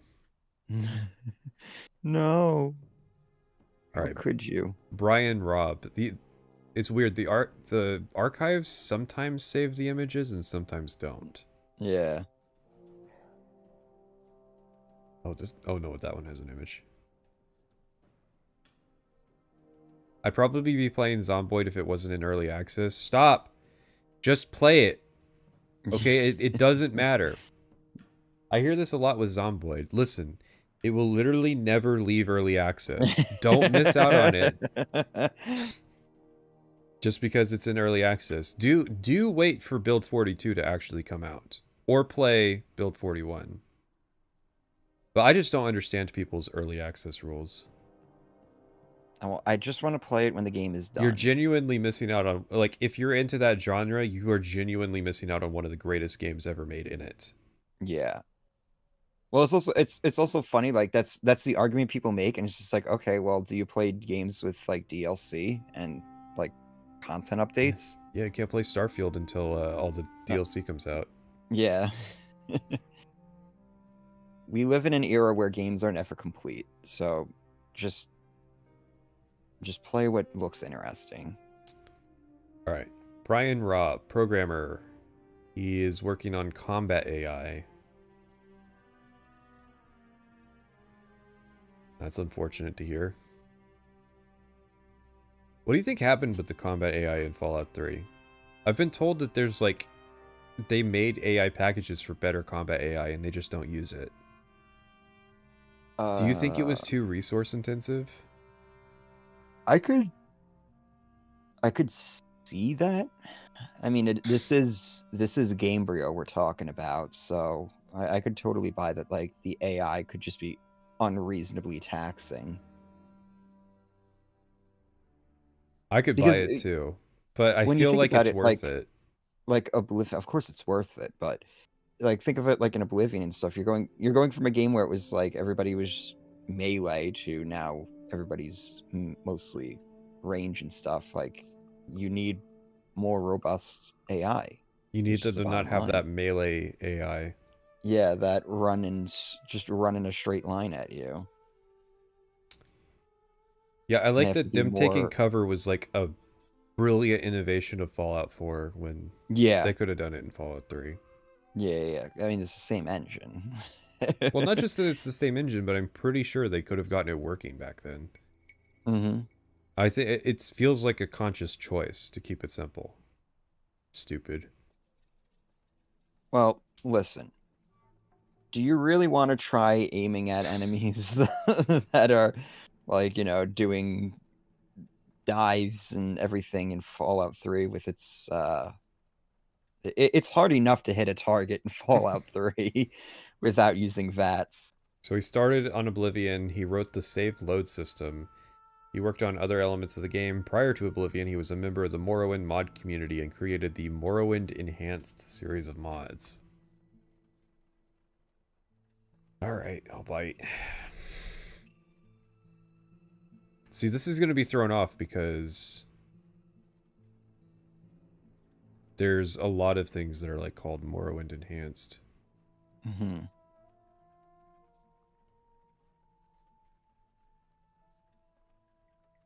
Oh good, the website hosting it's been shut down. And the forum's shut down. And the mod tool is shut down. Well. So I've got no clue what this is. But the UESP has an article on it. Let's see. Let's look at the edit history. The edit history comes from all the way in 2005. So this could be the real deal, MWE. I'm going to get back to chat and they're going to be like, you fucking idiot! But the problem is that there's multiple, like, enhanced texture packs.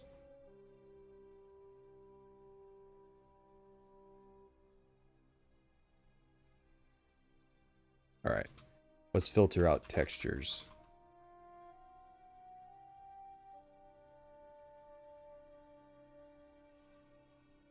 So if QA is the dungeons and being an actual developer is the slave pits, what is being in the mod community? I assume, like, working in the salt mine.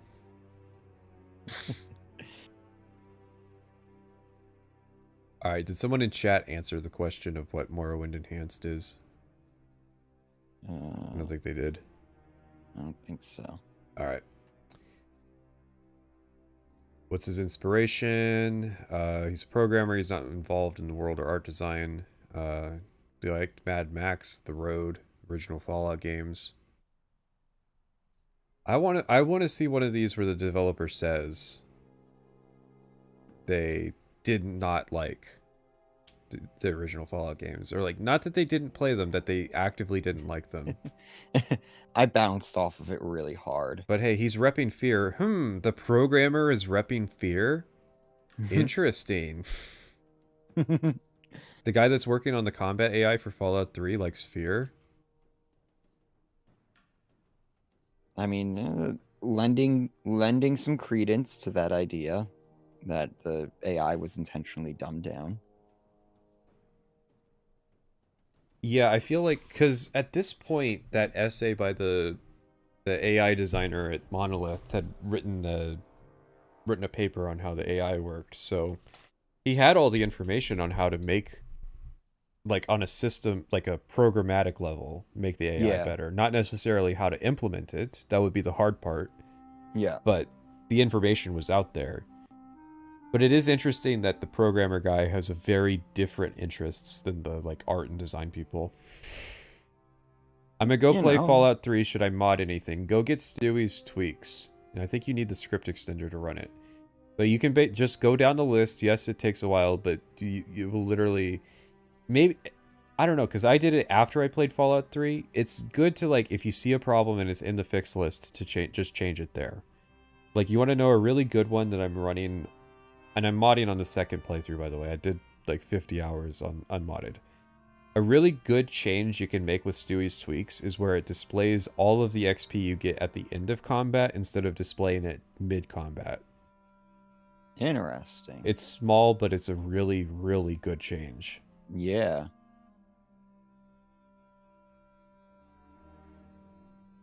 Co-op work environment.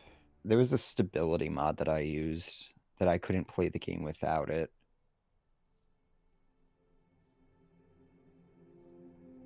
I think it also made it so that you can play the game at like higher refresh rates. All right, he's repping Deus Ex and System Shock.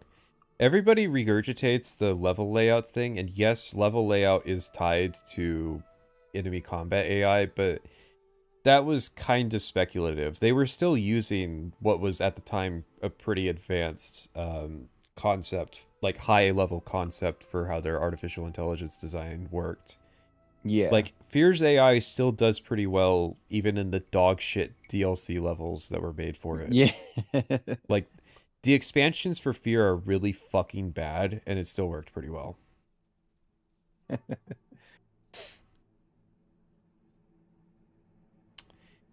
How long have you been playing Fallout? I finished playing Fallout about 2 or 3 years after it was released. Like 2000. On my very first playthrough, about 5 minutes of playing, I left Vault 13 and hit a random encounter on my way to Shady Sands. Much to my surprise, I was now the owner of a very shiny alien blaster. This led my character to specialize in energy weapons early on and travel great distances in search of small energy cells. On my next playthrough as a similar character, solely by virtue of not experiencing that random encounter, the game and my character progressed in a completely different way. Imagine if Fallout 3 played like that. If Fallout 3 didn't have the alien blaster at a very specific point on the map. And I'm pretty sure it was only included as a lead-in for the DLC.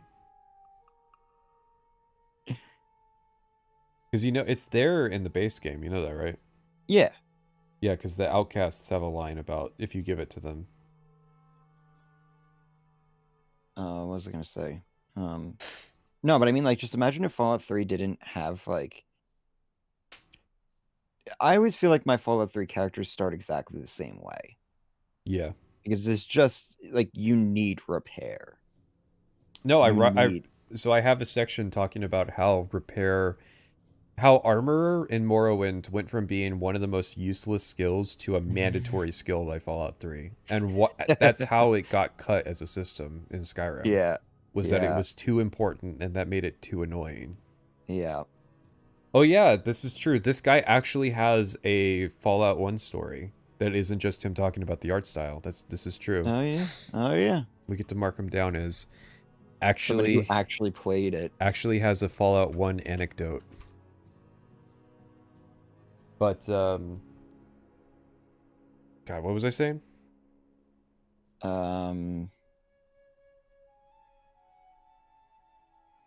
Blanked from my Armorer. Yeah, Armorer is a really bad skill in Morrowind. It exists to bypass using repair service merchants, which is a trivial thing. Like, repair costs go up as you play the game, but by the time that you have Daedric equipment, you also have tens of thousands of gold. I also just didn't, like, durability on my equipment in Morrowind really, like, didn't go down that much. It's very forgiving. It is there to remind you, like, to punish you if you don't repair every time you go back to town. But it's a trivial system. I've played around with balancing it. You can, like, double pretty much everything in the system, and it works a lot better. But yeah, so then in Oblivion, they tried to make it better, and the end result was that by the time it got to Fallout 3, it became just absolutely mandatory. Yeah. It's basically mandatory in Oblivion, but it is because of the changes to how it works and how the services for it work, it becomes just absolutely mandatory in Fallout 3. Because in Oblivion, you could still go to... You could still get it fixed at a vendor. And you could get it full fixed. That's the other big thing. Yeah. You can get it full fixed. You can get everything recharged and stuff, too. It's like... And with the way the economy works in Oblivion, that's actually one of the only money sinks you have. So it's like, why am I even going to bother getting those skills when I can just... But Armor is... Armor, yeah, it's still called Armor. Armor is a good skill in Oblivion. Because it's endurance, and the perks for it are really good. Yes.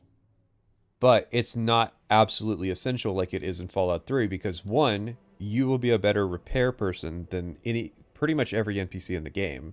Yeah. And two, your ability to repair is tied to your level, meaning that you have to max it out if you want fully repaired stuff. And you do, because your shit sucks if you don't repair it. Yeah, this shit breaks so fucking quickly. And repair is also just a really good way to reduce equipment burden. You're carrying a bunch of weapons and stuff. You just repair them, make them better, but it retains the value. So it's just like there's just so many reasons, so many cases for why you need repair. I feel like New Vegas found a good balance, which is that you can full repair stuff, but the number of items you'll need to sacrifice to repair it goes down the higher your repair skill is in New Vegas. Yeah. I feel like that basic change really helps the system out. But even then, like, I understand why people don't like repair. Well, also in New Vegas, to be honest, the amount of equipment variety you have encourages you to also just carry, different weapons and stuff and swap it out. So it's like, oh, my power fist is degrading. Let me switch to my ballistic fist or something like that. I kind of agree, kind of disagree. It's a very easy problem to solve that I don't think you should be having repair issues in New Vegas if you're playing well. Well, I'm just thinking for like players who don't even really have repair as a skill. You can still get like weapon repair kits and. Oh yeah, you have the weapon repair kits. Forgot about those. Yeah, the reason to play Dead Money. Yeah, jury rigging. I found jury rigging. I remember it being a good system, but I actually found it to be a bit much. One of the reasons is that you can delete your unique items with it.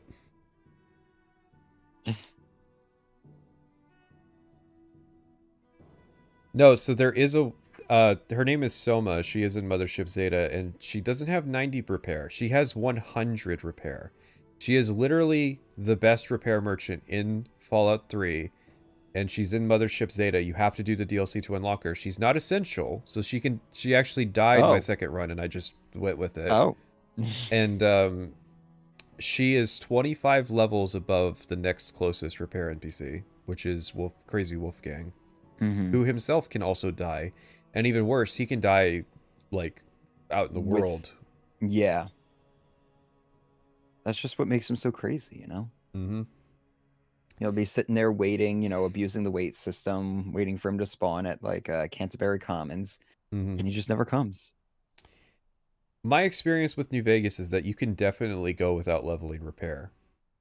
In fact, my second playthrough, my repair is still like 35 at most. Yeah. No, I feel like New Vegas, it's more forgiving. Also, like items just degrade slower. Like, yeah, it's tuned a lot better too. That's like the big implementation difference. Because like, especially early game in New Vegas, by the time your like main weapons are degraded, you're probably going to be swapping them out for upgrades anyways. Yeah. But I feel like Fallout 3 system is the way it is because it's supposed to be like you're running around with broken stuff and there's not much infrastructure, and like you got to switch out what you're using often, I think is the idea. But what it ends up doing is pushing everybody to level repair ASAP. Yeah. Because it's the single best skill in the game. Well, it's also like you have limited carry capacity. So how much redundancy are you really going to carry? And on top of which you have skills and like perks and stuff. So it's like, why am I going to carry around energy weapons and ballistic weapons when I'm spec'ing ballistic weapons? Oh yeah, you can. There's certain companions in New Vegas that will repair stuff for you too. Yeah. Like Edie gets the upgrade in the DLC, and someone mentioned Raoul. Yeah, Raoul. Isn't Raoul hard to get though? He's at Black Mountain. Yeah, he's definitely a little bit more challenging to get. See, the thing is, so Morrowind, the way it balances it is you could have repair, or you could have barter and get better repair prices, or you could have speech and get a better disposition to get better repair prices, or you could have armor, right? So like you've got multiple solutions to the same problem, whereas in Fallout 3, barter and speech are not good alternatives to having the repair skill because you really can't lower the price. Yeah.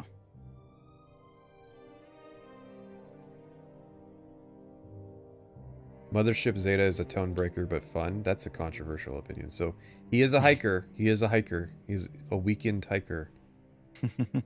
He likes Resident Evil 4 Wii Edition. Chat. Resident Evil 4 on the Wii. How are we doing? Main game he's looking forward to is BioShock. Am I misremembering when BioShock came out? BioShock came out in like 2007. I thought it came out before. It came out before Fallout 3. Maybe August 21st, 2007. Yeah. This interview is from... Oh, it's from July of 2007. Okay. Oh, okay. I was gonna say I was pretty sure it was a 2007 game.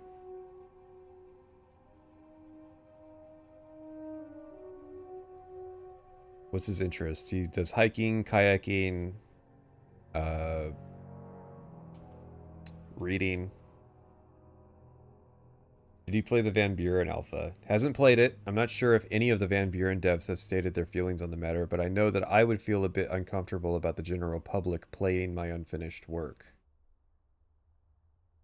I was thinking about recently how I would go about handling if there was a comprehensive Bethesda leak, how I would do the coverage. Mm-hmm. I think that I would want to make a video talking about all of the relevant stuff, because I would prefer people watch that than like go through a link that might have like people's confidential health insurance information or something in it. Like, yeah. I think it would be good for content creators to catalog that stuff without, as long as they don't publish the real confidential stuff. Mm-hmm. Pitch me a dream game in a sentence or less. System shock in an open-ended city. The player finds themselves walking desolate street, devoid... That's more than one sentence. Nobody can follow the one-sentence rule. It's just, you know, it's a bad question. So... And he complains about ads in one games. Sentence? Alright. Points for actually playing Fallout 1.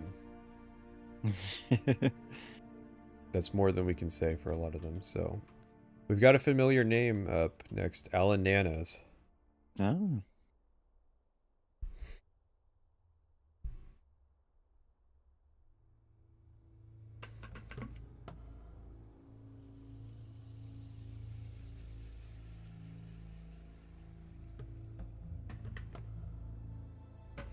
Alan Nanas is featured for this edition of Inside the Vault. Created my favorite download for Oblivion, Wizard's Tower. Yeah, we all call it Wizard's Tower. Is responsible for many of the miscellaneous quests in Oblivion, including A Brush with Death. He is a game designer. If you think of the game as a movie, a game designer would be the script writer. We do the dialogue, develop plot lines, perform game balance, and generally give all the other departments lots of headaches. He worked on Oblivion, a few of the downloads for Oblivion, and Shivering Isles. He made Wizard's Tower and he made Vile Lair. Dude, that's crazy. Bro, where's the tier list? This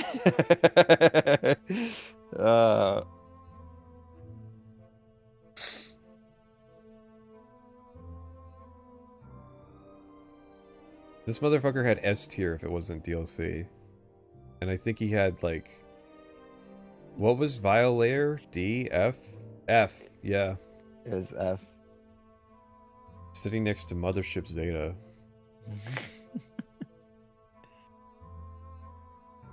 Impressive.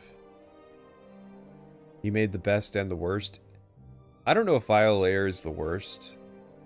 Is Vile Lair better or worse than Dunborough Cove? Nah, Dunborough's worse. Yeah, pretty much. I would agree. Best and second worst. The duality of man. Yeah, it's crazy because Wizard's Tower is like a good addition and Vile Lair is an infamous addition. It just... Yeah. Vile Lair is the one that has overpowered gear and like the cure for vampirism. Oh, he's got... Okay. I'm giving you the link for this one. I want you to read the answer to it. Oh boy.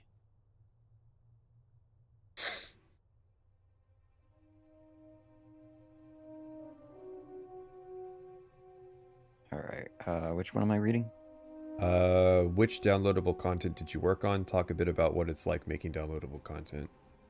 I designed the Wizard's Tower and the Vile Lair for Oblivion. Downloadable content is actually pretty challenging to work on, since the main game world isn't allowed to depend on its existence, and the fact that you have to make sure what you create is fresh and new. As an example, having an altar that cures evil players in Deepscore and Hollow is something I felt the game needed, but isn't 100% necessary to complete the quest. Why does the game need that? It already has a cure for vampirism. Or does he mean, like, infamy? I think he means infamy, yeah. No, the game doesn't need an infamy cure. It has that. Knights of the Nine has that. It has that Knights, yeah. And it's better in Knights of the Nine. Yeah, because it actually makes you like go out of your way and do a whole thing. I also enjoy placing plenty of goodies in my content, like the Pentamagic Loop in the Wizard's Tower and the Crimson Eviscerator in the Vile Lair as a special thank you to the fans. Because they Listen, paid for it. Yeah, that's a creation club mentality there. Yeah, the fucking Pentamagic Loop. Let's see. A ring that increases my skills by 5 in Magic. Versus the fucking overpowered shit that they had in Vile Lair. Like no, the Pentaloop is actually like, it's a good ring, but it will eventually be replaced. Oh god, the Crimson Eviscerator is cursed. The Raiment worse. The Raiment is like best in slot for most builds, but the Crimson Eviscerator, first of all, I'm gonna screenshot it, put it up on stream. Yeah. This is so goddamn cursed. Thank you for buying my house, DLC. Nope, that's the YouTube comment. I'm glad it was the YouTube comment, not something else.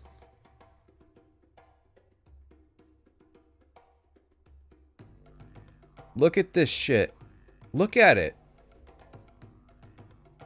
Wait for stream to catch up. Oh. Oh god. So first of all, it's a scaled weapon.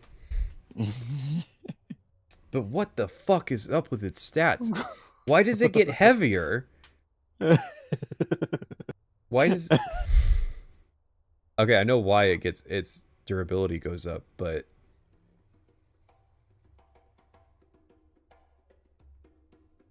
This is cursed.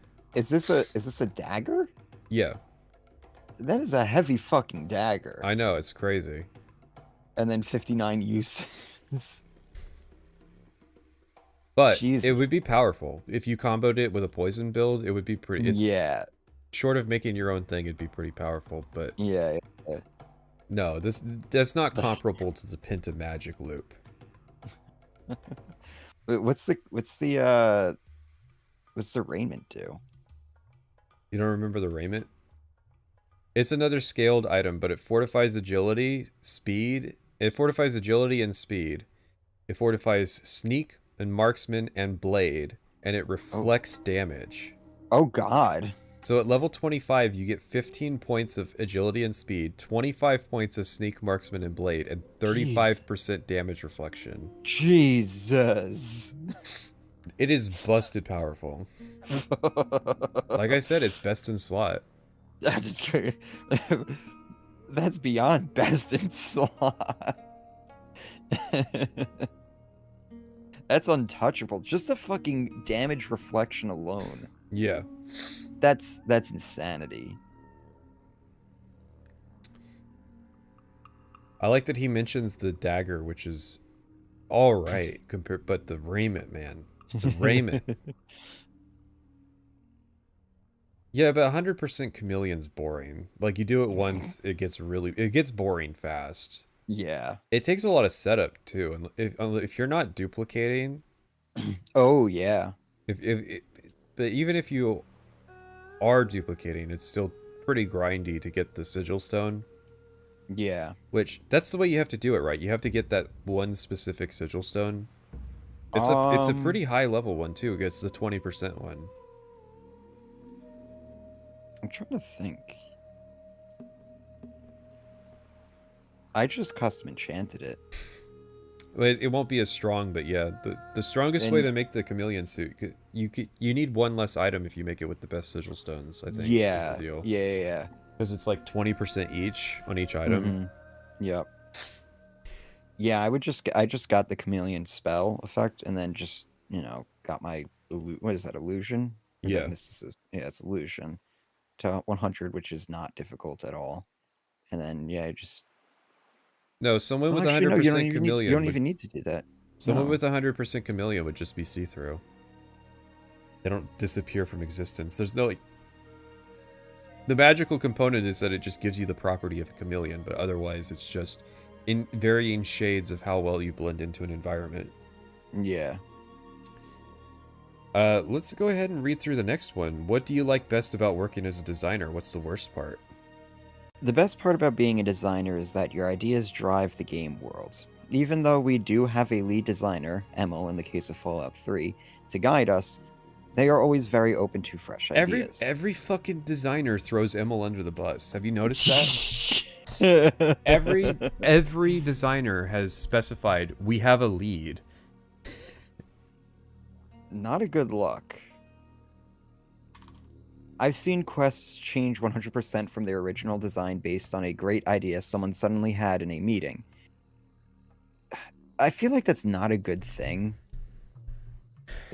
I made this quest and we're going to completely change it because somebody came up with a different idea. I've written a very beautiful allegory for, the Civil War and the soldiers who fought in it. And then someone kicks it open the door and says, "Guys, I saw this porn video of it's a sex machine. So we take this robot but this is a quest about the Civil War." And it's like, no, this is a robot about a sex robot. I can't even say it straight. 100% from their original design. That's not good. Hopefully it's high. I would assume it's hyperbole. As the chat is quick to point out. I would still say if you're cutting a lot, or like I'm just thinking from a productivity standpoint, right? Mm-hmm. You have this thing that's ready and done, and now we're going to completely change it because somebody came up with a new idea. Well, I think they're working on the quest and somebody has this idea and they change it. What's being changed is the original idea, not that they have fully implemented a quest and then they're like, "Hey, your Civil War quest is about a fuckbot now." Well, they still cut 1/3 of the game, but okay, moving on. Being able to have your ideas translate to something you can play in the game is the greatest feeling for a designer. The worst part about being a designer is the opposite. Sometimes an idea you've come up with can feel great, but when it's examined by your peers or by the lead, they make you realize it doesn't belong in the game or it's too complex. When writing dialogue and quest materials, it's surprisingly easy to forget you're writing for a game, not for a book. You need to be clear and concise, yet detailed enough that the flavor of the game world isn't compromised. Maintaining this balance is the most challenging aspect of my job. Oh, this is the other QA guy. Man, we already found both of them. He spent a year in QA before he was moved into design. QA is a great avenue through which you can attain a foothold in a game studio. Ew, no, don't. Ew, no. I feel like that is bad advice. Yeah, I mean, maybe back then. But now, no. No, it's like the plane with all the bullet holes in it. And it's like, man, planes never seem to get shot in the narrow part in the fuselage and near the pilot. So we need to put armor everywhere except those parts. And it's like, I feel like it would be like saying, yeah, you should play the lottery. I hit big. Yeah. So it's a good career path. Like, yeah, I feel like there's a lot of people who wanted to work at Bethesda who tried to get into their QA department. I feel like getting into their QA could be tough. Yeah.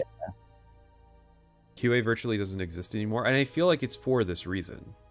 I feel like there was a time when a bunch of people were wanting to get into the industry, and so they were just, like, flooding QA departments, and they realized that it needed to be outsourced so that it stopped being this, like, elevator pitch gateway to getting a job.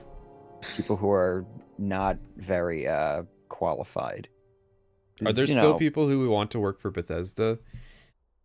Oh, I'm sure. It's a job, Yeah, it's a job. They're unionized now. Yeah. I would work for Bethesda, but it would be a very specific job, and I would work on one game.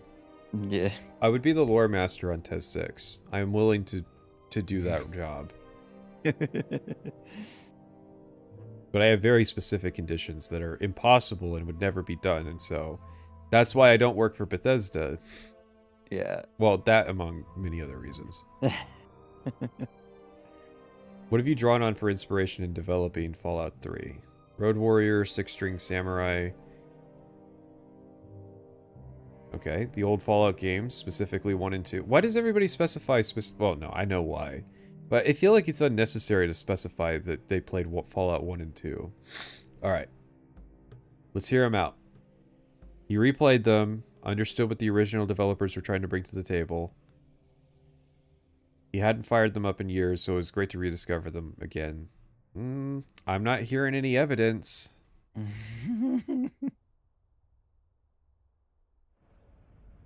Oh, nope. He didn't. He fake fan. So he says, this doesn't mean that visuals from other movies or games never entered my mind. Fake fan. He's engaging with Fallout on the visuals and not the game. I'm telling you, every genuine Fallout story is going to be about something that happened to them, not the visuals of the game.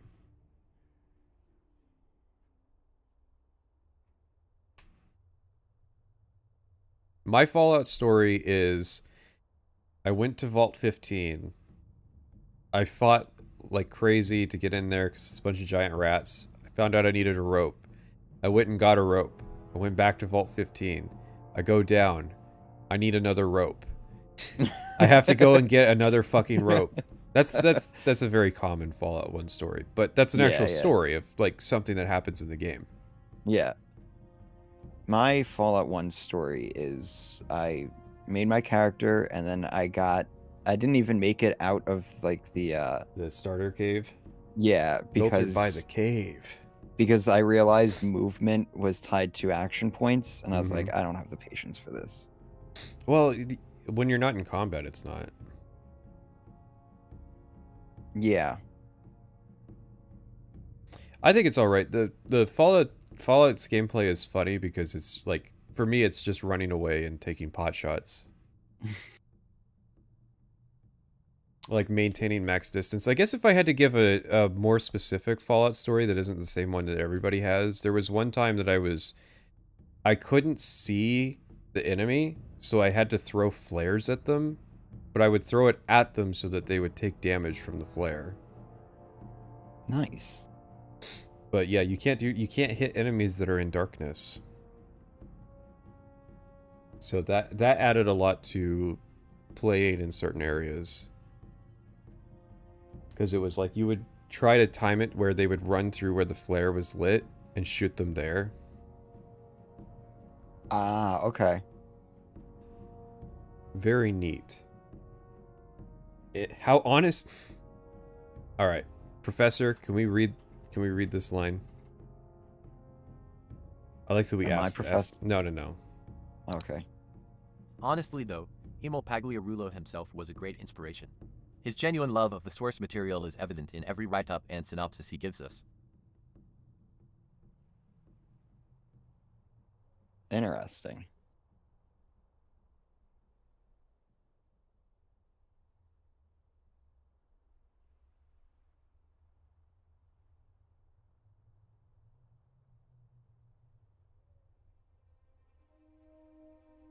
I feel like that's something that you would only say if you hadn't played the original games.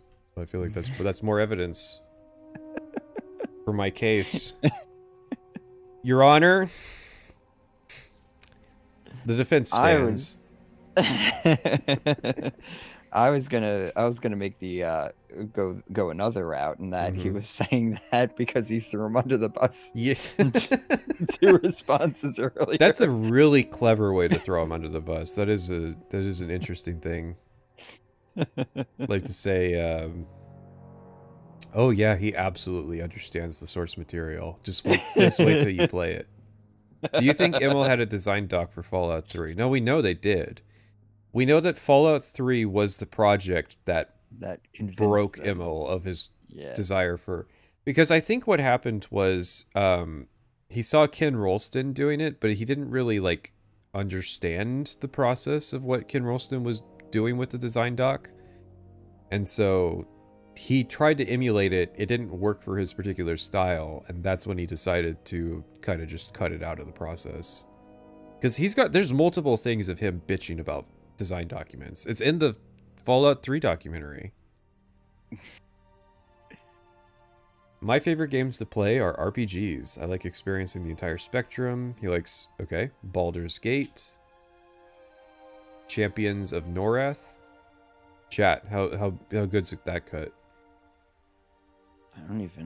I've never heard of He's a that game. devoted World of Warcraft player. That's not an RPG. Degenerate. That's not an RPG. How long have you been playing Fallout? Ooh, they're grilling him. He's been experiencing them ever since the game's released. Oh, hang on. The prosecution has a...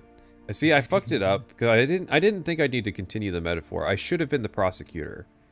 I'm the defense now. That doesn't make sense.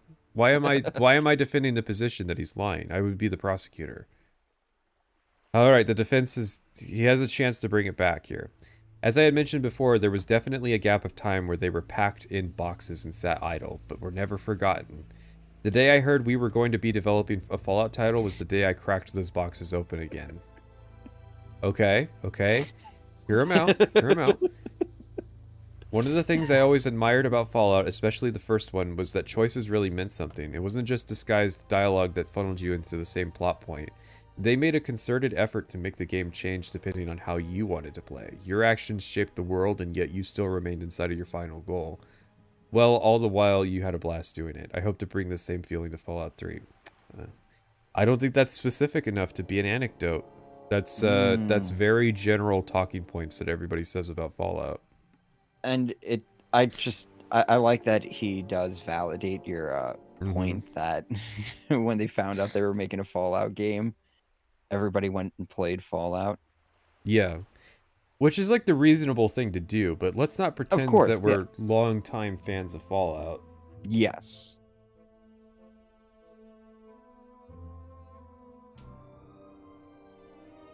What games are you looking forward to? BioShock, Stranglehold. What's Stranglehold? Wasn't that the John Woo game? Isn't it? Yeah. Yeah. Yeah, you're right. Good cut. I have not heard of that game in a long time. Somebody did a video on it. I think it was probably Examined Life of Gaming. Halo 3, Mass Effect, Grand Theft Auto 4, Beautiful Katamari, that's shown up a few times, Assassin's Creed, Crysis, Alan Wake, Uncharted, Drake's Fortune. Ooh, he was looking forward to Hellgate London. I don't even remember that. That's the worst game on this list, probably. Hellgate London was like the pseudo MMO. Oh. Yeah. This one. The Witcher and Left 4 Dead. Which this one? Stranglehold or Hellgate? Hellgate. Yeah, no, that one. 92% liked this video game, according to Google user.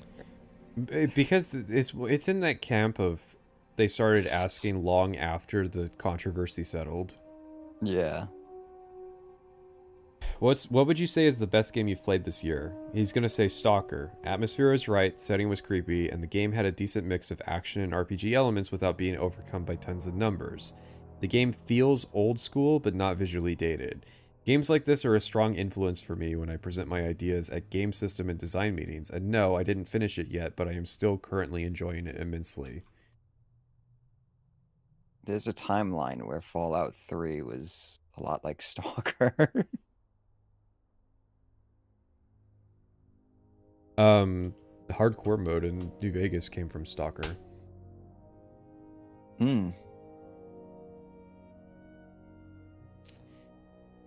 Avid board gamer. Pitch me a dream game. Dream game would be a serious Star Trek RPG complete with an entire universe to explore. Ask questions first and shoot later style. I've been told by a former Bethesda employee that let's see. I want to be specific. Yeah, they were planning for a potential Star Trek game out of Obsidian, but Bethesda was not interested in renewing the license, and the movie studio was going for a big push on the new film. Mm-hmm. And if Obsidian took that project, we would not have gotten Fallout New Vegas. Yeah, you were telling me about that when we were doing our Star Wars Star Trek tangent. It's very interesting to me. Mark Lampert. Ooh. Are we going to get an explanation? Is Mark going to tell us why 705 kilobits per second is absolutely necessary? This is his chance. Why is there a thing called Oblivion Tribute to Assassin's Creed? It's archived. Ooh. I want to see what that post is.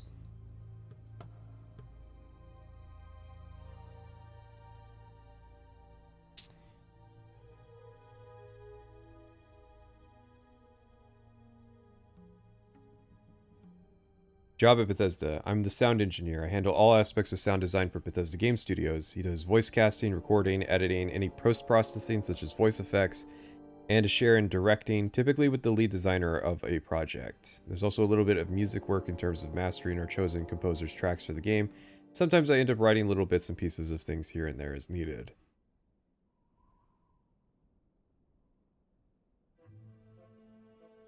Does voice direction alongside the lead. Doesn't name him.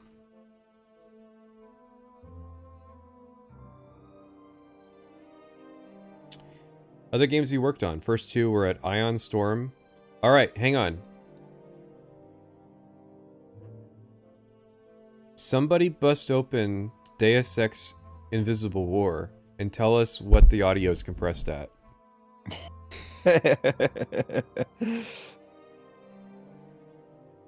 I mean, he wasn't in charge, so he probably didn't get a say. The other two sound designers there at Ion gave me a chance to delve into sound design here and there with Deus Ex 2, and those opportunities expanded again with Thief Deadly Shadows. That was a lot of fun. So he was at Ion Storm alongside Immel. And then he worked on Oblivion. It had been underway for years prior to his arrival. There was an enormous amount of sound work to do. Voice casting needed to start.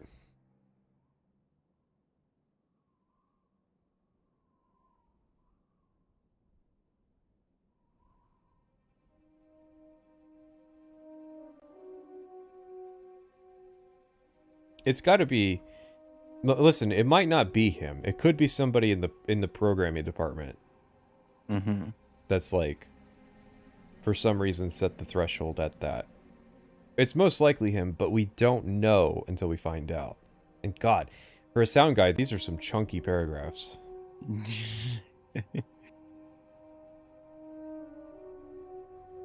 Of course, the thing is that like everything Mark Lampert says is usually really boring. Like it's interesting for like sound people, but it's not the most engaging like thing to read on stream. Hang on, what the fuck is this?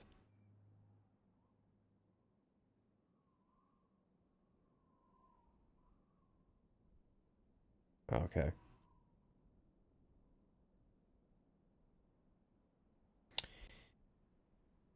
The most challenging sound was either the sound of taking a sigil stone from its tower, or the various sounds that were made for the big fight between Mehrunes Dagon and Akatosh at the end of the game. For those who haven't finished the game, the whole thing about Dagon is really Akatosh's father is just a red herring. Turns out it's the reverse. What? Or the fuck are you talking about? Is that like a made-up spoiler? That's gotta be a made-up spoiler. Dagon is really Akatosh's father. Yeah, I feel like he's spoiling the end of Oblivion. The previous line is spoiling the end of Oblivion, that there's a fight between the two, so I think that he's putting in a red herring to distract people from it. Yeah. Don't take it literally. And listen, chat, I know you're autistic. I know that you don't understand that people who aren't autistic are able to speak semi-ironically at points to convey certain things. You just don't get it. You don't understand why. Yeah, it's a Star Wars joke. He's trying to delay people's understanding of the actual spoiler by referencing a very common, controversial spoiler that was in our culture. It's interesting. Okay. I don't know at what point people stopped caring about spoiling the end of Empire Strikes Back, but it was in my lifetime at some point.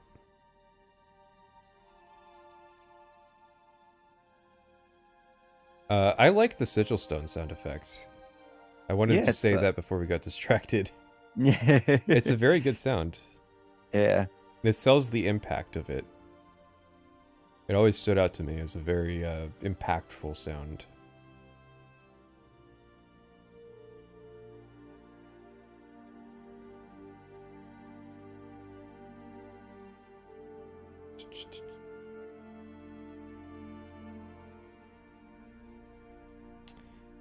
There's over 37,000 lines of spoken dialogue in Oblivion. Discuss. Yes, Mark. Let's discuss the limit of the amount of lines of spoken dialogue in Oblivion. Hang on. Alright. Theory.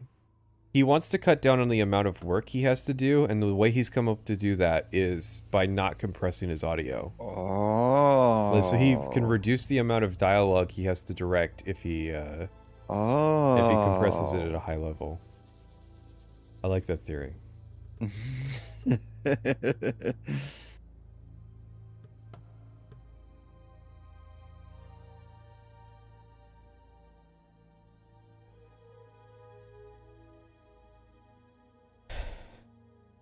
All right, do you want to read this one? Sure. You need the link? Yeah.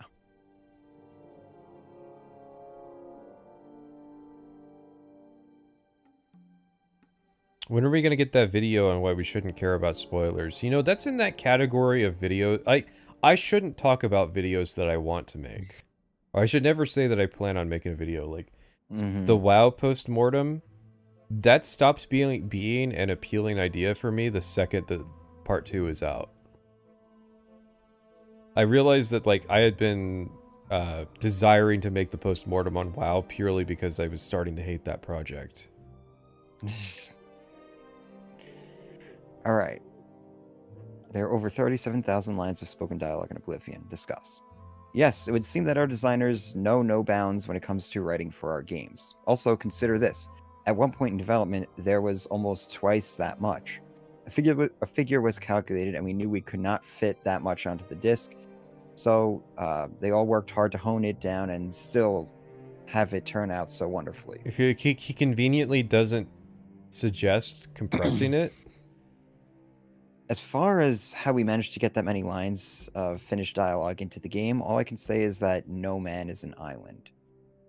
People spent a lot of time here playing the game and testing out the dialogue in the game, and that saved a lot of trouble during recording, in that there wasn't too many things to change that couldn't wait until the shorter pickup sessions, which would follow later on. We also recorded it in 2 studios at the same time, with me directing in one and another designer directing in another. That way, we would record the voice actors more quickly and then turn the raw recordings over to 2 or 3 editors so that we could get everything turned around into the game in a timely manner. I edited a bunch of it nonetheless, as I always have little picky changes that I want to make, plus listening through each and every file toward the end of these towards the end for the sake of quality control, plus post effects, plus doing the same for localized versions, but it all got done at the end at the hands of many. Jeez, that was a long run-on sentence. Pause. All right, let's breathe. Yeah, I'm not getting a reason about the compression. I don't think he's gonna mention it. Probably this is gonna be one of those mysteries until we get the chance to ask somebody about it. What's gonna be horrifying is if we ask somebody that and they're just like, "Wait, what? Wait, what?" They like do nobody. Yeah, nobody in 15 years has ever proposed that they compress it, because I feel like it's one of those things where people would just assume that they know and that they just didn't do it. Yeah. They're just sitting there like, "Wait, what do you mean it's not compressed?" And then you tell them it's like someone they just have like a mental breakdown right then and there. That would be funny if the outcome of the story is like TES 6 is like 70 gigabytes. It would be I think crazy the if he does mention compression. It would be so unnerving if the Bethesda devs never knew about compression. Well, it's not lossless, is the thing. It is compressed. It's just compressed at a quality level that's way higher than is necessary. So, what's happening here? All right. I really wonder if just nobody's realized it. It's not possible, okay? Think about the practicality of this for a second. You're a designer, you've worked really hard on this idea, and you're being told that some of the stuff that you made is up on the cutting room floor. You're not gonna, like, that's probably a controversy at the studio for at least 2 weeks on each project.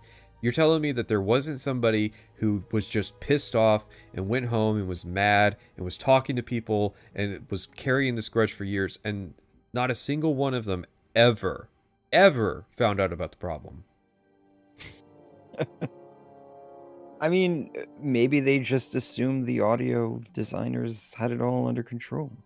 There is a theory that compressed audio adds a CPU overhead, and consoles have bad CPUs, so nobody compresses audio. Yeah, but Fallout New Vegas. Yeah, but Fallout New Vegas has crashing issues.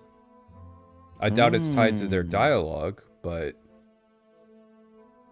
I don't know. I don't buy it. It's worth it to me, in my opinion. Yeah. Fallout 3 would be better if it had 15,000 lines more of dialogue. Even if there wasn't any more quests, it was just more dialogue that fleshes out the quests that are already in the game.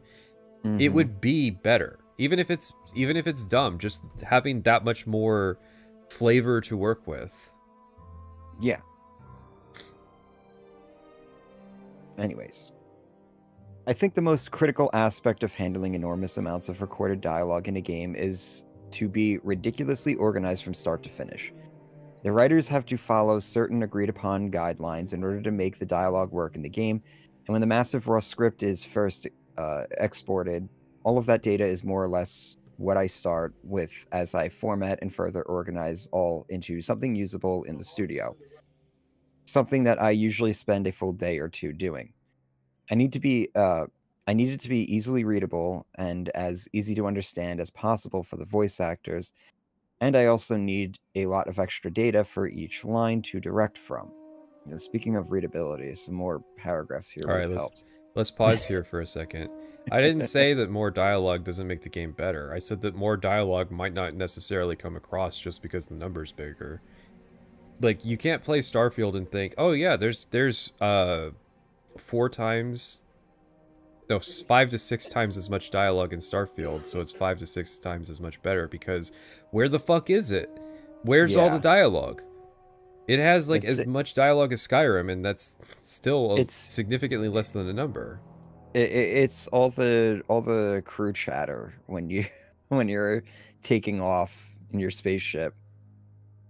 It's all the funny quips that Cora gives. That's what I assume, is that there's a lot of like incidental dialogue somewhere in the game that just doesn't register in the final count, but still, like, it doesn't come across, and so it feels like just an artificial marketing number. Like, somebody has to sit down and actually figure out what is going on with the dialogue in Starfield. Alright, let us continue.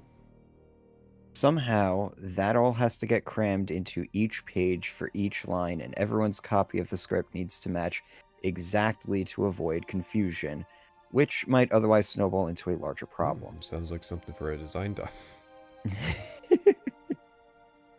It should be easy for the editor to make sense of, even if it's a matter of weeks before they start, and it all has to make sense in the months that follow when the odd dialogue bug is popping up in the game here and there.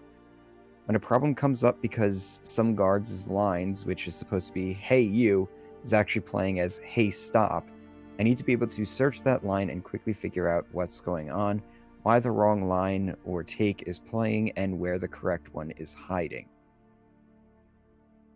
Having actual paper copies of the script to work from is a big help too, even if it does mean a pricey visit to a local printing shop. It saves everyone's eyes, you can make notes directly on the page, the designers can write in their line, write in as we adjust dialogue on the fly during the session.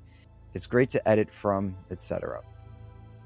In the end, it's worth having. You also get to keep a full copy on your shelf to show off too. Those five 3-inch binders completely packed full of paper. Yeah, we recorded all of that, and at one time it would have been almost twice as much.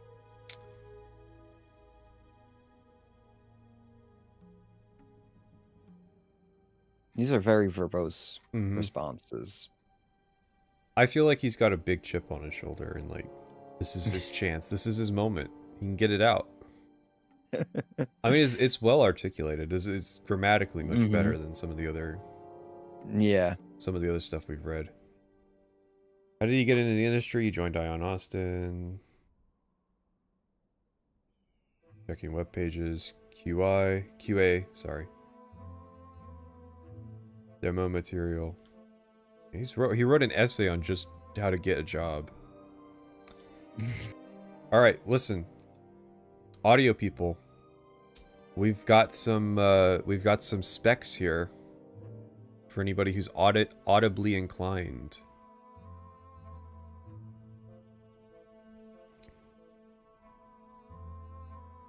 Alrighty, let's see. Nuendo made by Steinberg version, so it's some version in the 3s. It's powerful post-processing software package. Works with this sound design for recording and editing. He uses Sony's SoundForge for quick and simple edits and sometimes batch processing. And he's got a nice suite of plugins from Waves and Native Instruments, which gives him all the professional processing and mastering power he needs. Other hardware includes an RME Fireface 800 interface, Edirol MIDI controller, Mackie 12-channel mixer, big knob monitor system, a stereo outboard EQ, and Mackie HR824 monitors.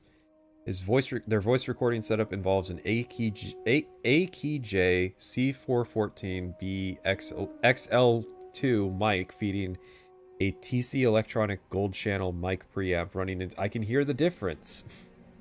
Running into the RME interface mentioned above. The rest of the processing done to the voice signal is done via the Waves plugins. Also got a very nice field recording setup that centers around the sound device's 702T field recorder. Primary mics used in my field recordings are an Audio-Technica AT822 stereo mic and AT835B shotgun, plus the usual accessories like a boom pole and Zeppelin windscreen.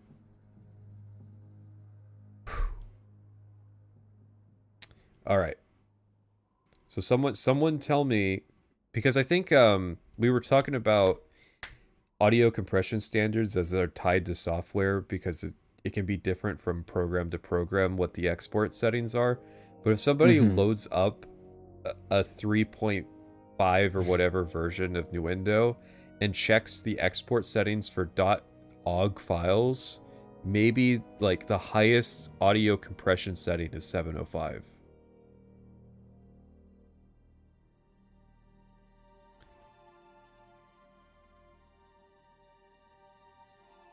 That would be the way to, like, definitively answer the question.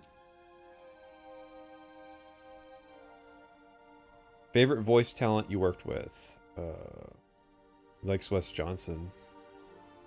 Who wouldn't like Wes Johnson? He kind of grates on me. I'm just saying, though, like as a professional, though. Sure. Like, I feel he like carried Oblivion. I feel like I feel like you wouldn't make it very far if you weren't mildly professional. Ulfric Stormcloak. Some here in Helgen think you don't compress your audio. Craig Seckler and Jonathan Bryce are also regulars on our project. All three of those guys have a real knack for sculpting the lines as they see fit. See, I feel like Jonathan Bryce wasn't selling it in Fallout 3. He's like the generic white guy voice in Fallout 3, like all the Rivet City guards and stuff. Oh, yeah. I feel like he really wasn't selling it this project. Which this was the last one he did in a major role.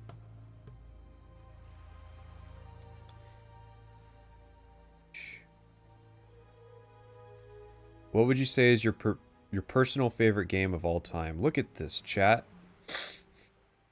All right. What he's a sound guy, so he likes Civilization, Darklands. He has a Fallout anecdote. Chat, just when you were probably starting to hate him, he has an actual Fallout anecdote. Get to put him in the has a real Fallout anecdote category.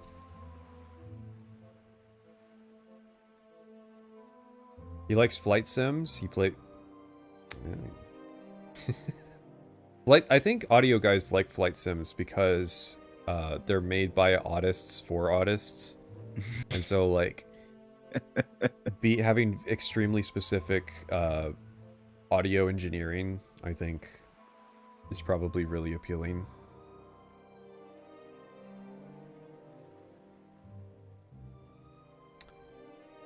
Well, okay, hang on. Wes Johnson as a person and Wes Johnson as an actor. I feel like he wasn't selling in Starfield. Nah. His role in Starfield was very underwhelming. He didn't sell that role. Of like, you're running a trucking company, you make spaceships, and you're like... He's still, like... Every Wes Johnson role, he does the bouncing back and forth between cadences thing. Yeah. Yeah, it's like why would a space trucking CEO sound like this? I think he was going for like he has a public image that's like chipper, and then like he's really like a sociopath under the thing. But yeah. I don't think he pulled it off. I don't think he pulled it off, and I feel like that would just undermine like what was supposed to be the moral ambiguity in that quest. Yeah, it's too obvious that he's evil. Yeah. He likes Syndicate. He likes Crackdown. Man, Crackdown. A game that was only ever talked about in this era. What was up with that? Was it just because it was the Halo 3 beta game? I mean, that's definitely why people played it. I thought Crackdown 1 was fun. I enjoyed it for what it was. It had the cheat mode that they had built into it was also really cool. You get to spawn a bunch of shit in, and it was a fun sandbox game. He's the guy that sits at coffee shops in DC and reads for hours, and he learns German. He's into amateur radio. Plays guitar. He goes to the gym. He runs. He hikes. He has a family. Mm-hmm. Well, you want to learn German if you're a sound guy, 'cause almost all the audio equipment is designed in Germany. So you want to go there and see their facilities and stuff.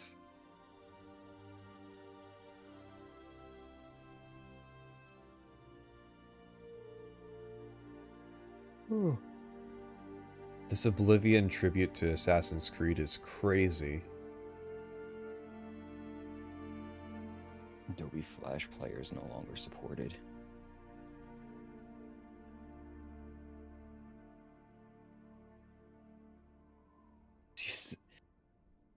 Using a Lonely Souls by Uncle. That's funny.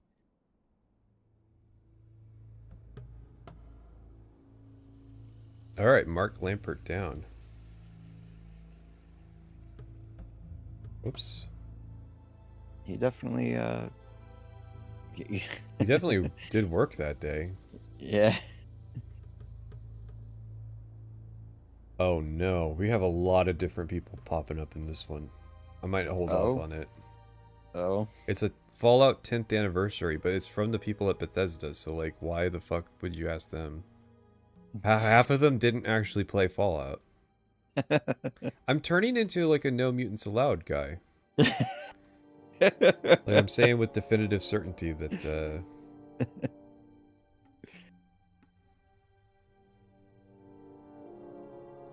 I'm piss testing the Fallout 3 devs.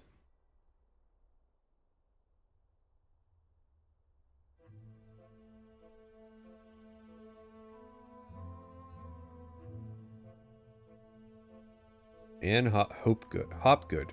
Sorry. She is an interface... okay, she is a senior programmer in the area of artificial intelligence. She messes with interface and gameplay. She's the primary architect, one of the primary architects of the Radiant AI system, and is hard at work on Fallout 3. First game was Morrowind, where she did interface and gameplay. Okay.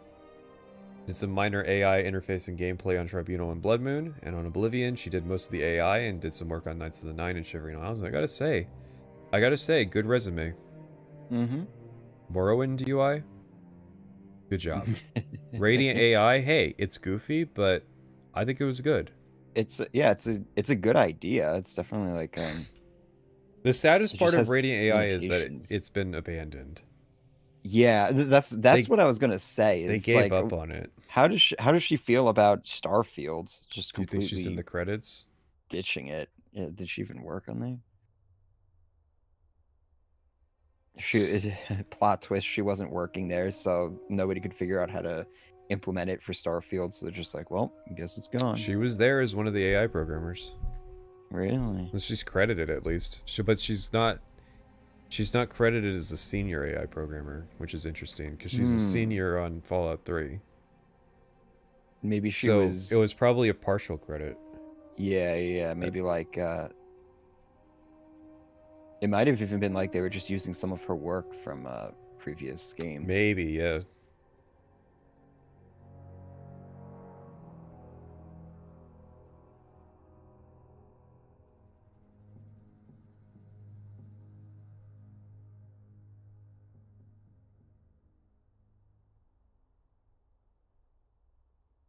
This is all very interesting. As luck would have it, Todd Howard decided to interview for programmers at the University of Maryland the semester I was graduating.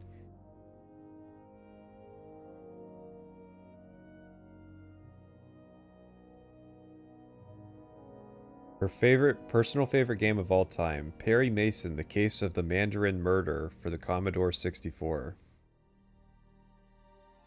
See, this is a hell of a contrast. She's got, like, no answers.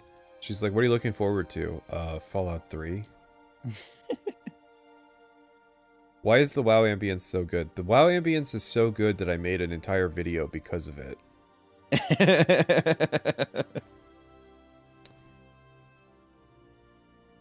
Worst job.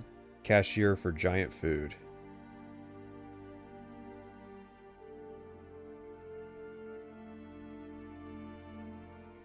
She's trying to play The Witcher on PC. Very boring. They asked... They're like copy-pasting the questions, but they didn't ask her any good questions. Yeah. Like, this is the person who made Radiant AI. Why are we asking her about her time at fucking the grocery store?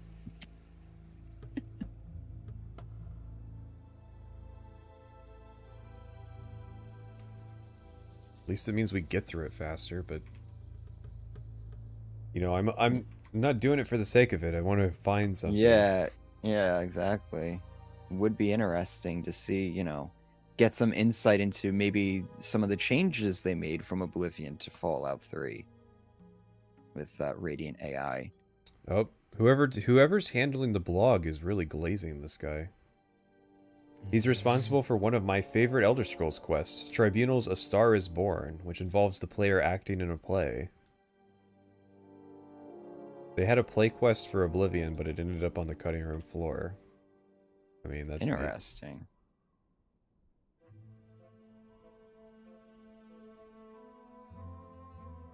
Sounds more interesting than half of the quests that made it into the game. That's the problem with hearing that they had like an idea that got cut, was like, we got the fucking potato quest, but we didn't get the play. I thought you defended the potato quest. I do defend the potato quest, because it's not very much dialogue, so it's not like you could cut it and then fit in all the dialogue that the play would require.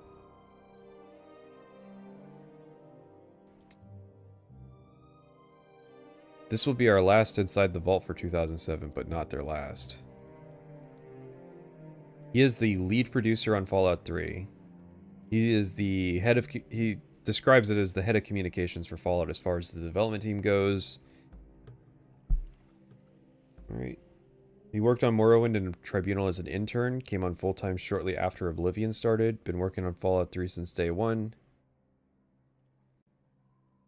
And it was his sole concern pretty much the day Oblivion went gold.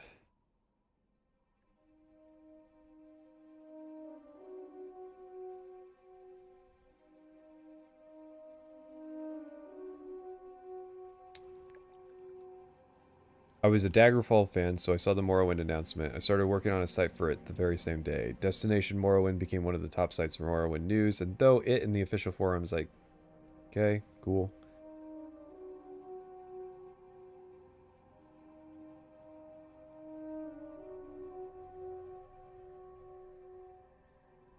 So he talked with Pete so much, he bothered Pete so much that it annoyed him, and he passed him off to Todd, which, he wasn't the junkyard dog yet. A few years later, you wouldn't have been able to get to Todd through Pete. I'm just saying. Yeah. Todd was like, "No, you annoyed Pete." I like that. Mm-hmm. Well, it didn't get him a job yet.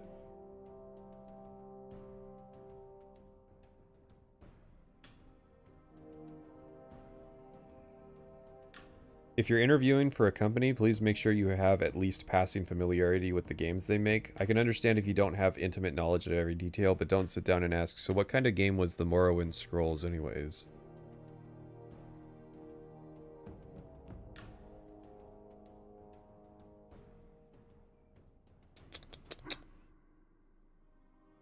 Yeah, it would behoove you to read up on the company and on Wikipedia at least. I can believe that people don't. Oh no, I'm. Ooh, okay. He's naming something that nobody else has named yet. Oh. He's looking forward to Gearbox's Borderlands. He's excited to see what id does with the game Rage.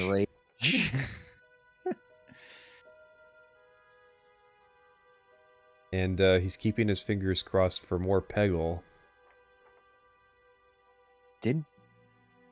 I think there was a Peggle too, wasn't there?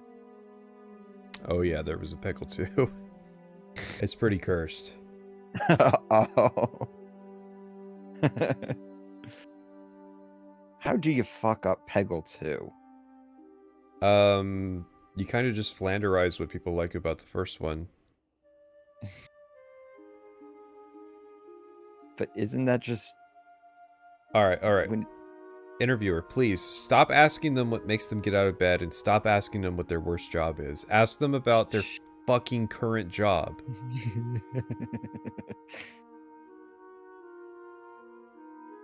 I feel like Pete was like clamping down as like, you can't give any good information. This is the goddamn lead producer and I pulled nothing out of the article. No, see, what this is about is getting to know the people who are making the game so that people stop sending them death threats that they're making a Fallout game. We gotta humanize the team, okay? They're people. They have cats. What's your favorite color? Pat, what is your favorite color? Orange. All right, moving on. All right, Christiane Meister. You may also know her as Horse Lady. Ah. She's the lead character artist for Morrowind and Oblivion. She would go on to do Skyrim as well. I don't remember what she did on Fallout 4, but she was around a long time. Her horses were the inspiration for horses in Oblivion.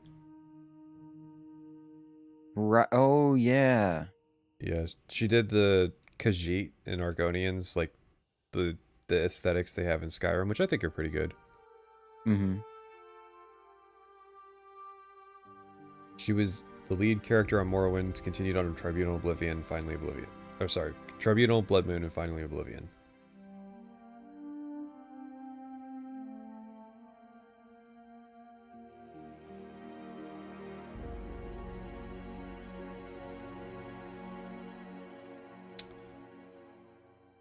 Mass Effect is out at this point, because she's saying that she needs to sit down and play it. Well, yeah, if the last one was the last of 2007, right? So then... Yeah. We're in 2008 now. Yeah. We skipped several months because there's a lot of them where I don't know the date. Like, they just never sat down and recorded a date for it.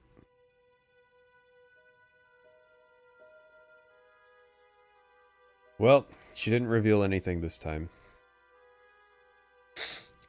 I feel like just glancing through the questions first. Yeah. Let's see how this goes. What's your job? What other games have you worked on? What's the best part of your job? How did you get into the industry? What's your personal all-time favorite game? What are you looking forward to? What makes you get out of bed? What's the worst job you had? Do you have any other hobbies or interests? Yeah, so like those last three you can definitely just ignore. Alright, Eric Dietrich. He's a interface programmer. Started off at Ubisoft on Tarzan Untamed for the GameCube. He worked on Oblivion and now Fallout 3.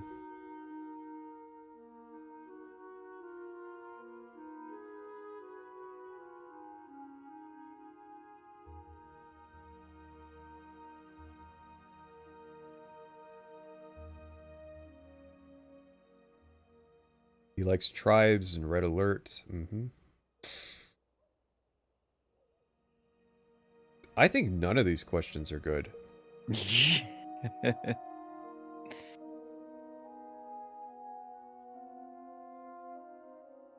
They're too vague is the problem. They're too like vague in general. You got to ask people specific questions. What was the hot dog incident last week? There was a hot dog incident? Gary Noonan. He's a character animator. If Bethesda made games since '96, they probably have a credit on it, from Battlespire to Fallout 3. Okay.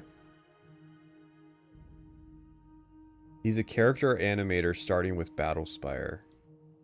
He must have had a different job title, because obviously that's more of a 3D thing.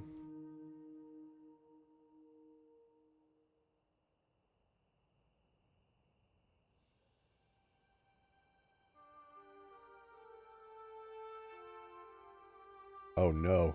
He wrote an essay on getting into the industry. That was a very common question back then. Because it was a period of, like, studio expansion.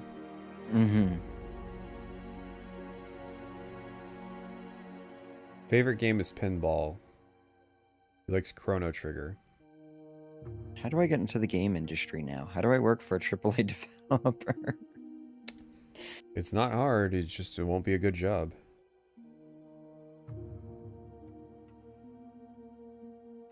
They're always looking for people to chew up and spit out now. Wow, it's like every other industry. Burn and churn.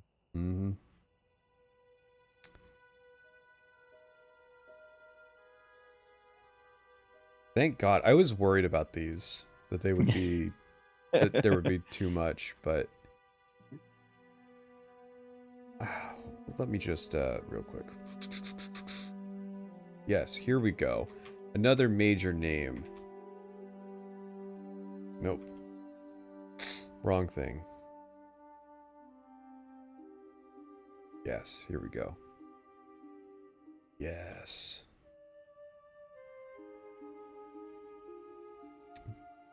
A character we've named, but we haven't really talked about at length today. But he's a recurring character. Peter Hines, Product Manager.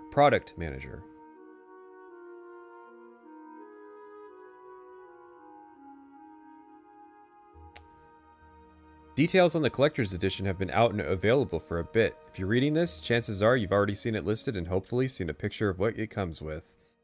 We take a measure of pride in our collector's edition. It's something we spend a lot of time thinking about. What's a good fit? What do fans want? What's feasible and what isn't?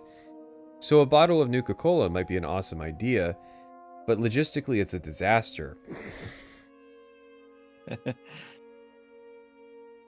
And yet we got Nuka rum in the future.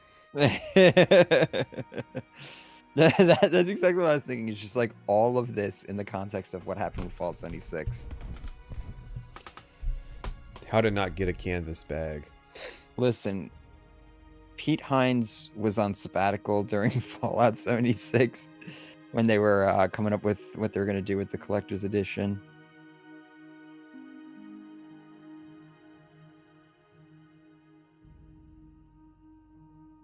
Interesting. So, the three things that are in the collector's edition also have an inordinate and random presence in the game, which is the Pip-Boy, which was invented for this game. The lunchbox, which is fucking useless, but yet shows up everywhere. The Vault-Tec lunchbox. Well, you use it for making bottle cap mines. So the lunchbox, which is useless and shows up everywhere. Bottle cap mines are extremely powerful in very specific circumstances. No, it's like what I said earlier. Todd was like, we need to acquire this IP because we can merchandise the fuck out of it.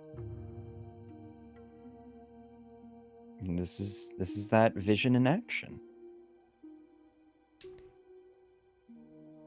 Can I get a actual fully working set of power armor for Fallout 6? Fallout 5? Yeah, the $1,000 collector's edition. Here's your cosplay power armor. Co-developed by Tesla and SpaceX.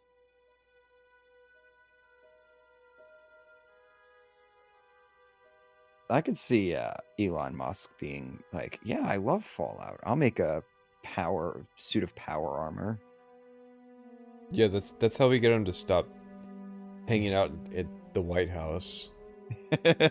we sink him back into Fallout. So the lunchbox section doesn't really have anything in it. Why the fuck is there a lunchbox in the collector's edition? Why is there a lunchbox in this game? Why is there a Vault-Tec themed lunchbox? So it's like an in-universe marketing gimmick, but why were they so prolific? Because something Vault-Tec launched the nukes. You always say that. It's your answer to every question is Vault-Tec launched the nukes. It just feels so weird that the lunchboxes are so prevalent in the game. Can I buy that's what I'm... a Vault-Tec lunchbox right now? An official Vault-Tec... See, that's what I'm thinking is that... lunchbox. The concept of the lunchbox is 50s coded, but... So, you know, they didn't really have refrigeration at the time. 50s core thing? I guess. It's just very strange. The bobbleheads. Somebody's selling one. Used one on eBay. $35. Wait. $34. He's telling a story. Back when we showed off the game for the first time last year, we were trying to come up with an idea of another cool thing to give to the press. We toyed with the idea of an iguana on a stick, and a number of other things. The idea of a bobblehead came up, and I mentioned it to Todd and Emil when they said they'd already been talking about having those in the game as Easter eggs throughout the world. So it really is that items are made to be merchandise. Of course. But Todd has a vision. He's always had a vision. He was just about to tell Pete that this is the next promotional item that they're going to include.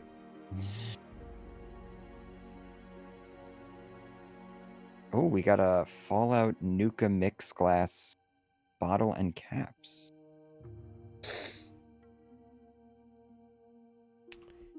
Yeah, I heard that Elon Musk was paid to get a Pillars of Eternity account. So what I think probably happened is that I can buy that Elon Musk was actually really high rank in Diablo, but I think he wanted to get into Pillars of Eternity, and he wanted to showcase that he was like an auteur at everything he picked up. So he just bought a high-ranking Pillars of Eternity account because obviously they're different games. There's a slight because there's in the same genre doesn't mean that you can just transfer from being high-end in one game to high-end in the next. Yeah.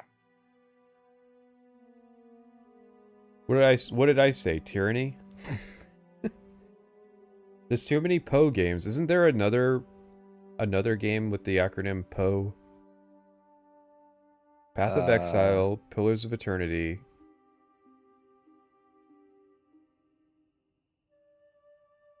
I'm trying to think. I'm pretty sure there's another game.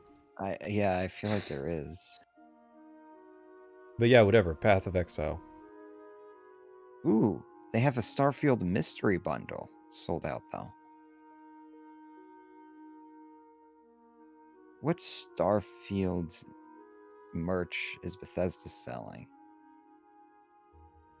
Crimson Fleet banner. God, I hate art books. I fucking hate art books. So but not as like a product thing, but as a it's very annoying to buy an art book for a game because it's basically a gamble if you're gonna get anything useful out of it. Yeah. So all of the Starfield merch that isn't sold out is on sale. Is that the case with Fallout? Are they running like a store-wide sale? Usually when they'll start selling the stuff when they want to like clearance it out. I've looked at those stores before. Yeah, like all the Fallout stuff's on sale. The stuff that isn't is either out of stock or as a pre-order. There's a making of DVD. Yeah, there is a making of DVD. With lots of behind-the-scenes interviews and insight into the making of the game.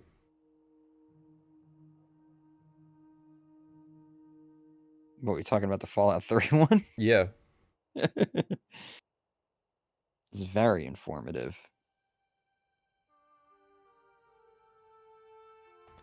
So they got a replica Pip-Boy, but it's not functional. They would fuck with that idea for a while, so it's just a clock. You know what's funny? They were selling Hi-Fi Rush merchandise. Really? Mm-hmm. Well, yeah, I think they sell merch for like most of the stuff they make. Yeah, I just find it funny that there's still merch, but the Bethesda's studio... a weirdly merch-heavy, God damn it, Pete. They have Redfall. You're letting me down. I'm gonna have to bust out the emergency H-Bomber guy. There's the Redfall announcement tee. 1950. You can for just $19.50. How much is the game right now? I feel like that's more expensive than the game is. Listen, don't buy it. None of the money goes to the people who made it. No, Redfall is $40 right now on Steam. No, you have to pay me that much to play it. Not you, chat. Don't know. Not you. Don't the chat pay me because I'm not gonna play it. Well, first off, they need to pay you just to cover the cost of the game, and then they need to pay you on top of that. So it's like $80 total. It has a 39% positive rating on Steam. Isn't this game abandoned at this point? Because like Redfall, yeah, it doesn't have any players, and they stopped making content for it. The developers. I think they ran a patch that made it run without their central server. Oh, that's interesting. $80 in Best Buy gift cards. It might be a different price at Best Buy. They might not be for sale there. You're taking a risk. You're taking a risk, chat. What the hell is Redfall? You see, we've reached a point of healing in the industry if people don't know what Redfall is. Whoa, I can get a Vasco statue. Is it the Vasco statue? No, it's a different one. Alright, I'll take your word for it. Yeah, the people. No, $130. yeah, the people who made Redfall got shut down, but before they got shut down, they did like an end of life patch. This is very, very detailed. I think this Vasco is more detailed than the Vasco in game. You're gonna have to show me. Quit telling me about it and show me. Unless you want me to share my screen. No, just send a link. Yeah, I did.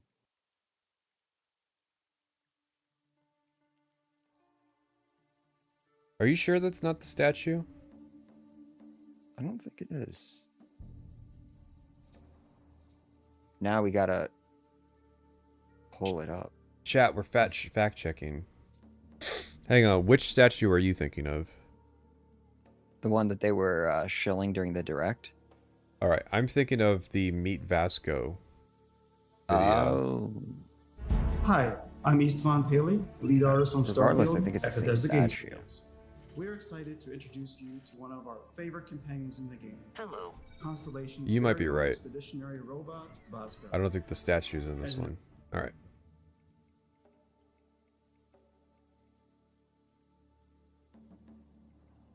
Notes. Starfield Direct.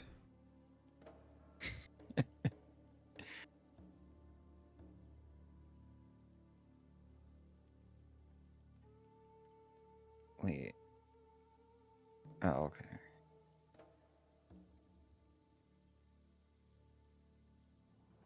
Sign in to confirm your age. Fuck off.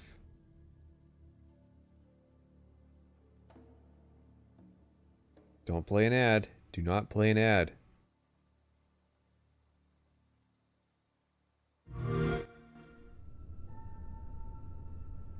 I need to get this Starfield poster. This means a design language with a tech Perfect. advanced, yet still looks grounded and relatable. For us, it's Wait. contrast.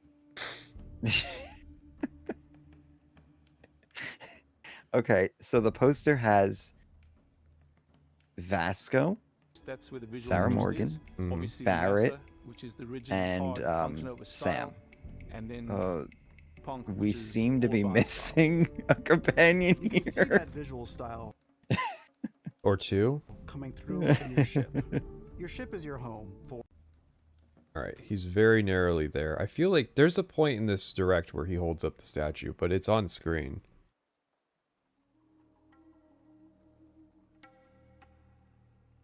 You don't think that's the... No, it's not. You're right. Man, what is that? What even is that? What, the merch one or the... Both of them, yeah. No, it's the same thing. Remember the fucking... You can't even get the coffee mugs that they're showing. Yeah. Vasco's a bit of a cursed companion.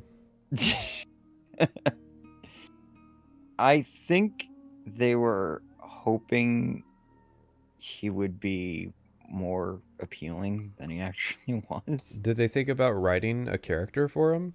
He's just kind of a slave. Yeah. He's supposed to be the claptrap of Starfield. Yeah, but he has no dialogue. He has no opinions. He's literally a servant. No. He'll have some quips every now and then.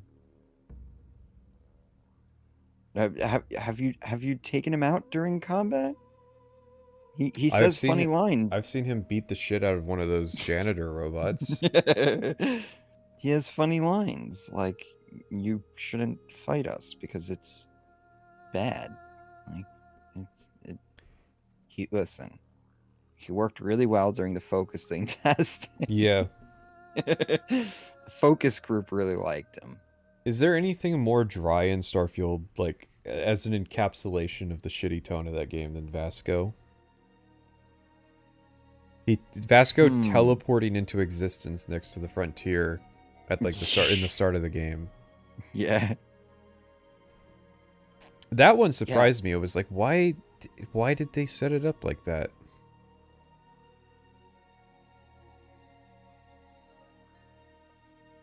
Ugh. Well, that was a 6-hour stream. Nice. We're doing the Will Shin interview tomorrow. I don't know about tomorrow. All right, we're doing the Will Shin interview at some point on his channel. Some point. Yeah, Go sub to Private Sessions channel to get notifications on when Skyrim Part 5 comes out. There's another interview, by the way. He got Nate Perkypile, the same guy that got Will Shin. Oh, really? Yeah, which means he probably planned it out as a double feature, like back to back. It's not like I doubt he negotiated that interview after releasing the Will Shin one. Yeah. Well, Nate was doing a lot of interviews for his new game, so. All right, we got through. Let's see. Please tell me we got through all of them. 2, 3, 4, 5, 6, 7, 8, 9, 10, 11, 12, 13, 14, 15. We got through 16 articles. 16 out of 16. Nice. Sure. 11, 12, 13, 14, 15, 16, 17, 18, 19, 20, 21, 22, 23, 24, 25, 26, 27, 28, 29, 30, 31, 32, 33, 34, 35, 36, 37, 38. 39 more to go.